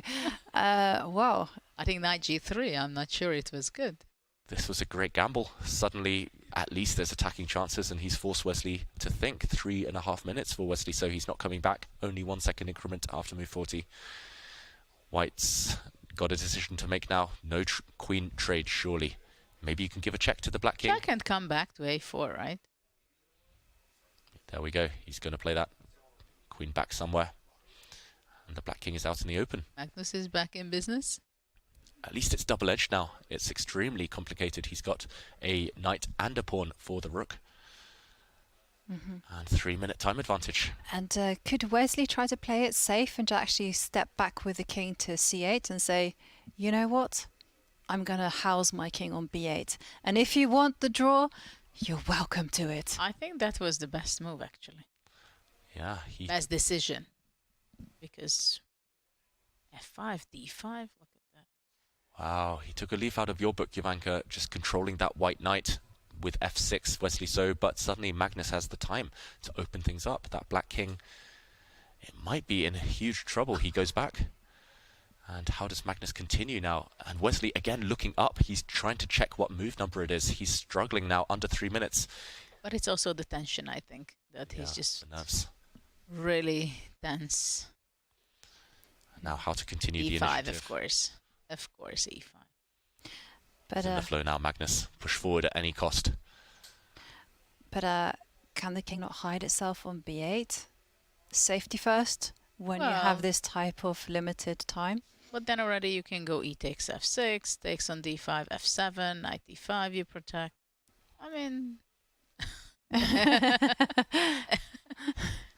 He does hide. The black king on b8. We're expecting Magnus now to either push or take this pawn. I think take it. I think take it on f6. Yep, open up your rook, get that past pawn. He's got to make a decision. Magnus Carlsen, he's maybe mulling over even capturing on c6 first. Though after e takes f6, maybe rook f8. Just to hunt down this pawn. Yeah. Makes a lot of sense. Will we see that variation? Wesley, head in hands. 6. He goes for it. Ooh, fumbling the pieces there, Magnus. A bit of nerves, potentially. No, his pawn has landed on f7. Of course, rook e8, knight e5. Big, big initiative for white. Great compensation for the material. Look at this passed pawn on f7. Maybe it's time to actually try and trade off queens. Yeah, white will not agree to that trade, though, surely. Yeah. Okay, the queen slide. Okay, the queen. Oh. Knight e5. Knight e5. Big threats now. Knight forks all over the place. And ooh, can he play it now? Yeah. What is this? Can you give a check? Wesley's banking on the fact that he can give back some material. The white knight can jump into d7 with a family fork there, but it will be captured immediately. Should be winning, you feel like, for Magnus. He's got the safer king if he wins back the material, but still some calculation to be done. And, well, Magnus, plenty of time on the clock. He has just under 4.5 minutes. This is a very critical position. Yeah, Wesley has 2 minutes to make 13 moves. What do you think about queen d7? Beautiful. You're smiling on queen d7. Queen to d7, hoping. The only thing I don't see the threat. Yeah, I don't see the threat either. But beautiful move, though. And it was forced Wesley to think. Magnus lifting his rook. Can you use that idea and play queen to e8? Yeah, there would have been some tactics there. I'm not sure it was quite working out. But Magnus is going for direct checkmate. He's lifted his rook up, shifting it across the board. Queen a8 was a mate threat, so black has had to play c6, opening up space for his king. He's got to run. Just like Tari in his game, the king has got to go on a walk. But Magnus is hunting it down. Surely this is winning for white. Judith, you're the attacker here. Is this decisive? Continue. Rook b3. Rook b3 looks good. Wesley at this point looks up more in hope than expectation. He's only got 1 minute and 52 seconds, and it looks like the black king is not going to survive that long. Rook b3. And you do feel that there are some ideas of knight takes pawn as well. Yeah, knight takes c6 threatened. Knight takes rook on f7 threatened. Oh, maybe now your idea, Jovanka. Yes. The knight can capture on c6. There might be better. There might be even stronger. But maybe just queen b6 check. Yeah, take the material back and then go for checkmate after. Well, if king c8, then yeah. But also rook f3. Rook f3 could be a killer in the next couple of moves. He plays it immediately. Judith, nice spot there. Full board awareness, and that white rook is entering the 7th rank. No, it's one. The rook is. It's game over. It's game over. He can still. Oh. No, still not. Wow. One check, and it's over. Rook check. Rook check. Wesley's going to resign. What a game. Ooh. What a game. What a gamble by Magnus Carlsen. And there he takes it. He played a very risky game, but he gets away with it and he merges with a win in Armageddon. And he will walk away with 1.5 points and Wesley just 1. Whoa. Magnus must be thanking his lucky stars there, because that was an incredible attack at the end. Yeah, and it came out of nowhere. The opening cannot be classified as a success for Magnus Carlsen, but he turned it around. He turned on the style when he needed to, Judith. Yeah, it's absolutely it. I'm just rethinking how were these moves and which was really the turning point here, right? That he made an awful opening, and when things went really wrong, then he shaked himself and said, okay, come on. I mean, it's time to play well. Right? I mean, somehow this is the feeling I had, and then he shifted to gear 5, and then probably from one point on from d5 e5, I wouldn't be surprised if he was just making the best moves. Yeah, I mean, when he was given the initiative and the chance to hunt the king, he was just simply relentless, and you felt like Wesley was powerless. But in the meantime, we do have a result in the classical portion, and we can see by the body language of the players, Nordebek Abdusattorov does beat Arjan Tari and nets 3 points. Some very important points. Yeah, some very important points, and it could have been a totally different story here. Arjan Tari had a win in basically one move, but he missed the opportunity. And Abdusattorov discussing the game now. I wonder whether they see it. I wonder whether they both realized that White had a winning move. I have the feeling that Nordebek realized it, because it happens very often that you make a move and then you realize it. Oops. It's something really bad, and these are not good moments for Tari. I mean, when you lose a winning position, especially if your opponent was or going to tell you where you really missed your opportunity. Yeah, and it's nice to see them discussing the game, but heartbreaking stuff. Arjan Tari played so well, just not rewarded. And actually, that game was about to end in a mating attack. It was about to end in checkmate. So, yeah, really brutal turnaround, really brutal finish. Certainly, and I do think that Nordebek was showing Arjan how he could have won, because their gesturing kind of correlated with the moves that we had highlighted of the queen checking and then G3. Ah, okay. You saw them look at they were looking at that square, and then Arjan was talking about G3. I was surprised actually not to see Arjan shake his head a bit more than if he'd realised, if either player had realised. I would be crying. I would be running out of there if I had missed such an opportunity and my opponent had told me immediately afterwards. But Arjan is not that kind of person. I mean, when I've pointed out stuff to him, he's always kind of like, oh yeah, smile on his face. Okay, no worries. Well, this was a great opportunity for him, but he missed it, but he was very close. Yeah, definitely a lot to learn from those games. But we still have 3 classical games continuing. Shall we take a quick peek at how they're getting on? Some very interesting things happening between Alireza and Shak.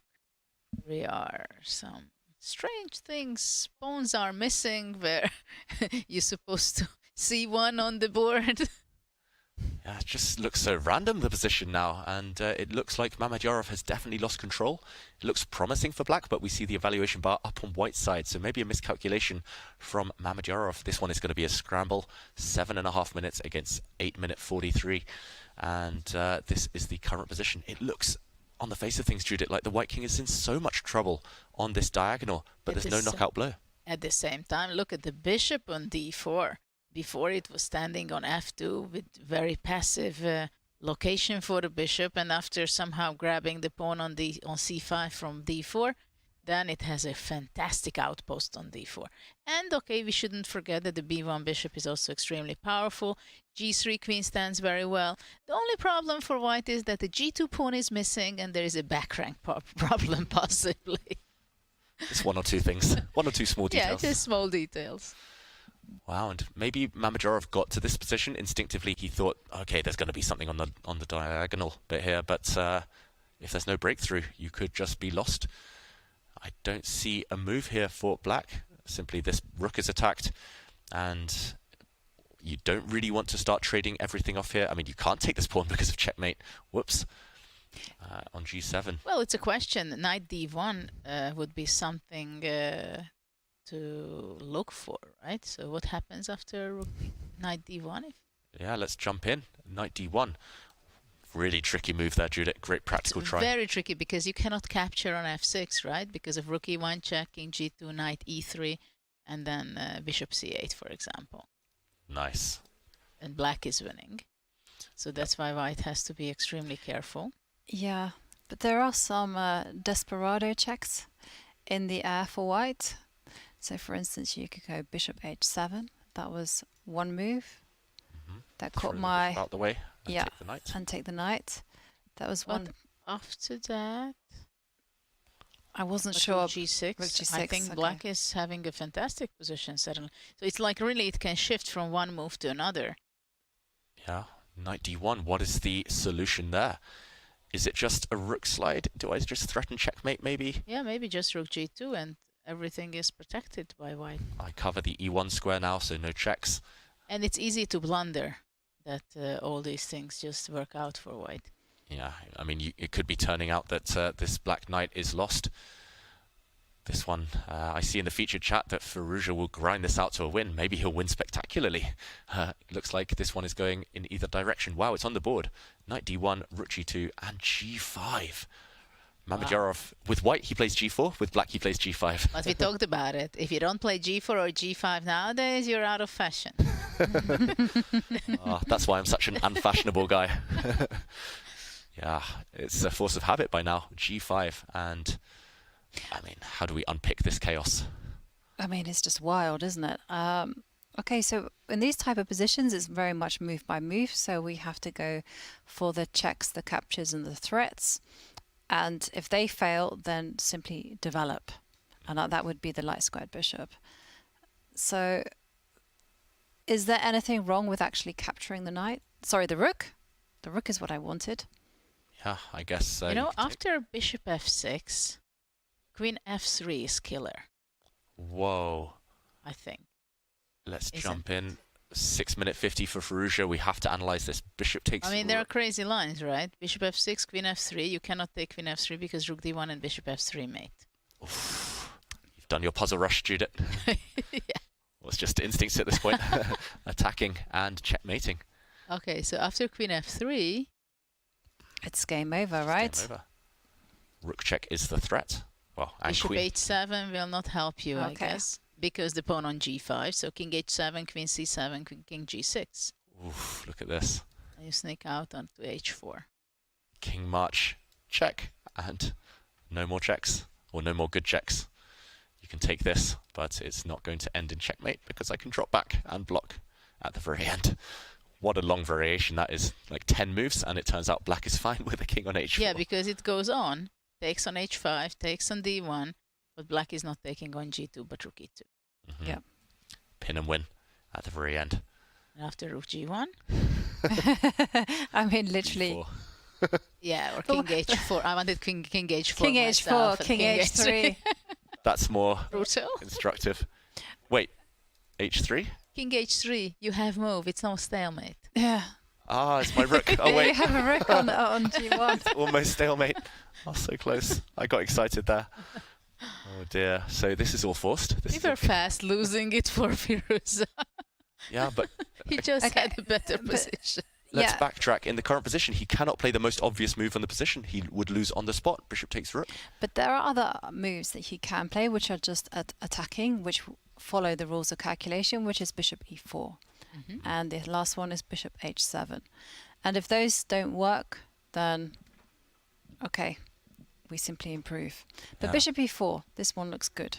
And rook takes bishop. Rook takes bishop. It might be very important that here the black... Okay, I was going to say the black rook can give a check, but the white bishop can slide back. Here, I guess, maybe black can just take this pawn, and white is all tied up. Look at this king in the corner, smothered by its own pieces.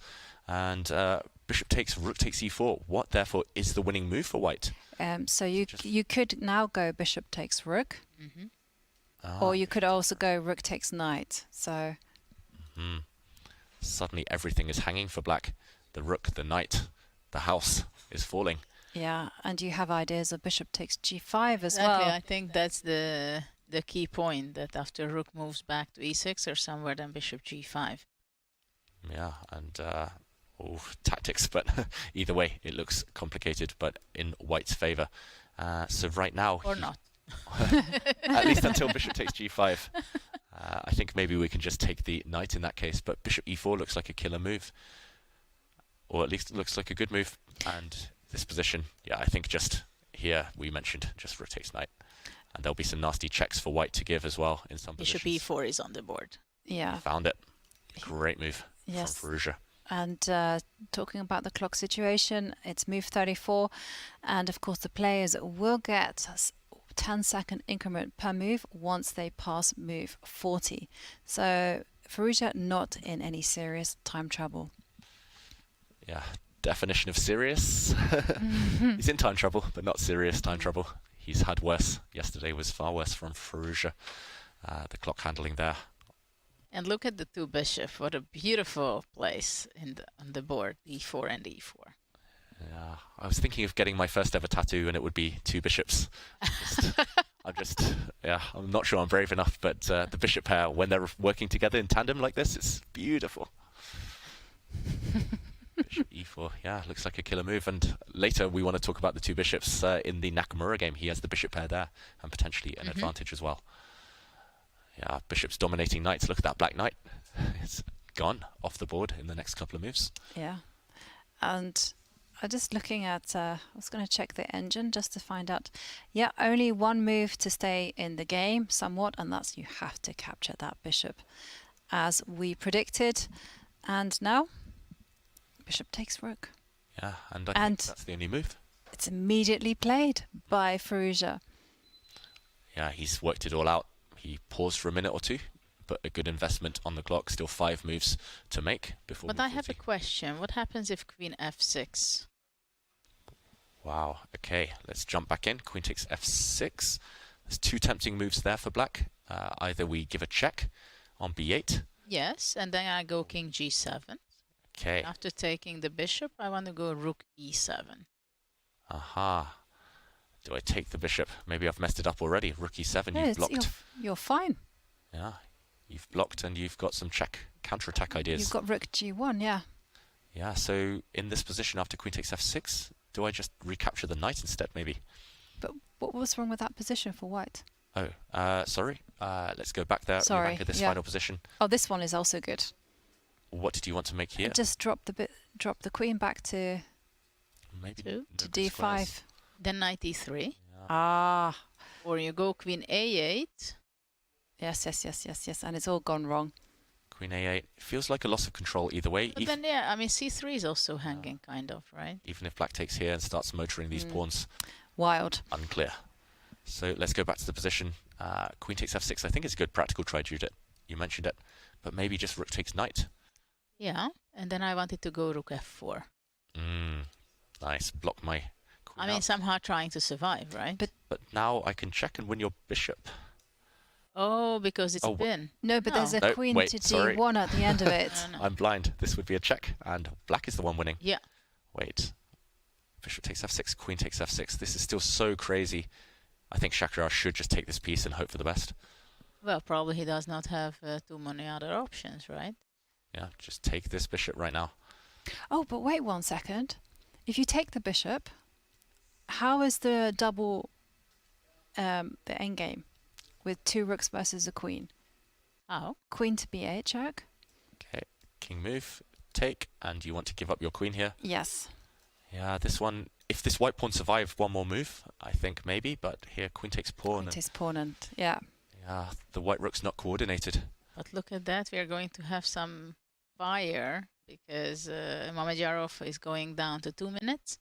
While Firouzja also not full of time, but he has only 3.5. You can see visibly nervous now, Mamedyarov. The body language tells it all. Hard to hide your emotions when you've only got 2 minutes. And when you have this position and you have to calculate non-stop, and you may lose in one move. He's about to move something. It looks like he's reaching for his rook.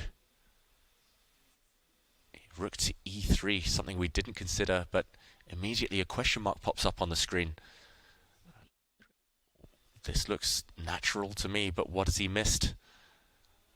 Looks like there might be a king walk incoming from the black king. But what is the threat? I mean, can you not capture... Bishop g5, right?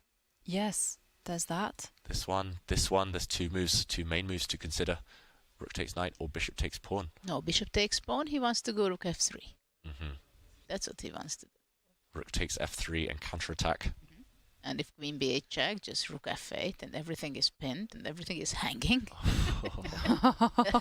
Crazy stuff. It is crazy stuff. And, well, whilst we are going to stay on this super exciting game, the press did catch up with Magnus after his Armageddon win over Wesley. So let's see what he had to say.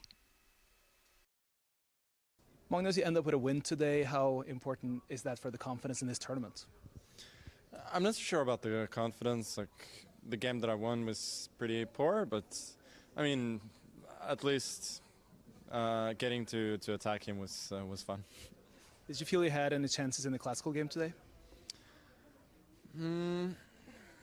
That's a difficult question. Like, I felt that I was probably a little bit better, or not really better, but that my position was slightly easier to play, but real chances, probably not. You're saying it's hard to assess your real chances. There was quite a bit of a tipsy-turvy Armageddon game there. We went up and down. How would you summarize it? Well, it mostly went down, and then it went up. Good luck tomorrow, Magnus. Thank you. Thank you. Magnus still showing us he has a sense of humour, as he loves there at the end. And here are today's scores. Magnus Carlsen winning that Armageddon game, does walk away with 1.5 points. And for Nordibek Abdusattorov, he won in the classical game against Tari and therefore gets 3 points.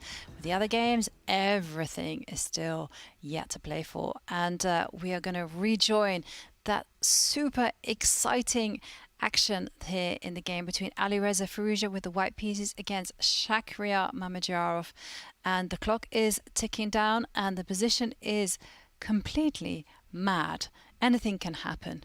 All three results possible, although it does look like, according to the evaluation bar, that white is winning. Well, the reason is because rook f1 would seem to be a very tempting move to play queen g2 checkmate in the next, but unfortunately rook f1 would be with a check. And the other problem for black, rook f2 is another very important idea, but then white is going to be sacrificing the queen on b7 and after that taking with the bishop the rook. So I don't see exactly how black can survive, because well, you still can make some random moves rook like f4. Yeah, rook f4, but rook g1. And then but you know, white's pieces are very much tied down, and so you can still kind of go h5. Wow, you want to play slowly. Maybe. No, I want to play something. And also, don't forget, we have b4 as well in the air. And don't forget, this bishop is super important, that there is a bishop on d4 willing to come back to g1. Yeah, not right now, but in some variations, if there's a back rank check, the bishop can block. So right now we're expecting rook g1, just defending the checkmate threat on g2. But it's interesting. What do you think after rook g1 to go rook g4? But then maybe rook f1 check, and we'll see a king walk, and it's going to get crazy. Of course, a king walk. Yeah, maybe he has to go for this. He has to gamble, Mamedyarov. If we reach move 40, we're about to reach move 40 next, and he's still a rook down, then he is unlikely to save the game. 20 seconds, 15 seconds for Mamedyarov. He's got to make D2. 2 moves. 2 moves in 10 seconds. No increment yet. And queen swoops into f3. Still no threat. This bishop on d4 is an amazing defender. And now Farouja, 30 seconds to make his final move before getting 10-second increment. Wow, this is the hardest moment to pick. I would just throw in a check and then... I would just go bishop g1, I think. But that's the thing, David. You can throw in the check, but you only get a 10-second respite. The action is still going to keep pounding. Whoa, h3, given a question mark there, we saw briefly. And... while Mamedyarov turns away, queen takes h3. Has he lost on time? No, he's... Or has he just resigned? I think he might have resigned. No, I think he lost. I think, What judging by his body language, it does appear that Shakhriyar lost on time. Well, he lost the game. We'll find out. I think he lost the game. That's very clear of the body language, and the position also proves that. Yeah, his position was losing, but it must have been the clock. He had 5 seconds to make his final move. Maybe he just wasn't in time. 0-0-0. We see on the screen confirmation. We see the clock has ticked down. He didn't execute the move in the allotted time there, and it was difficult. He was going to be a piece down anyway with the lost position, but disaster for Mamedyarov. Farouja bouncing back after yesterday's loss. Yes, and whilst there are still 2 games in operation, can we pop in to the Gukesh Hikaru Nakamura? Because there it looks like Hikaru is firmly in the driving seat. Yeah. Very much indeed. See it on the camera. We talked about the bishop pair, my favorite pieces in chess. Black's 2 bishops are just controlling everything. The white knight looks nice, but hitting thin air right now. Black is also a pawn up with full control. Yeah. Do you foresee any comeback here, Judith? Any chances of a swindle? Well, I think there is only a blunder option for Black to not to win the game, but it seems like it's very close to the moment where some extra more material will be gone. Don't forget, the players are playing on seconds. They will be receiving a 10-second increment per move. That's it. And the queen comes to e3, and there we see the belief that Hikaru's fans have. They will win this. Gone. Yep. And bishop coming to d4. Well, Gukesh. Ooh, a blunder, and maybe missing this last move from Gukesh. Okay, the white bishop drops back, hitting the black queen. The black bishop in the center is pinned. The black queen needs to move, but yeah, Hikaru still has things under control. Queen trade will favor black. Maybe white had another move, bishop move, bishop b1 or something, right? Some tactics were in the air, but no time. Yeah. And Hikaru What playing about check very on fast. e7 and knight c6? You can do that, but the bishop takes pawn. Yes. That's the difference, I think, Judith. The bishop, if it had occupied any other square for white, it would have kept the connection between white's rook on d2 and the pawn on f2. There were tactics bishop all over the f6. place. Yeah, keep things under control. Looks nice and healthy. Now no more checks. A rook trade. This was the killing move. Yeah. Oh, Gukesh fought so hard. He carved out a chance from nothing just as we jumped in, but Hikaru now with 30 seconds should be enough. Rook trade is not going to help. White's pawns are all dropping. All too weak. Pawn down as well. Well, maybe he will try knight e5, bishop f6, knight c4, trying to escape the different color bishop endgame. Yeah, but there's a pawn hanging on a4 as well. There's 2-pawn disadvantage. Unlikely to save him. He's fighting to the bitter end, though. He's still Hikaru's fighting. technique's so good. Well, bishop f6, bishop c4. Exactly. At least you're eyeing up the e6 pawn. Wow, and I did just check. Gukesh would have had the advantage if he had put his bishop on a different square. A big advantage for white. Instead of bishop e2. Yeah, wow. So there was a mutual blunder. That shows how decisive the clock times can be. But in the end, too difficult. And unfortunately, his instincts let him down there, Gukesh. Okay, will Hikaru cling on here? 20 seconds against 20. Should be a win. It absolutely should be a win. Also, there is bishop f6 attacking the knight in the air. Yeah. It's looking good. Bishop pair just too strong. Gukesh fighting for his life. Okay, it's down to 1 pawn, the deficit now. Still some chances. But only seconds. Hikaru has 7 seconds. Hikaru looks nervous visibly. You see him counting there with his fingers.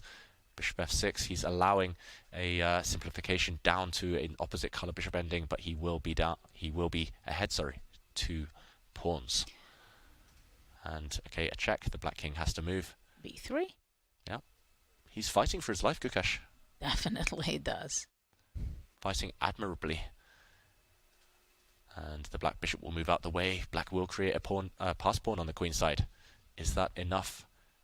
Hikaru shaking his head. Yeah, realizing that he should have won the game already. He should have won the game, but he's still winning if he can hold his nerve. This feels like Armageddon, even though it's the classical portion of the event still. And okay, Hikaru repeating, gaining a bit of time, or at least asking the white king to go back where it came from. He's hitting pawns on both sides of the board, that's why the bishops are so strong. And we will update you all on the other results. The classical game between Anish Giri and Fabiano Caruana is about to be drawn. So we will see more chess today, more action in Armageddon. Absolutely. And that's our favorite part of the event. It's so unique. And there we see Gukesh attack Hikaru's pawn. Actually, he's giving a good fight. Yeah, Hikaru nearly touched the piece and then he took his hand back. He was like, sorry, I'm going to play something else. He was about to push his e-pawn forward. It's getting more and more difficult for him to convert his advantage. I mean, he has an extra pawn, but now you have to put effort. Probably king f7, f6, g5. Yeah, things are disappearing from the board, so drawing chances may be increasing, but black should have enough pawns remaining. I'm impressed the players are still writing down their moves with only a 10-second increment. Well, probably they have to, right? I think they have to, but Gukesh now down under 10 seconds, and he has to make a move. Ooh. 2 seconds left when he made that move. The black king is coming though, Judith. The remaining piece, the remaining forces in black's army are being activated. Oh, the white knight having to retreat some really bad squares, but still fighting. Hikaru coming forward with his king. Increased his time to 30 seconds. He does. But somehow you feel that both players are super stressed. This is not calm chess by any means. No, and we do have confirmation that the other remaining classical game between Anish Giri and Fabiano Caruana was a draw in an opposite colour bishop endgame. So we will see the Armageddon clash between those two in around 20 minutes' time. But meanwhile, all eyes on Gukesh against Nakamura.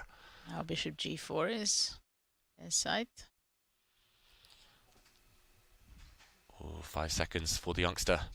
He defends his pawns. Black still needs to create that passed pawn. Well, bishop e6 is something to consider for Nakamura, right?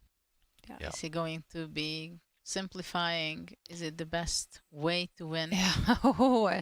And you see Hikaru jumping. Indecisive that he was reaching for the king when he changed his mind and said, well, you know, let's put my bishop on a stable square. I love what Gukesh has been doing, though. He's made it really difficult for the black king to enter, to break into the white half. Black still manoeuvring around with the bishops. Feels like Hikaru doesn't want to commit yet to a specific plan. But I'm thinking if... I thought maybe a4 and bishop a2 could be an option, but knight d2. I think he's going to go for the other plan you mentioned, Judith. He's going to make sure the circumstances are all perfect, and then he'll trade off maybe light squared bishops and run with the black king in one of the two directions, maybe against the kingside pawns on the side for white there that have been abandoned. Maybe he wants to go bishop c6 and a4 after all. Yeah, at the right moment makes a lot of sense. But no need to rush. I think really good practical play here from Hikaru. He's just gaining 10 seconds after every move, asking a few little questions here and there. There's no need to rush at all. Yeah, and also black is preparing, having his bishop on c3, that let's say he's going to king f6, exchanging the bishop, the white square bishop. Let's say the white king wants to go to the center to d3, e4, f5, then a4 breakthrough. Right. Can be an option. Exactly. I mean, that's what I was thinking, you know, improve the king as much as possible. And you have an extra pawn on the queen side. Use it. Though now probably bishop e6, bishop g4, bishop f5, and the pawns will fall off. Ah, it falls off already. Yeah, and it was said there in the featured chat just a few moments ago, but Zugzwang, I think that previous position, white had to let something go, and now suddenly he's forced to push pawns, forced to weaken his own pawns, and one target became two targets. The g4 pawn now is simply dropping. I think with it, white's position falls apart. Nothing left to cling to. Really nice technique, and Gukesh does resign. He offers his hand. Hikaru takes the win. Wow. Whew. What a game. What a victory by Hikaru. Yeah, I mean, it really was a very well fought game by Hikaru. First of all, the opening choice, it was tense. It forced Gukesh to think and perhaps feel slightly uncomfortable. But I thought Gukesh actually rose to the challenge quite well, and it was a very, very balanced game. And then at the end, it was just pure stress, as both players just fighting with their instincts just to make those good moves. And Hikaru showing his class and walking away with 3 points. Yeah, that's a very important victory for Hikaru. But we could see when he arrived that he had all the self-confidence. He didn't pay too much attention to what has happened yesterday in the Armageddon game. And And he must have felt very comfortable and good in his comfort zone going into the confessional boost twice even. I think he did 3 times. 3 times, yeah. And now mulling over the game with his young opponent. Yeah, I'm looking forward to watching that content when Hikaru does a recap video of this really dramatic game. Let's not forget, though, that Gukesh put up a great fight and actually had one moment where he could have struck back when it looked almost hopeless. And I'm hoping we can do a recap of this at some point. It was really dramatic in the end, but great endgame technique. Yeah. Shows the power of the 2 bishops, Hikaru Nakamura. Absolutely. I would actually love to see that moment because it was one golden opportunity. Yeah, and let's try and jump back into that game. Just one key moment decided this one, or at least didn't give Gukesh the opportunity to fight back. It was it was a very difficult tactic. He only had 10 seconds on the clock. Hikaru was in control, so the momentum was on black's side, but it was here that white missed after bishop d4. A big mistake, actually, as we see from the question mark. Suddenly white could have struck, not by retreating to e2. We'll see why this was a mistake in a moment, but if he had retreated to f1, there's a key difference, and it's something Judah pointed out. Suddenly, if Hikaru had fought in the game, as if he had continued in the same way, with queen to e4, there's simply a capture, a knight check, and when the black king moves, there's knight to c6 with a fork, a double attack, and white would achieve a winning position. The key detail is black cannot take on f2 anymore because rook takes f2. And this is of course a check, but the rook is connected with this pawn. It wouldn't have been so if the white bishop had been on e2 as in the game. So a key difference, this position is winning for black, but with the bishop on f1, it would have been winning for white. Such small details decide everything, Judah. And after bishop f1, white is winning simply? White is not winning, but I think black would have to struggle to fight on. With Wow. bishop a2 or something. I just checked. Apparently bishop takes a4 is the best move, but either way, white has a massive advantage.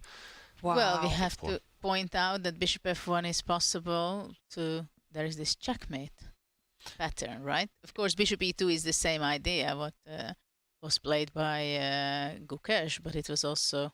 He thought it's important maybe that the queen is also under attack, but actually the main idea is that there is a pattern of checkmate. This is easy to miss, right? Checkmate, the king moves. Trapped. All because of that pawn on e6, and likewise if you go on the other way. But actually, I have the feeling that he saw the mate. He just thought that after the bishop moves, it's a pin, threatens to take on b3, but he, of course, did not have the time to calculate that the bishop on e2, it blocked the road for the rook to defend the f2, right?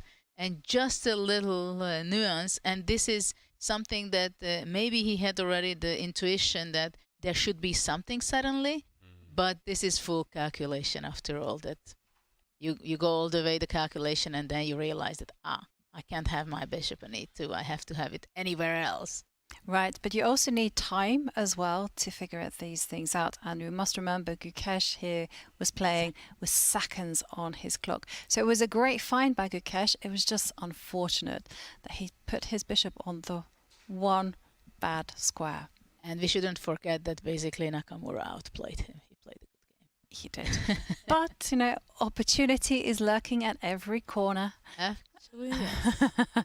And, that's been an exciting conclusion to a lot of the games, but there's still one game remaining.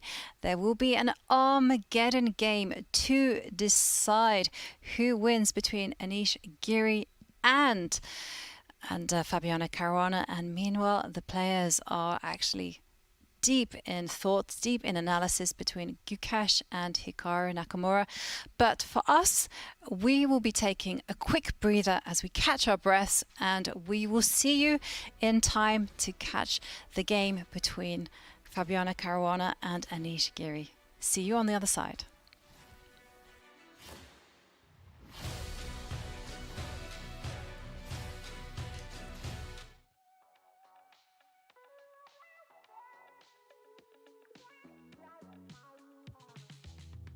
Some of you may remember when Puzzle Rush launched. It blew the chess world up, and it happened literally right in time for the World Chess Championship in 2018. And all those pieces just came together of like, And it was just awesome to see. Of course, it was excited. It was a new feature, which we hadn't done in years. And it was a really good one.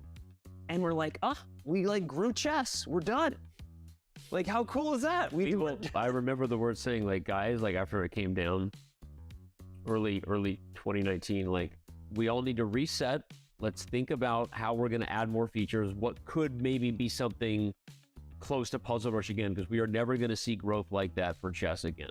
In 2018, Puzzle Rush, because the other thing that serendipitously went was the World Championship, our first feature in 3 years. God, I get anxiety. I know. It was our first feature. Like, those were the dark years that Eric and I joke about. There were tears during that time. It was hard. It was tough. But then, like, here comes Puzzle Rush. Here comes the World Championship. And here comes a fateful dinner where I had Queenies. Shout out to you, Hikaru. Take me to that small restaurant in the Isle of Man, the British Isles, because Hikaru picks it. Because Hikaru's a bit of a foodie, for those who don't know. And that was the dinner where I told Hikaru that I thought he could be the ninja of chess, and that maybe if he gave streaming a chance, he might be surprised. I spent 2.5 hours explaining what was the online content ecosystem to Hikaru and Sunil.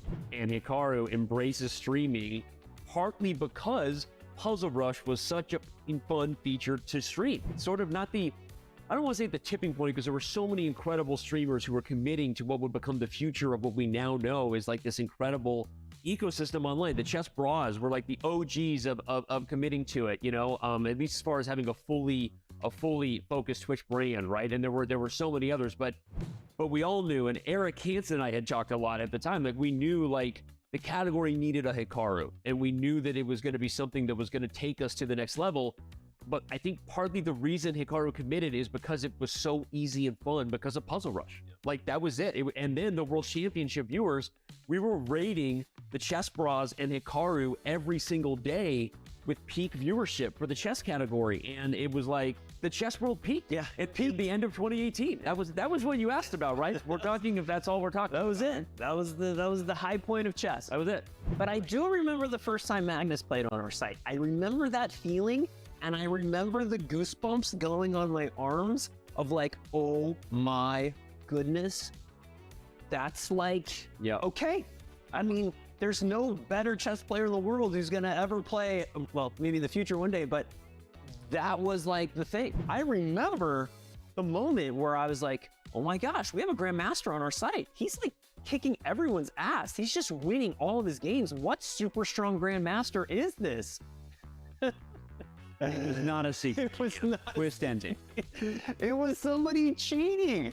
And we're like, oh my gosh, how are we going to deal with this? It's hard to explain the whole process, but immediately right then, we're like, this is going to be make or break for our future. We have to invest here.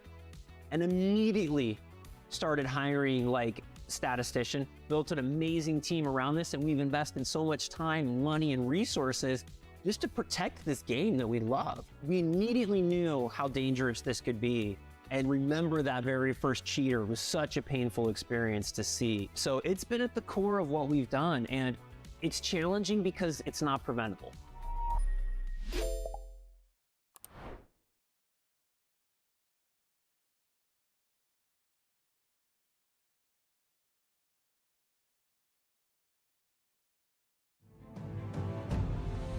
Norway, land of fjords, majestic mountains, cliffs, and waterfalls. In addition to stunning geography, Norway is home to the greatest chess player who has ever lived, Magnus Carlsen. Since 2013, Norway has also hosted one of the strongest chess super tournaments in the world. And it is one for which Magnus has claimed the top prize in the last 4 years. Can anyone stop him?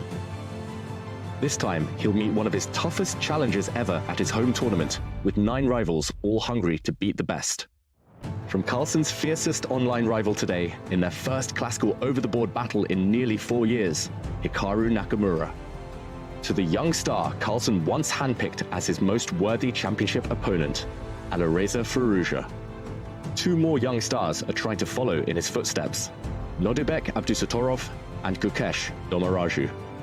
2 established stars have already won a super tournament in 2023, Anish Giri and Fabiano Caruana. 2 more long-time headliners seek to take their next turn atop a major tournament, Wesley So and Shakhriyar Mamedyarov. Finally, Carlsen's countryman and friend, Tari, rounds out the field. Who will come out on top? Will Carlsen run the table yet again, or will someone else usurp the throne? This is Norway Chess.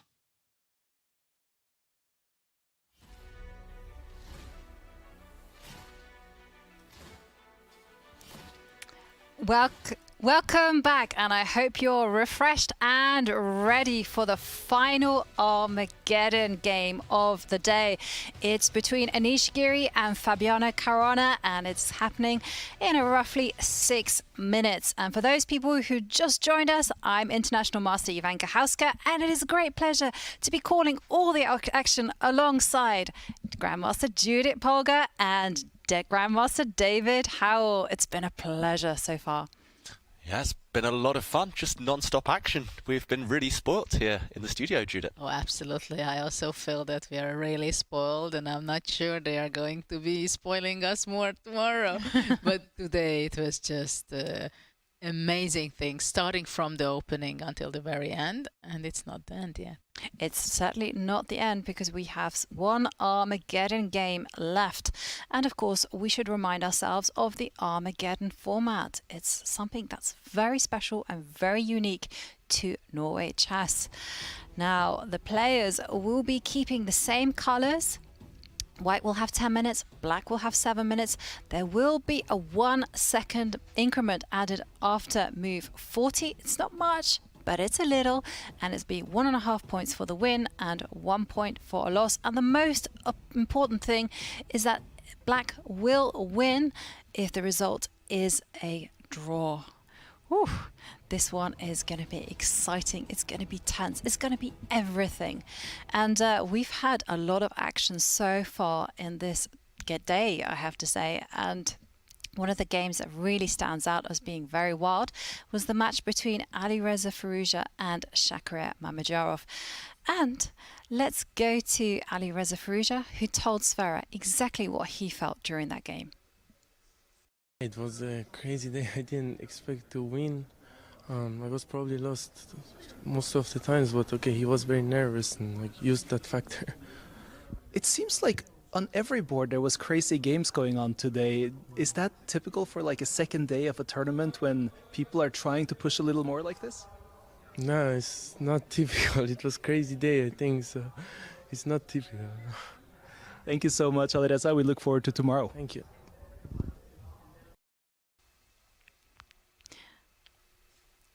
And with that victory in the classical game, it does mean that Alireza gets off the scoreboard with 3 points. And one final game remaining, Anish Giri against Fabiano Caruana. In their classical encounter, it looked like Fabiano Caruana had the upper hand. What are we expecting for today's Armageddon game? Well, definitely we had a very exciting game in the classical game between them. It was seemed like a very slow opening, right? It was more or less balanced, everything, and then things somehow heated up. There was a pawn gone from Anish's position, and then finally there was a very nice, kind of a very typical idea played with a knight sacrifice by Anish. And then somehow Fabiano could not create anything really difficult moments, I think, for Anish. It became extra pawn with a different color bishop, but it became a draw. So I think they are both kind of happy to move on, and let's go for the Armageddon. Yeah, I've been extremely impressed, I must say, by both of these two so far. Fabi just yesterday, beautiful game earlier, pressing, but never in too much danger. And Anish yesterday had a great day too, so it's so hard to predict. For Anish, maybe the pressure's on him. Beating Fabiano on demand, even with a time advantage, is no mean feat. So yeah, I'm excited to get going now. I'm looking forward to this time scramble ahead. I'm certainly looking forward to it too, and we have to remind ourselves of today's score. It was a victory for Magnus Carlsen in the Armageddon game against Wesley So, so he takes 1.5 points. And for Nordibek Abdusattorov, it was a very scrappy win against Tari, but a classical win nonetheless, and he walks away with 3 points. And also Hikaru Nakamura played an excellent game to take 3 points and a victory victory over Gukesh, and things yet to be decided between Anish Giri and Fabiano Caruana. But for Alireza Firouzja, a much-needed victory with the white pieces against Shakhriyar Mamedyarov. And there in the background, I can see our two gladiators getting ready to fight. Now, if you two were either of the players' seconds, what would you be saying to your proteges right now? Well, be calm, play as if there will be no stake, just focus. Well, of course, you have different strategy with white and black.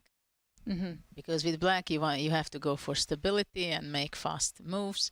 Don't make too risky options. At the same time, with white, you want to go and risk. And do you approve of this Catalan that Anish has employed? I always approve of the Catalan, Jovanka, one of the best openings out there for white. And Anish, he's a specialist. He knows his stuff, of course. So does Fabi. And it's one of the main lines of the Catalan. There have been a set of pawn trades, a set of bishop trades as well. White has gone for the doubled f-pawn structure, which has opened up the g-file. And look at white's last move. The king has shifted. The white rook is getting ready to plant itself on the g-file. And yeah, we could well see an attack from Anish Giri. White's center is rock solid for now, so he does have the ability to switch sides. And it's up to Fabi to maybe kind of dampen Anish's enthusiasm by trading pieces off a bit later, by finding some activity of his own. Black is solid, no weaknesses yet. What do you think of this, Judith? Well, to be honest, I've played this with the black side, but I did not take on f4 really. I did not allow this, that the white pawn is capturing on f4. I think it's perfectly great opportunity for Anish because it's a complicated game. There are some tactics, and but still he has to complicate matters, right? Because knight e5 seems to be a very tempting move. At the same time, it means that you're exchanging a pair of bishops, so somehow it would be important for him to still keep the tension as much as possible, I believe. Yeah, and talking about keeping the tension, we see Anish take his first pause of the game whilst he considers how is he going to make some progress. Black's position looks rock solid, and Fabi has managed one big thing, and that is he's managed to get the light squared bishop outside of the pawn chain and is active. Well, now actually I believe that Anish is in a decision-making mode, because whether he keeps his knight or the bishop, because otherwise bishop f3 was kind of a threat already with black, and then black would have played c6, knight d5. So he decided that he wants his knight on the board. And do you like that decision, Judith? It's still relatively blocked. I like the knights. Especially if you want to win attack, right? And if you want to cause surprises in a short time. Yeah, and he keeps his knights on the board, and Anish, okay, I'm surprised he rushed this decision, but maybe he was just scared of some black counterplay. Black was getting ready to strike out in the center with c5. He's dropped back with his knight. A set of knight trades, you would think, help black, but still, no sign of any queens coming off the board. White will have attacking chances no matter what happens. White's other rook in the corner on a1 is going to slide across. They're going to double up on the g-file, and you start to feel nervous as black in these types of situations. And it's not just a kingside attack that you have to be worried about. White has a massive space advantage as well, and can torture Fabi for quite a while. You know, can stick a rook on g5. There it goes, just as I say it. Well called. That rook on g5 stares across the whole board, and black has one nice piece, this black knight, but actually in reality it's not really doing too much. It's looking nice and pretty, but it's not got any real substance. And okay, a set of one knight trade there. What is black's plan? Well, there we can see it. Fabi makes a very committal move, breaking open the position with c5 at the cost of a pawn. Play f5. Wow, f5 hitting the white knight, kicking it back, and he makes sure that he can capture on the c5 square with a piece rather than a pawn, which would have wrecked his own structure.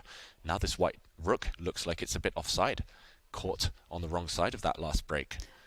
Now with that very impressive maneuver, it feels like Fabi is the one who is in full control, and it is the white king that is in complete danger. Yeah, one move and suddenly our whole opinion of the position switches, right? Maybe it was a bit of a slip from Anish Giri to allow this little transition. Maybe it was important to bring that white rook in the corner, that dormant rook, into the game. Suddenly e5, Fabi's not letting the pace slip. He's been so quick up to this point, Fabi. spent less than 2 minutes to get here. Yeah, but also Anish is playing extremely fast. So it seems like if they would be playing about a 5 versus 7 minute game. Too fast, you think, Judith? Well, maybe at some point it would be possible to spend a little bit more time with white.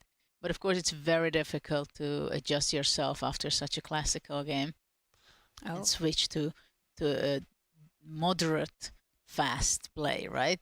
It's either you just want to flesh out all the moves, or you think, and then maybe you're going to be thinking too long. And big question actually here. I mean, is this rook sacrifice that David is indicating, is that a threat? Can black simply get away with capturing the pawn on f4? It's interesting. Yeah. First of all, it is definitely a case for Fabiano that he has to stop for a moment and double check whether rook g6 is something real threat and it's danger. And he decided that it is.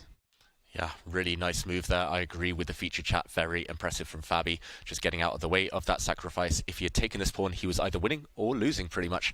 And I think it was wise to just avoid any complications, any sacrifices, any attacks. So now what can Anish conjure up? He has to capture back with the pawn, and he has, because otherwise the queens will get traded off.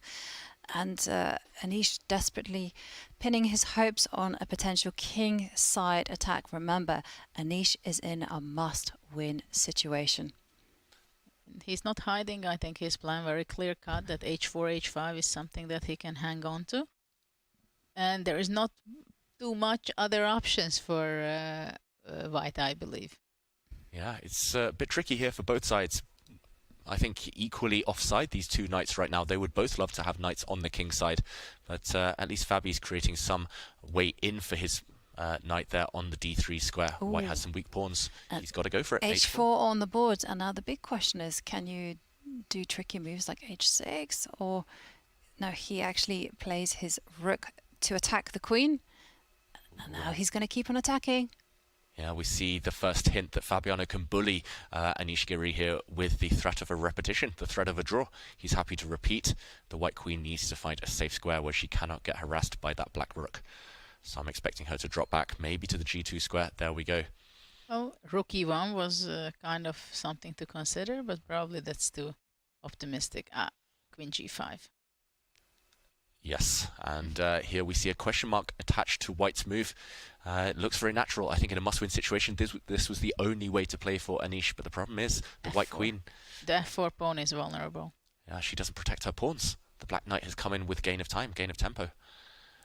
Yeah, and Fabi, plenty of time on the clock, under 4 minutes. Knight e1 and rook d3. Judith, you've spotted knight d1 today. You've spotted knight e1 for black. Wasn't there a knight c1 at some stage yesterday? Yesterday. These are the hardest moves in chess to see. Knights to the back rank, retreating knight moves. But maybe after knight e1, queen h1 is the move. Wow. Really passive, but maybe good enough. Well, maybe the only move. Yeah, it's difficult to kind of evaluate these types of risky knight moves if you don't have too much time on the clock. Fabi down to 3 minutes. It's move 31. They'll gain increment in 9 moves' time.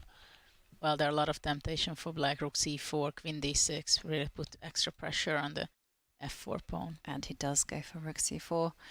And for Anish, perhaps his only chance is to try to press that button that says chaos and go with it. h5. It's very difficult to recommend something other than going knight e2. Yeah, retreating and defending with knight e2 does not look positive right now. Fabiano looking up at the big screen, checking the number of moves till he gets that 1 second increment. He knows he has plenty of time. 3 minutes should be enough to make 8 moves, 9 moves over the next few turns. And yeah, retreating with the white knight would just be so sad. I think Anish has just put his knight on a poor circuit, unfortunately. Yeah. It was that f5 move earlier that really clamped down, forced white to kind of go all in on this attack now, but it's too slow. It is too slow, and if the knight were to jump into d5, then black Queen at the E4. very least, I was going to say queen e4. Yep. Oh, it's really looking terrible for Anish. Yeah, even if black has to give up a pawn to get the queens off the board, I think that would kind of get to full safety. So any queen trade, white has to avoid at any cost. Better to resign than allow a trade of queens right now. Okay, What's Anish going to do? 4 minutes 30, his time advantage disappearing. That's the least of the problem. Yeah. I believe. I mean, practically B2 is hanging, F4 is hanging. But once F4 drops, F2 drops as well, and it's not like Black's pieces are awkwardly placed there. I mean, they're primed to start attacking the white king. Yeah, we saw one of the featured chats a few moments ago, believing that Anish might make a comeback, and there's still possibilities if Fabi gets nervous.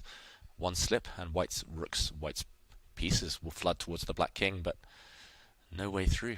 How is he going to gamble? He's got to gamble somehow now, Anish. If he kind of keeps defending, it's not going to work out well for him. I think his only chance is in the queenless endgame.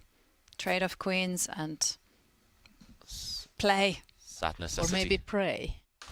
Pray and play. Both. You said it, Judith. He's got to move, that's for sure. And it's, well, almost level on the clock now. Totally. Decision time for Anish. And it's a sad decision to have to make. 2.5 minutes on this one move and counting. It shows how desperate the situation is. But you just got to move. Just move the white queen. Do something. Push the h-pawn. Do something. And the problem is the more he's looking at it, the worse it looks. Yeah. Right. He knows it's bad. He just has to, but deal with it. Bad positions happen. Okay, so he has moved the queen to g3. Is there a threat? That's the first question that Fabi will be asking himself. And for me, the answer is no. Mm-hmm. So pawn drops. And okay, f3. So at least he's saved the second pawn for now. The white king. There's no checks. There's no hits on it yet. White. Queen b4 can be. Well. 6. Ruthless from Fabi. Yeah. He's forcing the queen trade here. Or maybe it's more than a queen trade. Maybe it's just a winning tactic. The white rook is trapped unless it takes the pawn on g6, in which case black captures on h4. Yeah. f4 and rook d2. And the queen is primed to come in and check the king. That might be the clincher, this last move. Opening up black's king, but so well calculated from Fabi. He worked this out while Anish was thinking. And now the time advantage is no more. Anish down on the clock as well as losing on the board. And there we see it. Anish resigns and Fabiano wins the Armageddon game with the black pieces. Very well played from Fabiano there. He seized his opportunity to turn the momentum in his favor and again making Anish look helpless. Very good game. He looks in prime form, Fabiano Caruana. Just recent times, just so quick, so confident, and his openings rock solid. Just no weaknesses to his game, and he's just racking up the results, getting those points on the board. Impressive stuff. Yeah, I think it's very normal for whatever happens, right? In Armageddon, the players know that it's luck, it's knowledge, it's the moment, it's intuition. But it's very frustrating to lose like this, and this is, I think, the only thing what Anish can regret, that the way he lost. Yeah. Right. And there we can see today's scores. Magnus Carlsen winning in the Armageddon portion against Wesley So to walk away with 1.5 points. For Nordibek Abdusattorov, it was a win with the black pieces in the classical game, so he picks up a rather valuable 3 points. It was also a victory for Hikaru Nakamura, who was playing his second black in a row against 17-year-old Gukesh, and again walks away with 3 points. And black, it was a good day for black today because Fabiano Caruana won with the black pieces against Anish Giri in the Armageddon, so nets 1.5 points, and Alireza Firouzja winning with the white pieces in a crazy game against Mamedyarov to pick up a very valuable 3 points. And here we can see the standings after 2 rounds, and in the early lead, it's Fabiano Caruana with 4.5 points out of 6. Hikaru Nakamura is half a point behind on 4 points, as is Nordibek Abdusattorov. And there we see Alireza Firouzja and Gukesh on 50% with 3 points out of 6. Ooh, such an exciting day. I mean, I liked what Davis said. He said, like, the players woke up and they smelled blood. Don't know what they feed them here in Norway, but it gets the juices flowing, it gets the blood pumping, that's for sure. And I think it's the format as well. We're really enjoying this format that they have here in Norway Chess, where there's always a victor at the end of every day. Mm-hmm. And what were your impressions of the round? Ooh, this was really a day where the players spoiled us. I think I can pick maybe two most biggest highlight for me. The way Magnus turned over the almost lost position or very bad position against Wesley, right? And the other one is the Tari game versus Nodirbek, because that was really a roller coaster on the way there and the back. I mean, there were so many unexpected moments in that game that it was really interesting. Yeah, it was quite a fascinating day. You know, lots of missed opportunities and lots of tactical brilliances. And of course, it's Norway Chess, and that means every single round is gonna be a treat for us. And let's look at tomorrow's matchups. And you can see Magnus Carlsen is not having an easy ride, because he will play Hikaru Nakamura with the black pieces, and it's gonna be a battle between the teenagers as Nodirbek Abdusattorov plays with the white pieces against Alireza Firouzja. For Fabiano Caruana, he will be meeting Tari, and Mamedyarov faces Gukesh. And for Wesley So, he will not have an easy ride either, as he plays old friend Anish Giri. Which matchups are you excited about tomorrow? Well, there's one that stands out, isn't there? Hikaru Nakamura against Magnus. Whether that's decided in the Classical or the Armageddon, it's going to be dramatic. We know how much they want to beat each other, those two big rivals. Any predictions? How many Armageddons do you think we'll see? At least one. That one, I think that will go to Armageddon. What about you, Judith? Well, how many Armageddons tomorrow? Yes. 3. 3. The more the merrier. I agree. But I mean, what a spectacular day of chess we've had so far. It's been absolutely amazing. What were your impressions of today's roller coaster ride of events? Yeah, I mean, we could barely take a moment to catch our breaths, right? Like, there was just action, tactics, tricks on all the boards, and I don't think we saw even one boring game. I'm going to go back and look at those in detail, because some really instructive moments, as well as some moments that are great for practicing calculation. The youngsters as well. Just full praise to them, just going all at it. Learning experience for them, but they're not backing down. No fear at all. No fear. And what were your impressions of the day, Judith? I think I can say that maybe it was one of the most interesting, exciting game of my commentary career. Because really a lot of exciting moments. Yeah, for me, if I'm going to sum it up in one word, it was wild. It was a bit, everything was happening. And of course, that brings us to the end of today's action. But still, tomorrow we are going to be in for a treat as round 3 kicks off. So we will see you tomorrow, same time, same place. And thank you all for watching.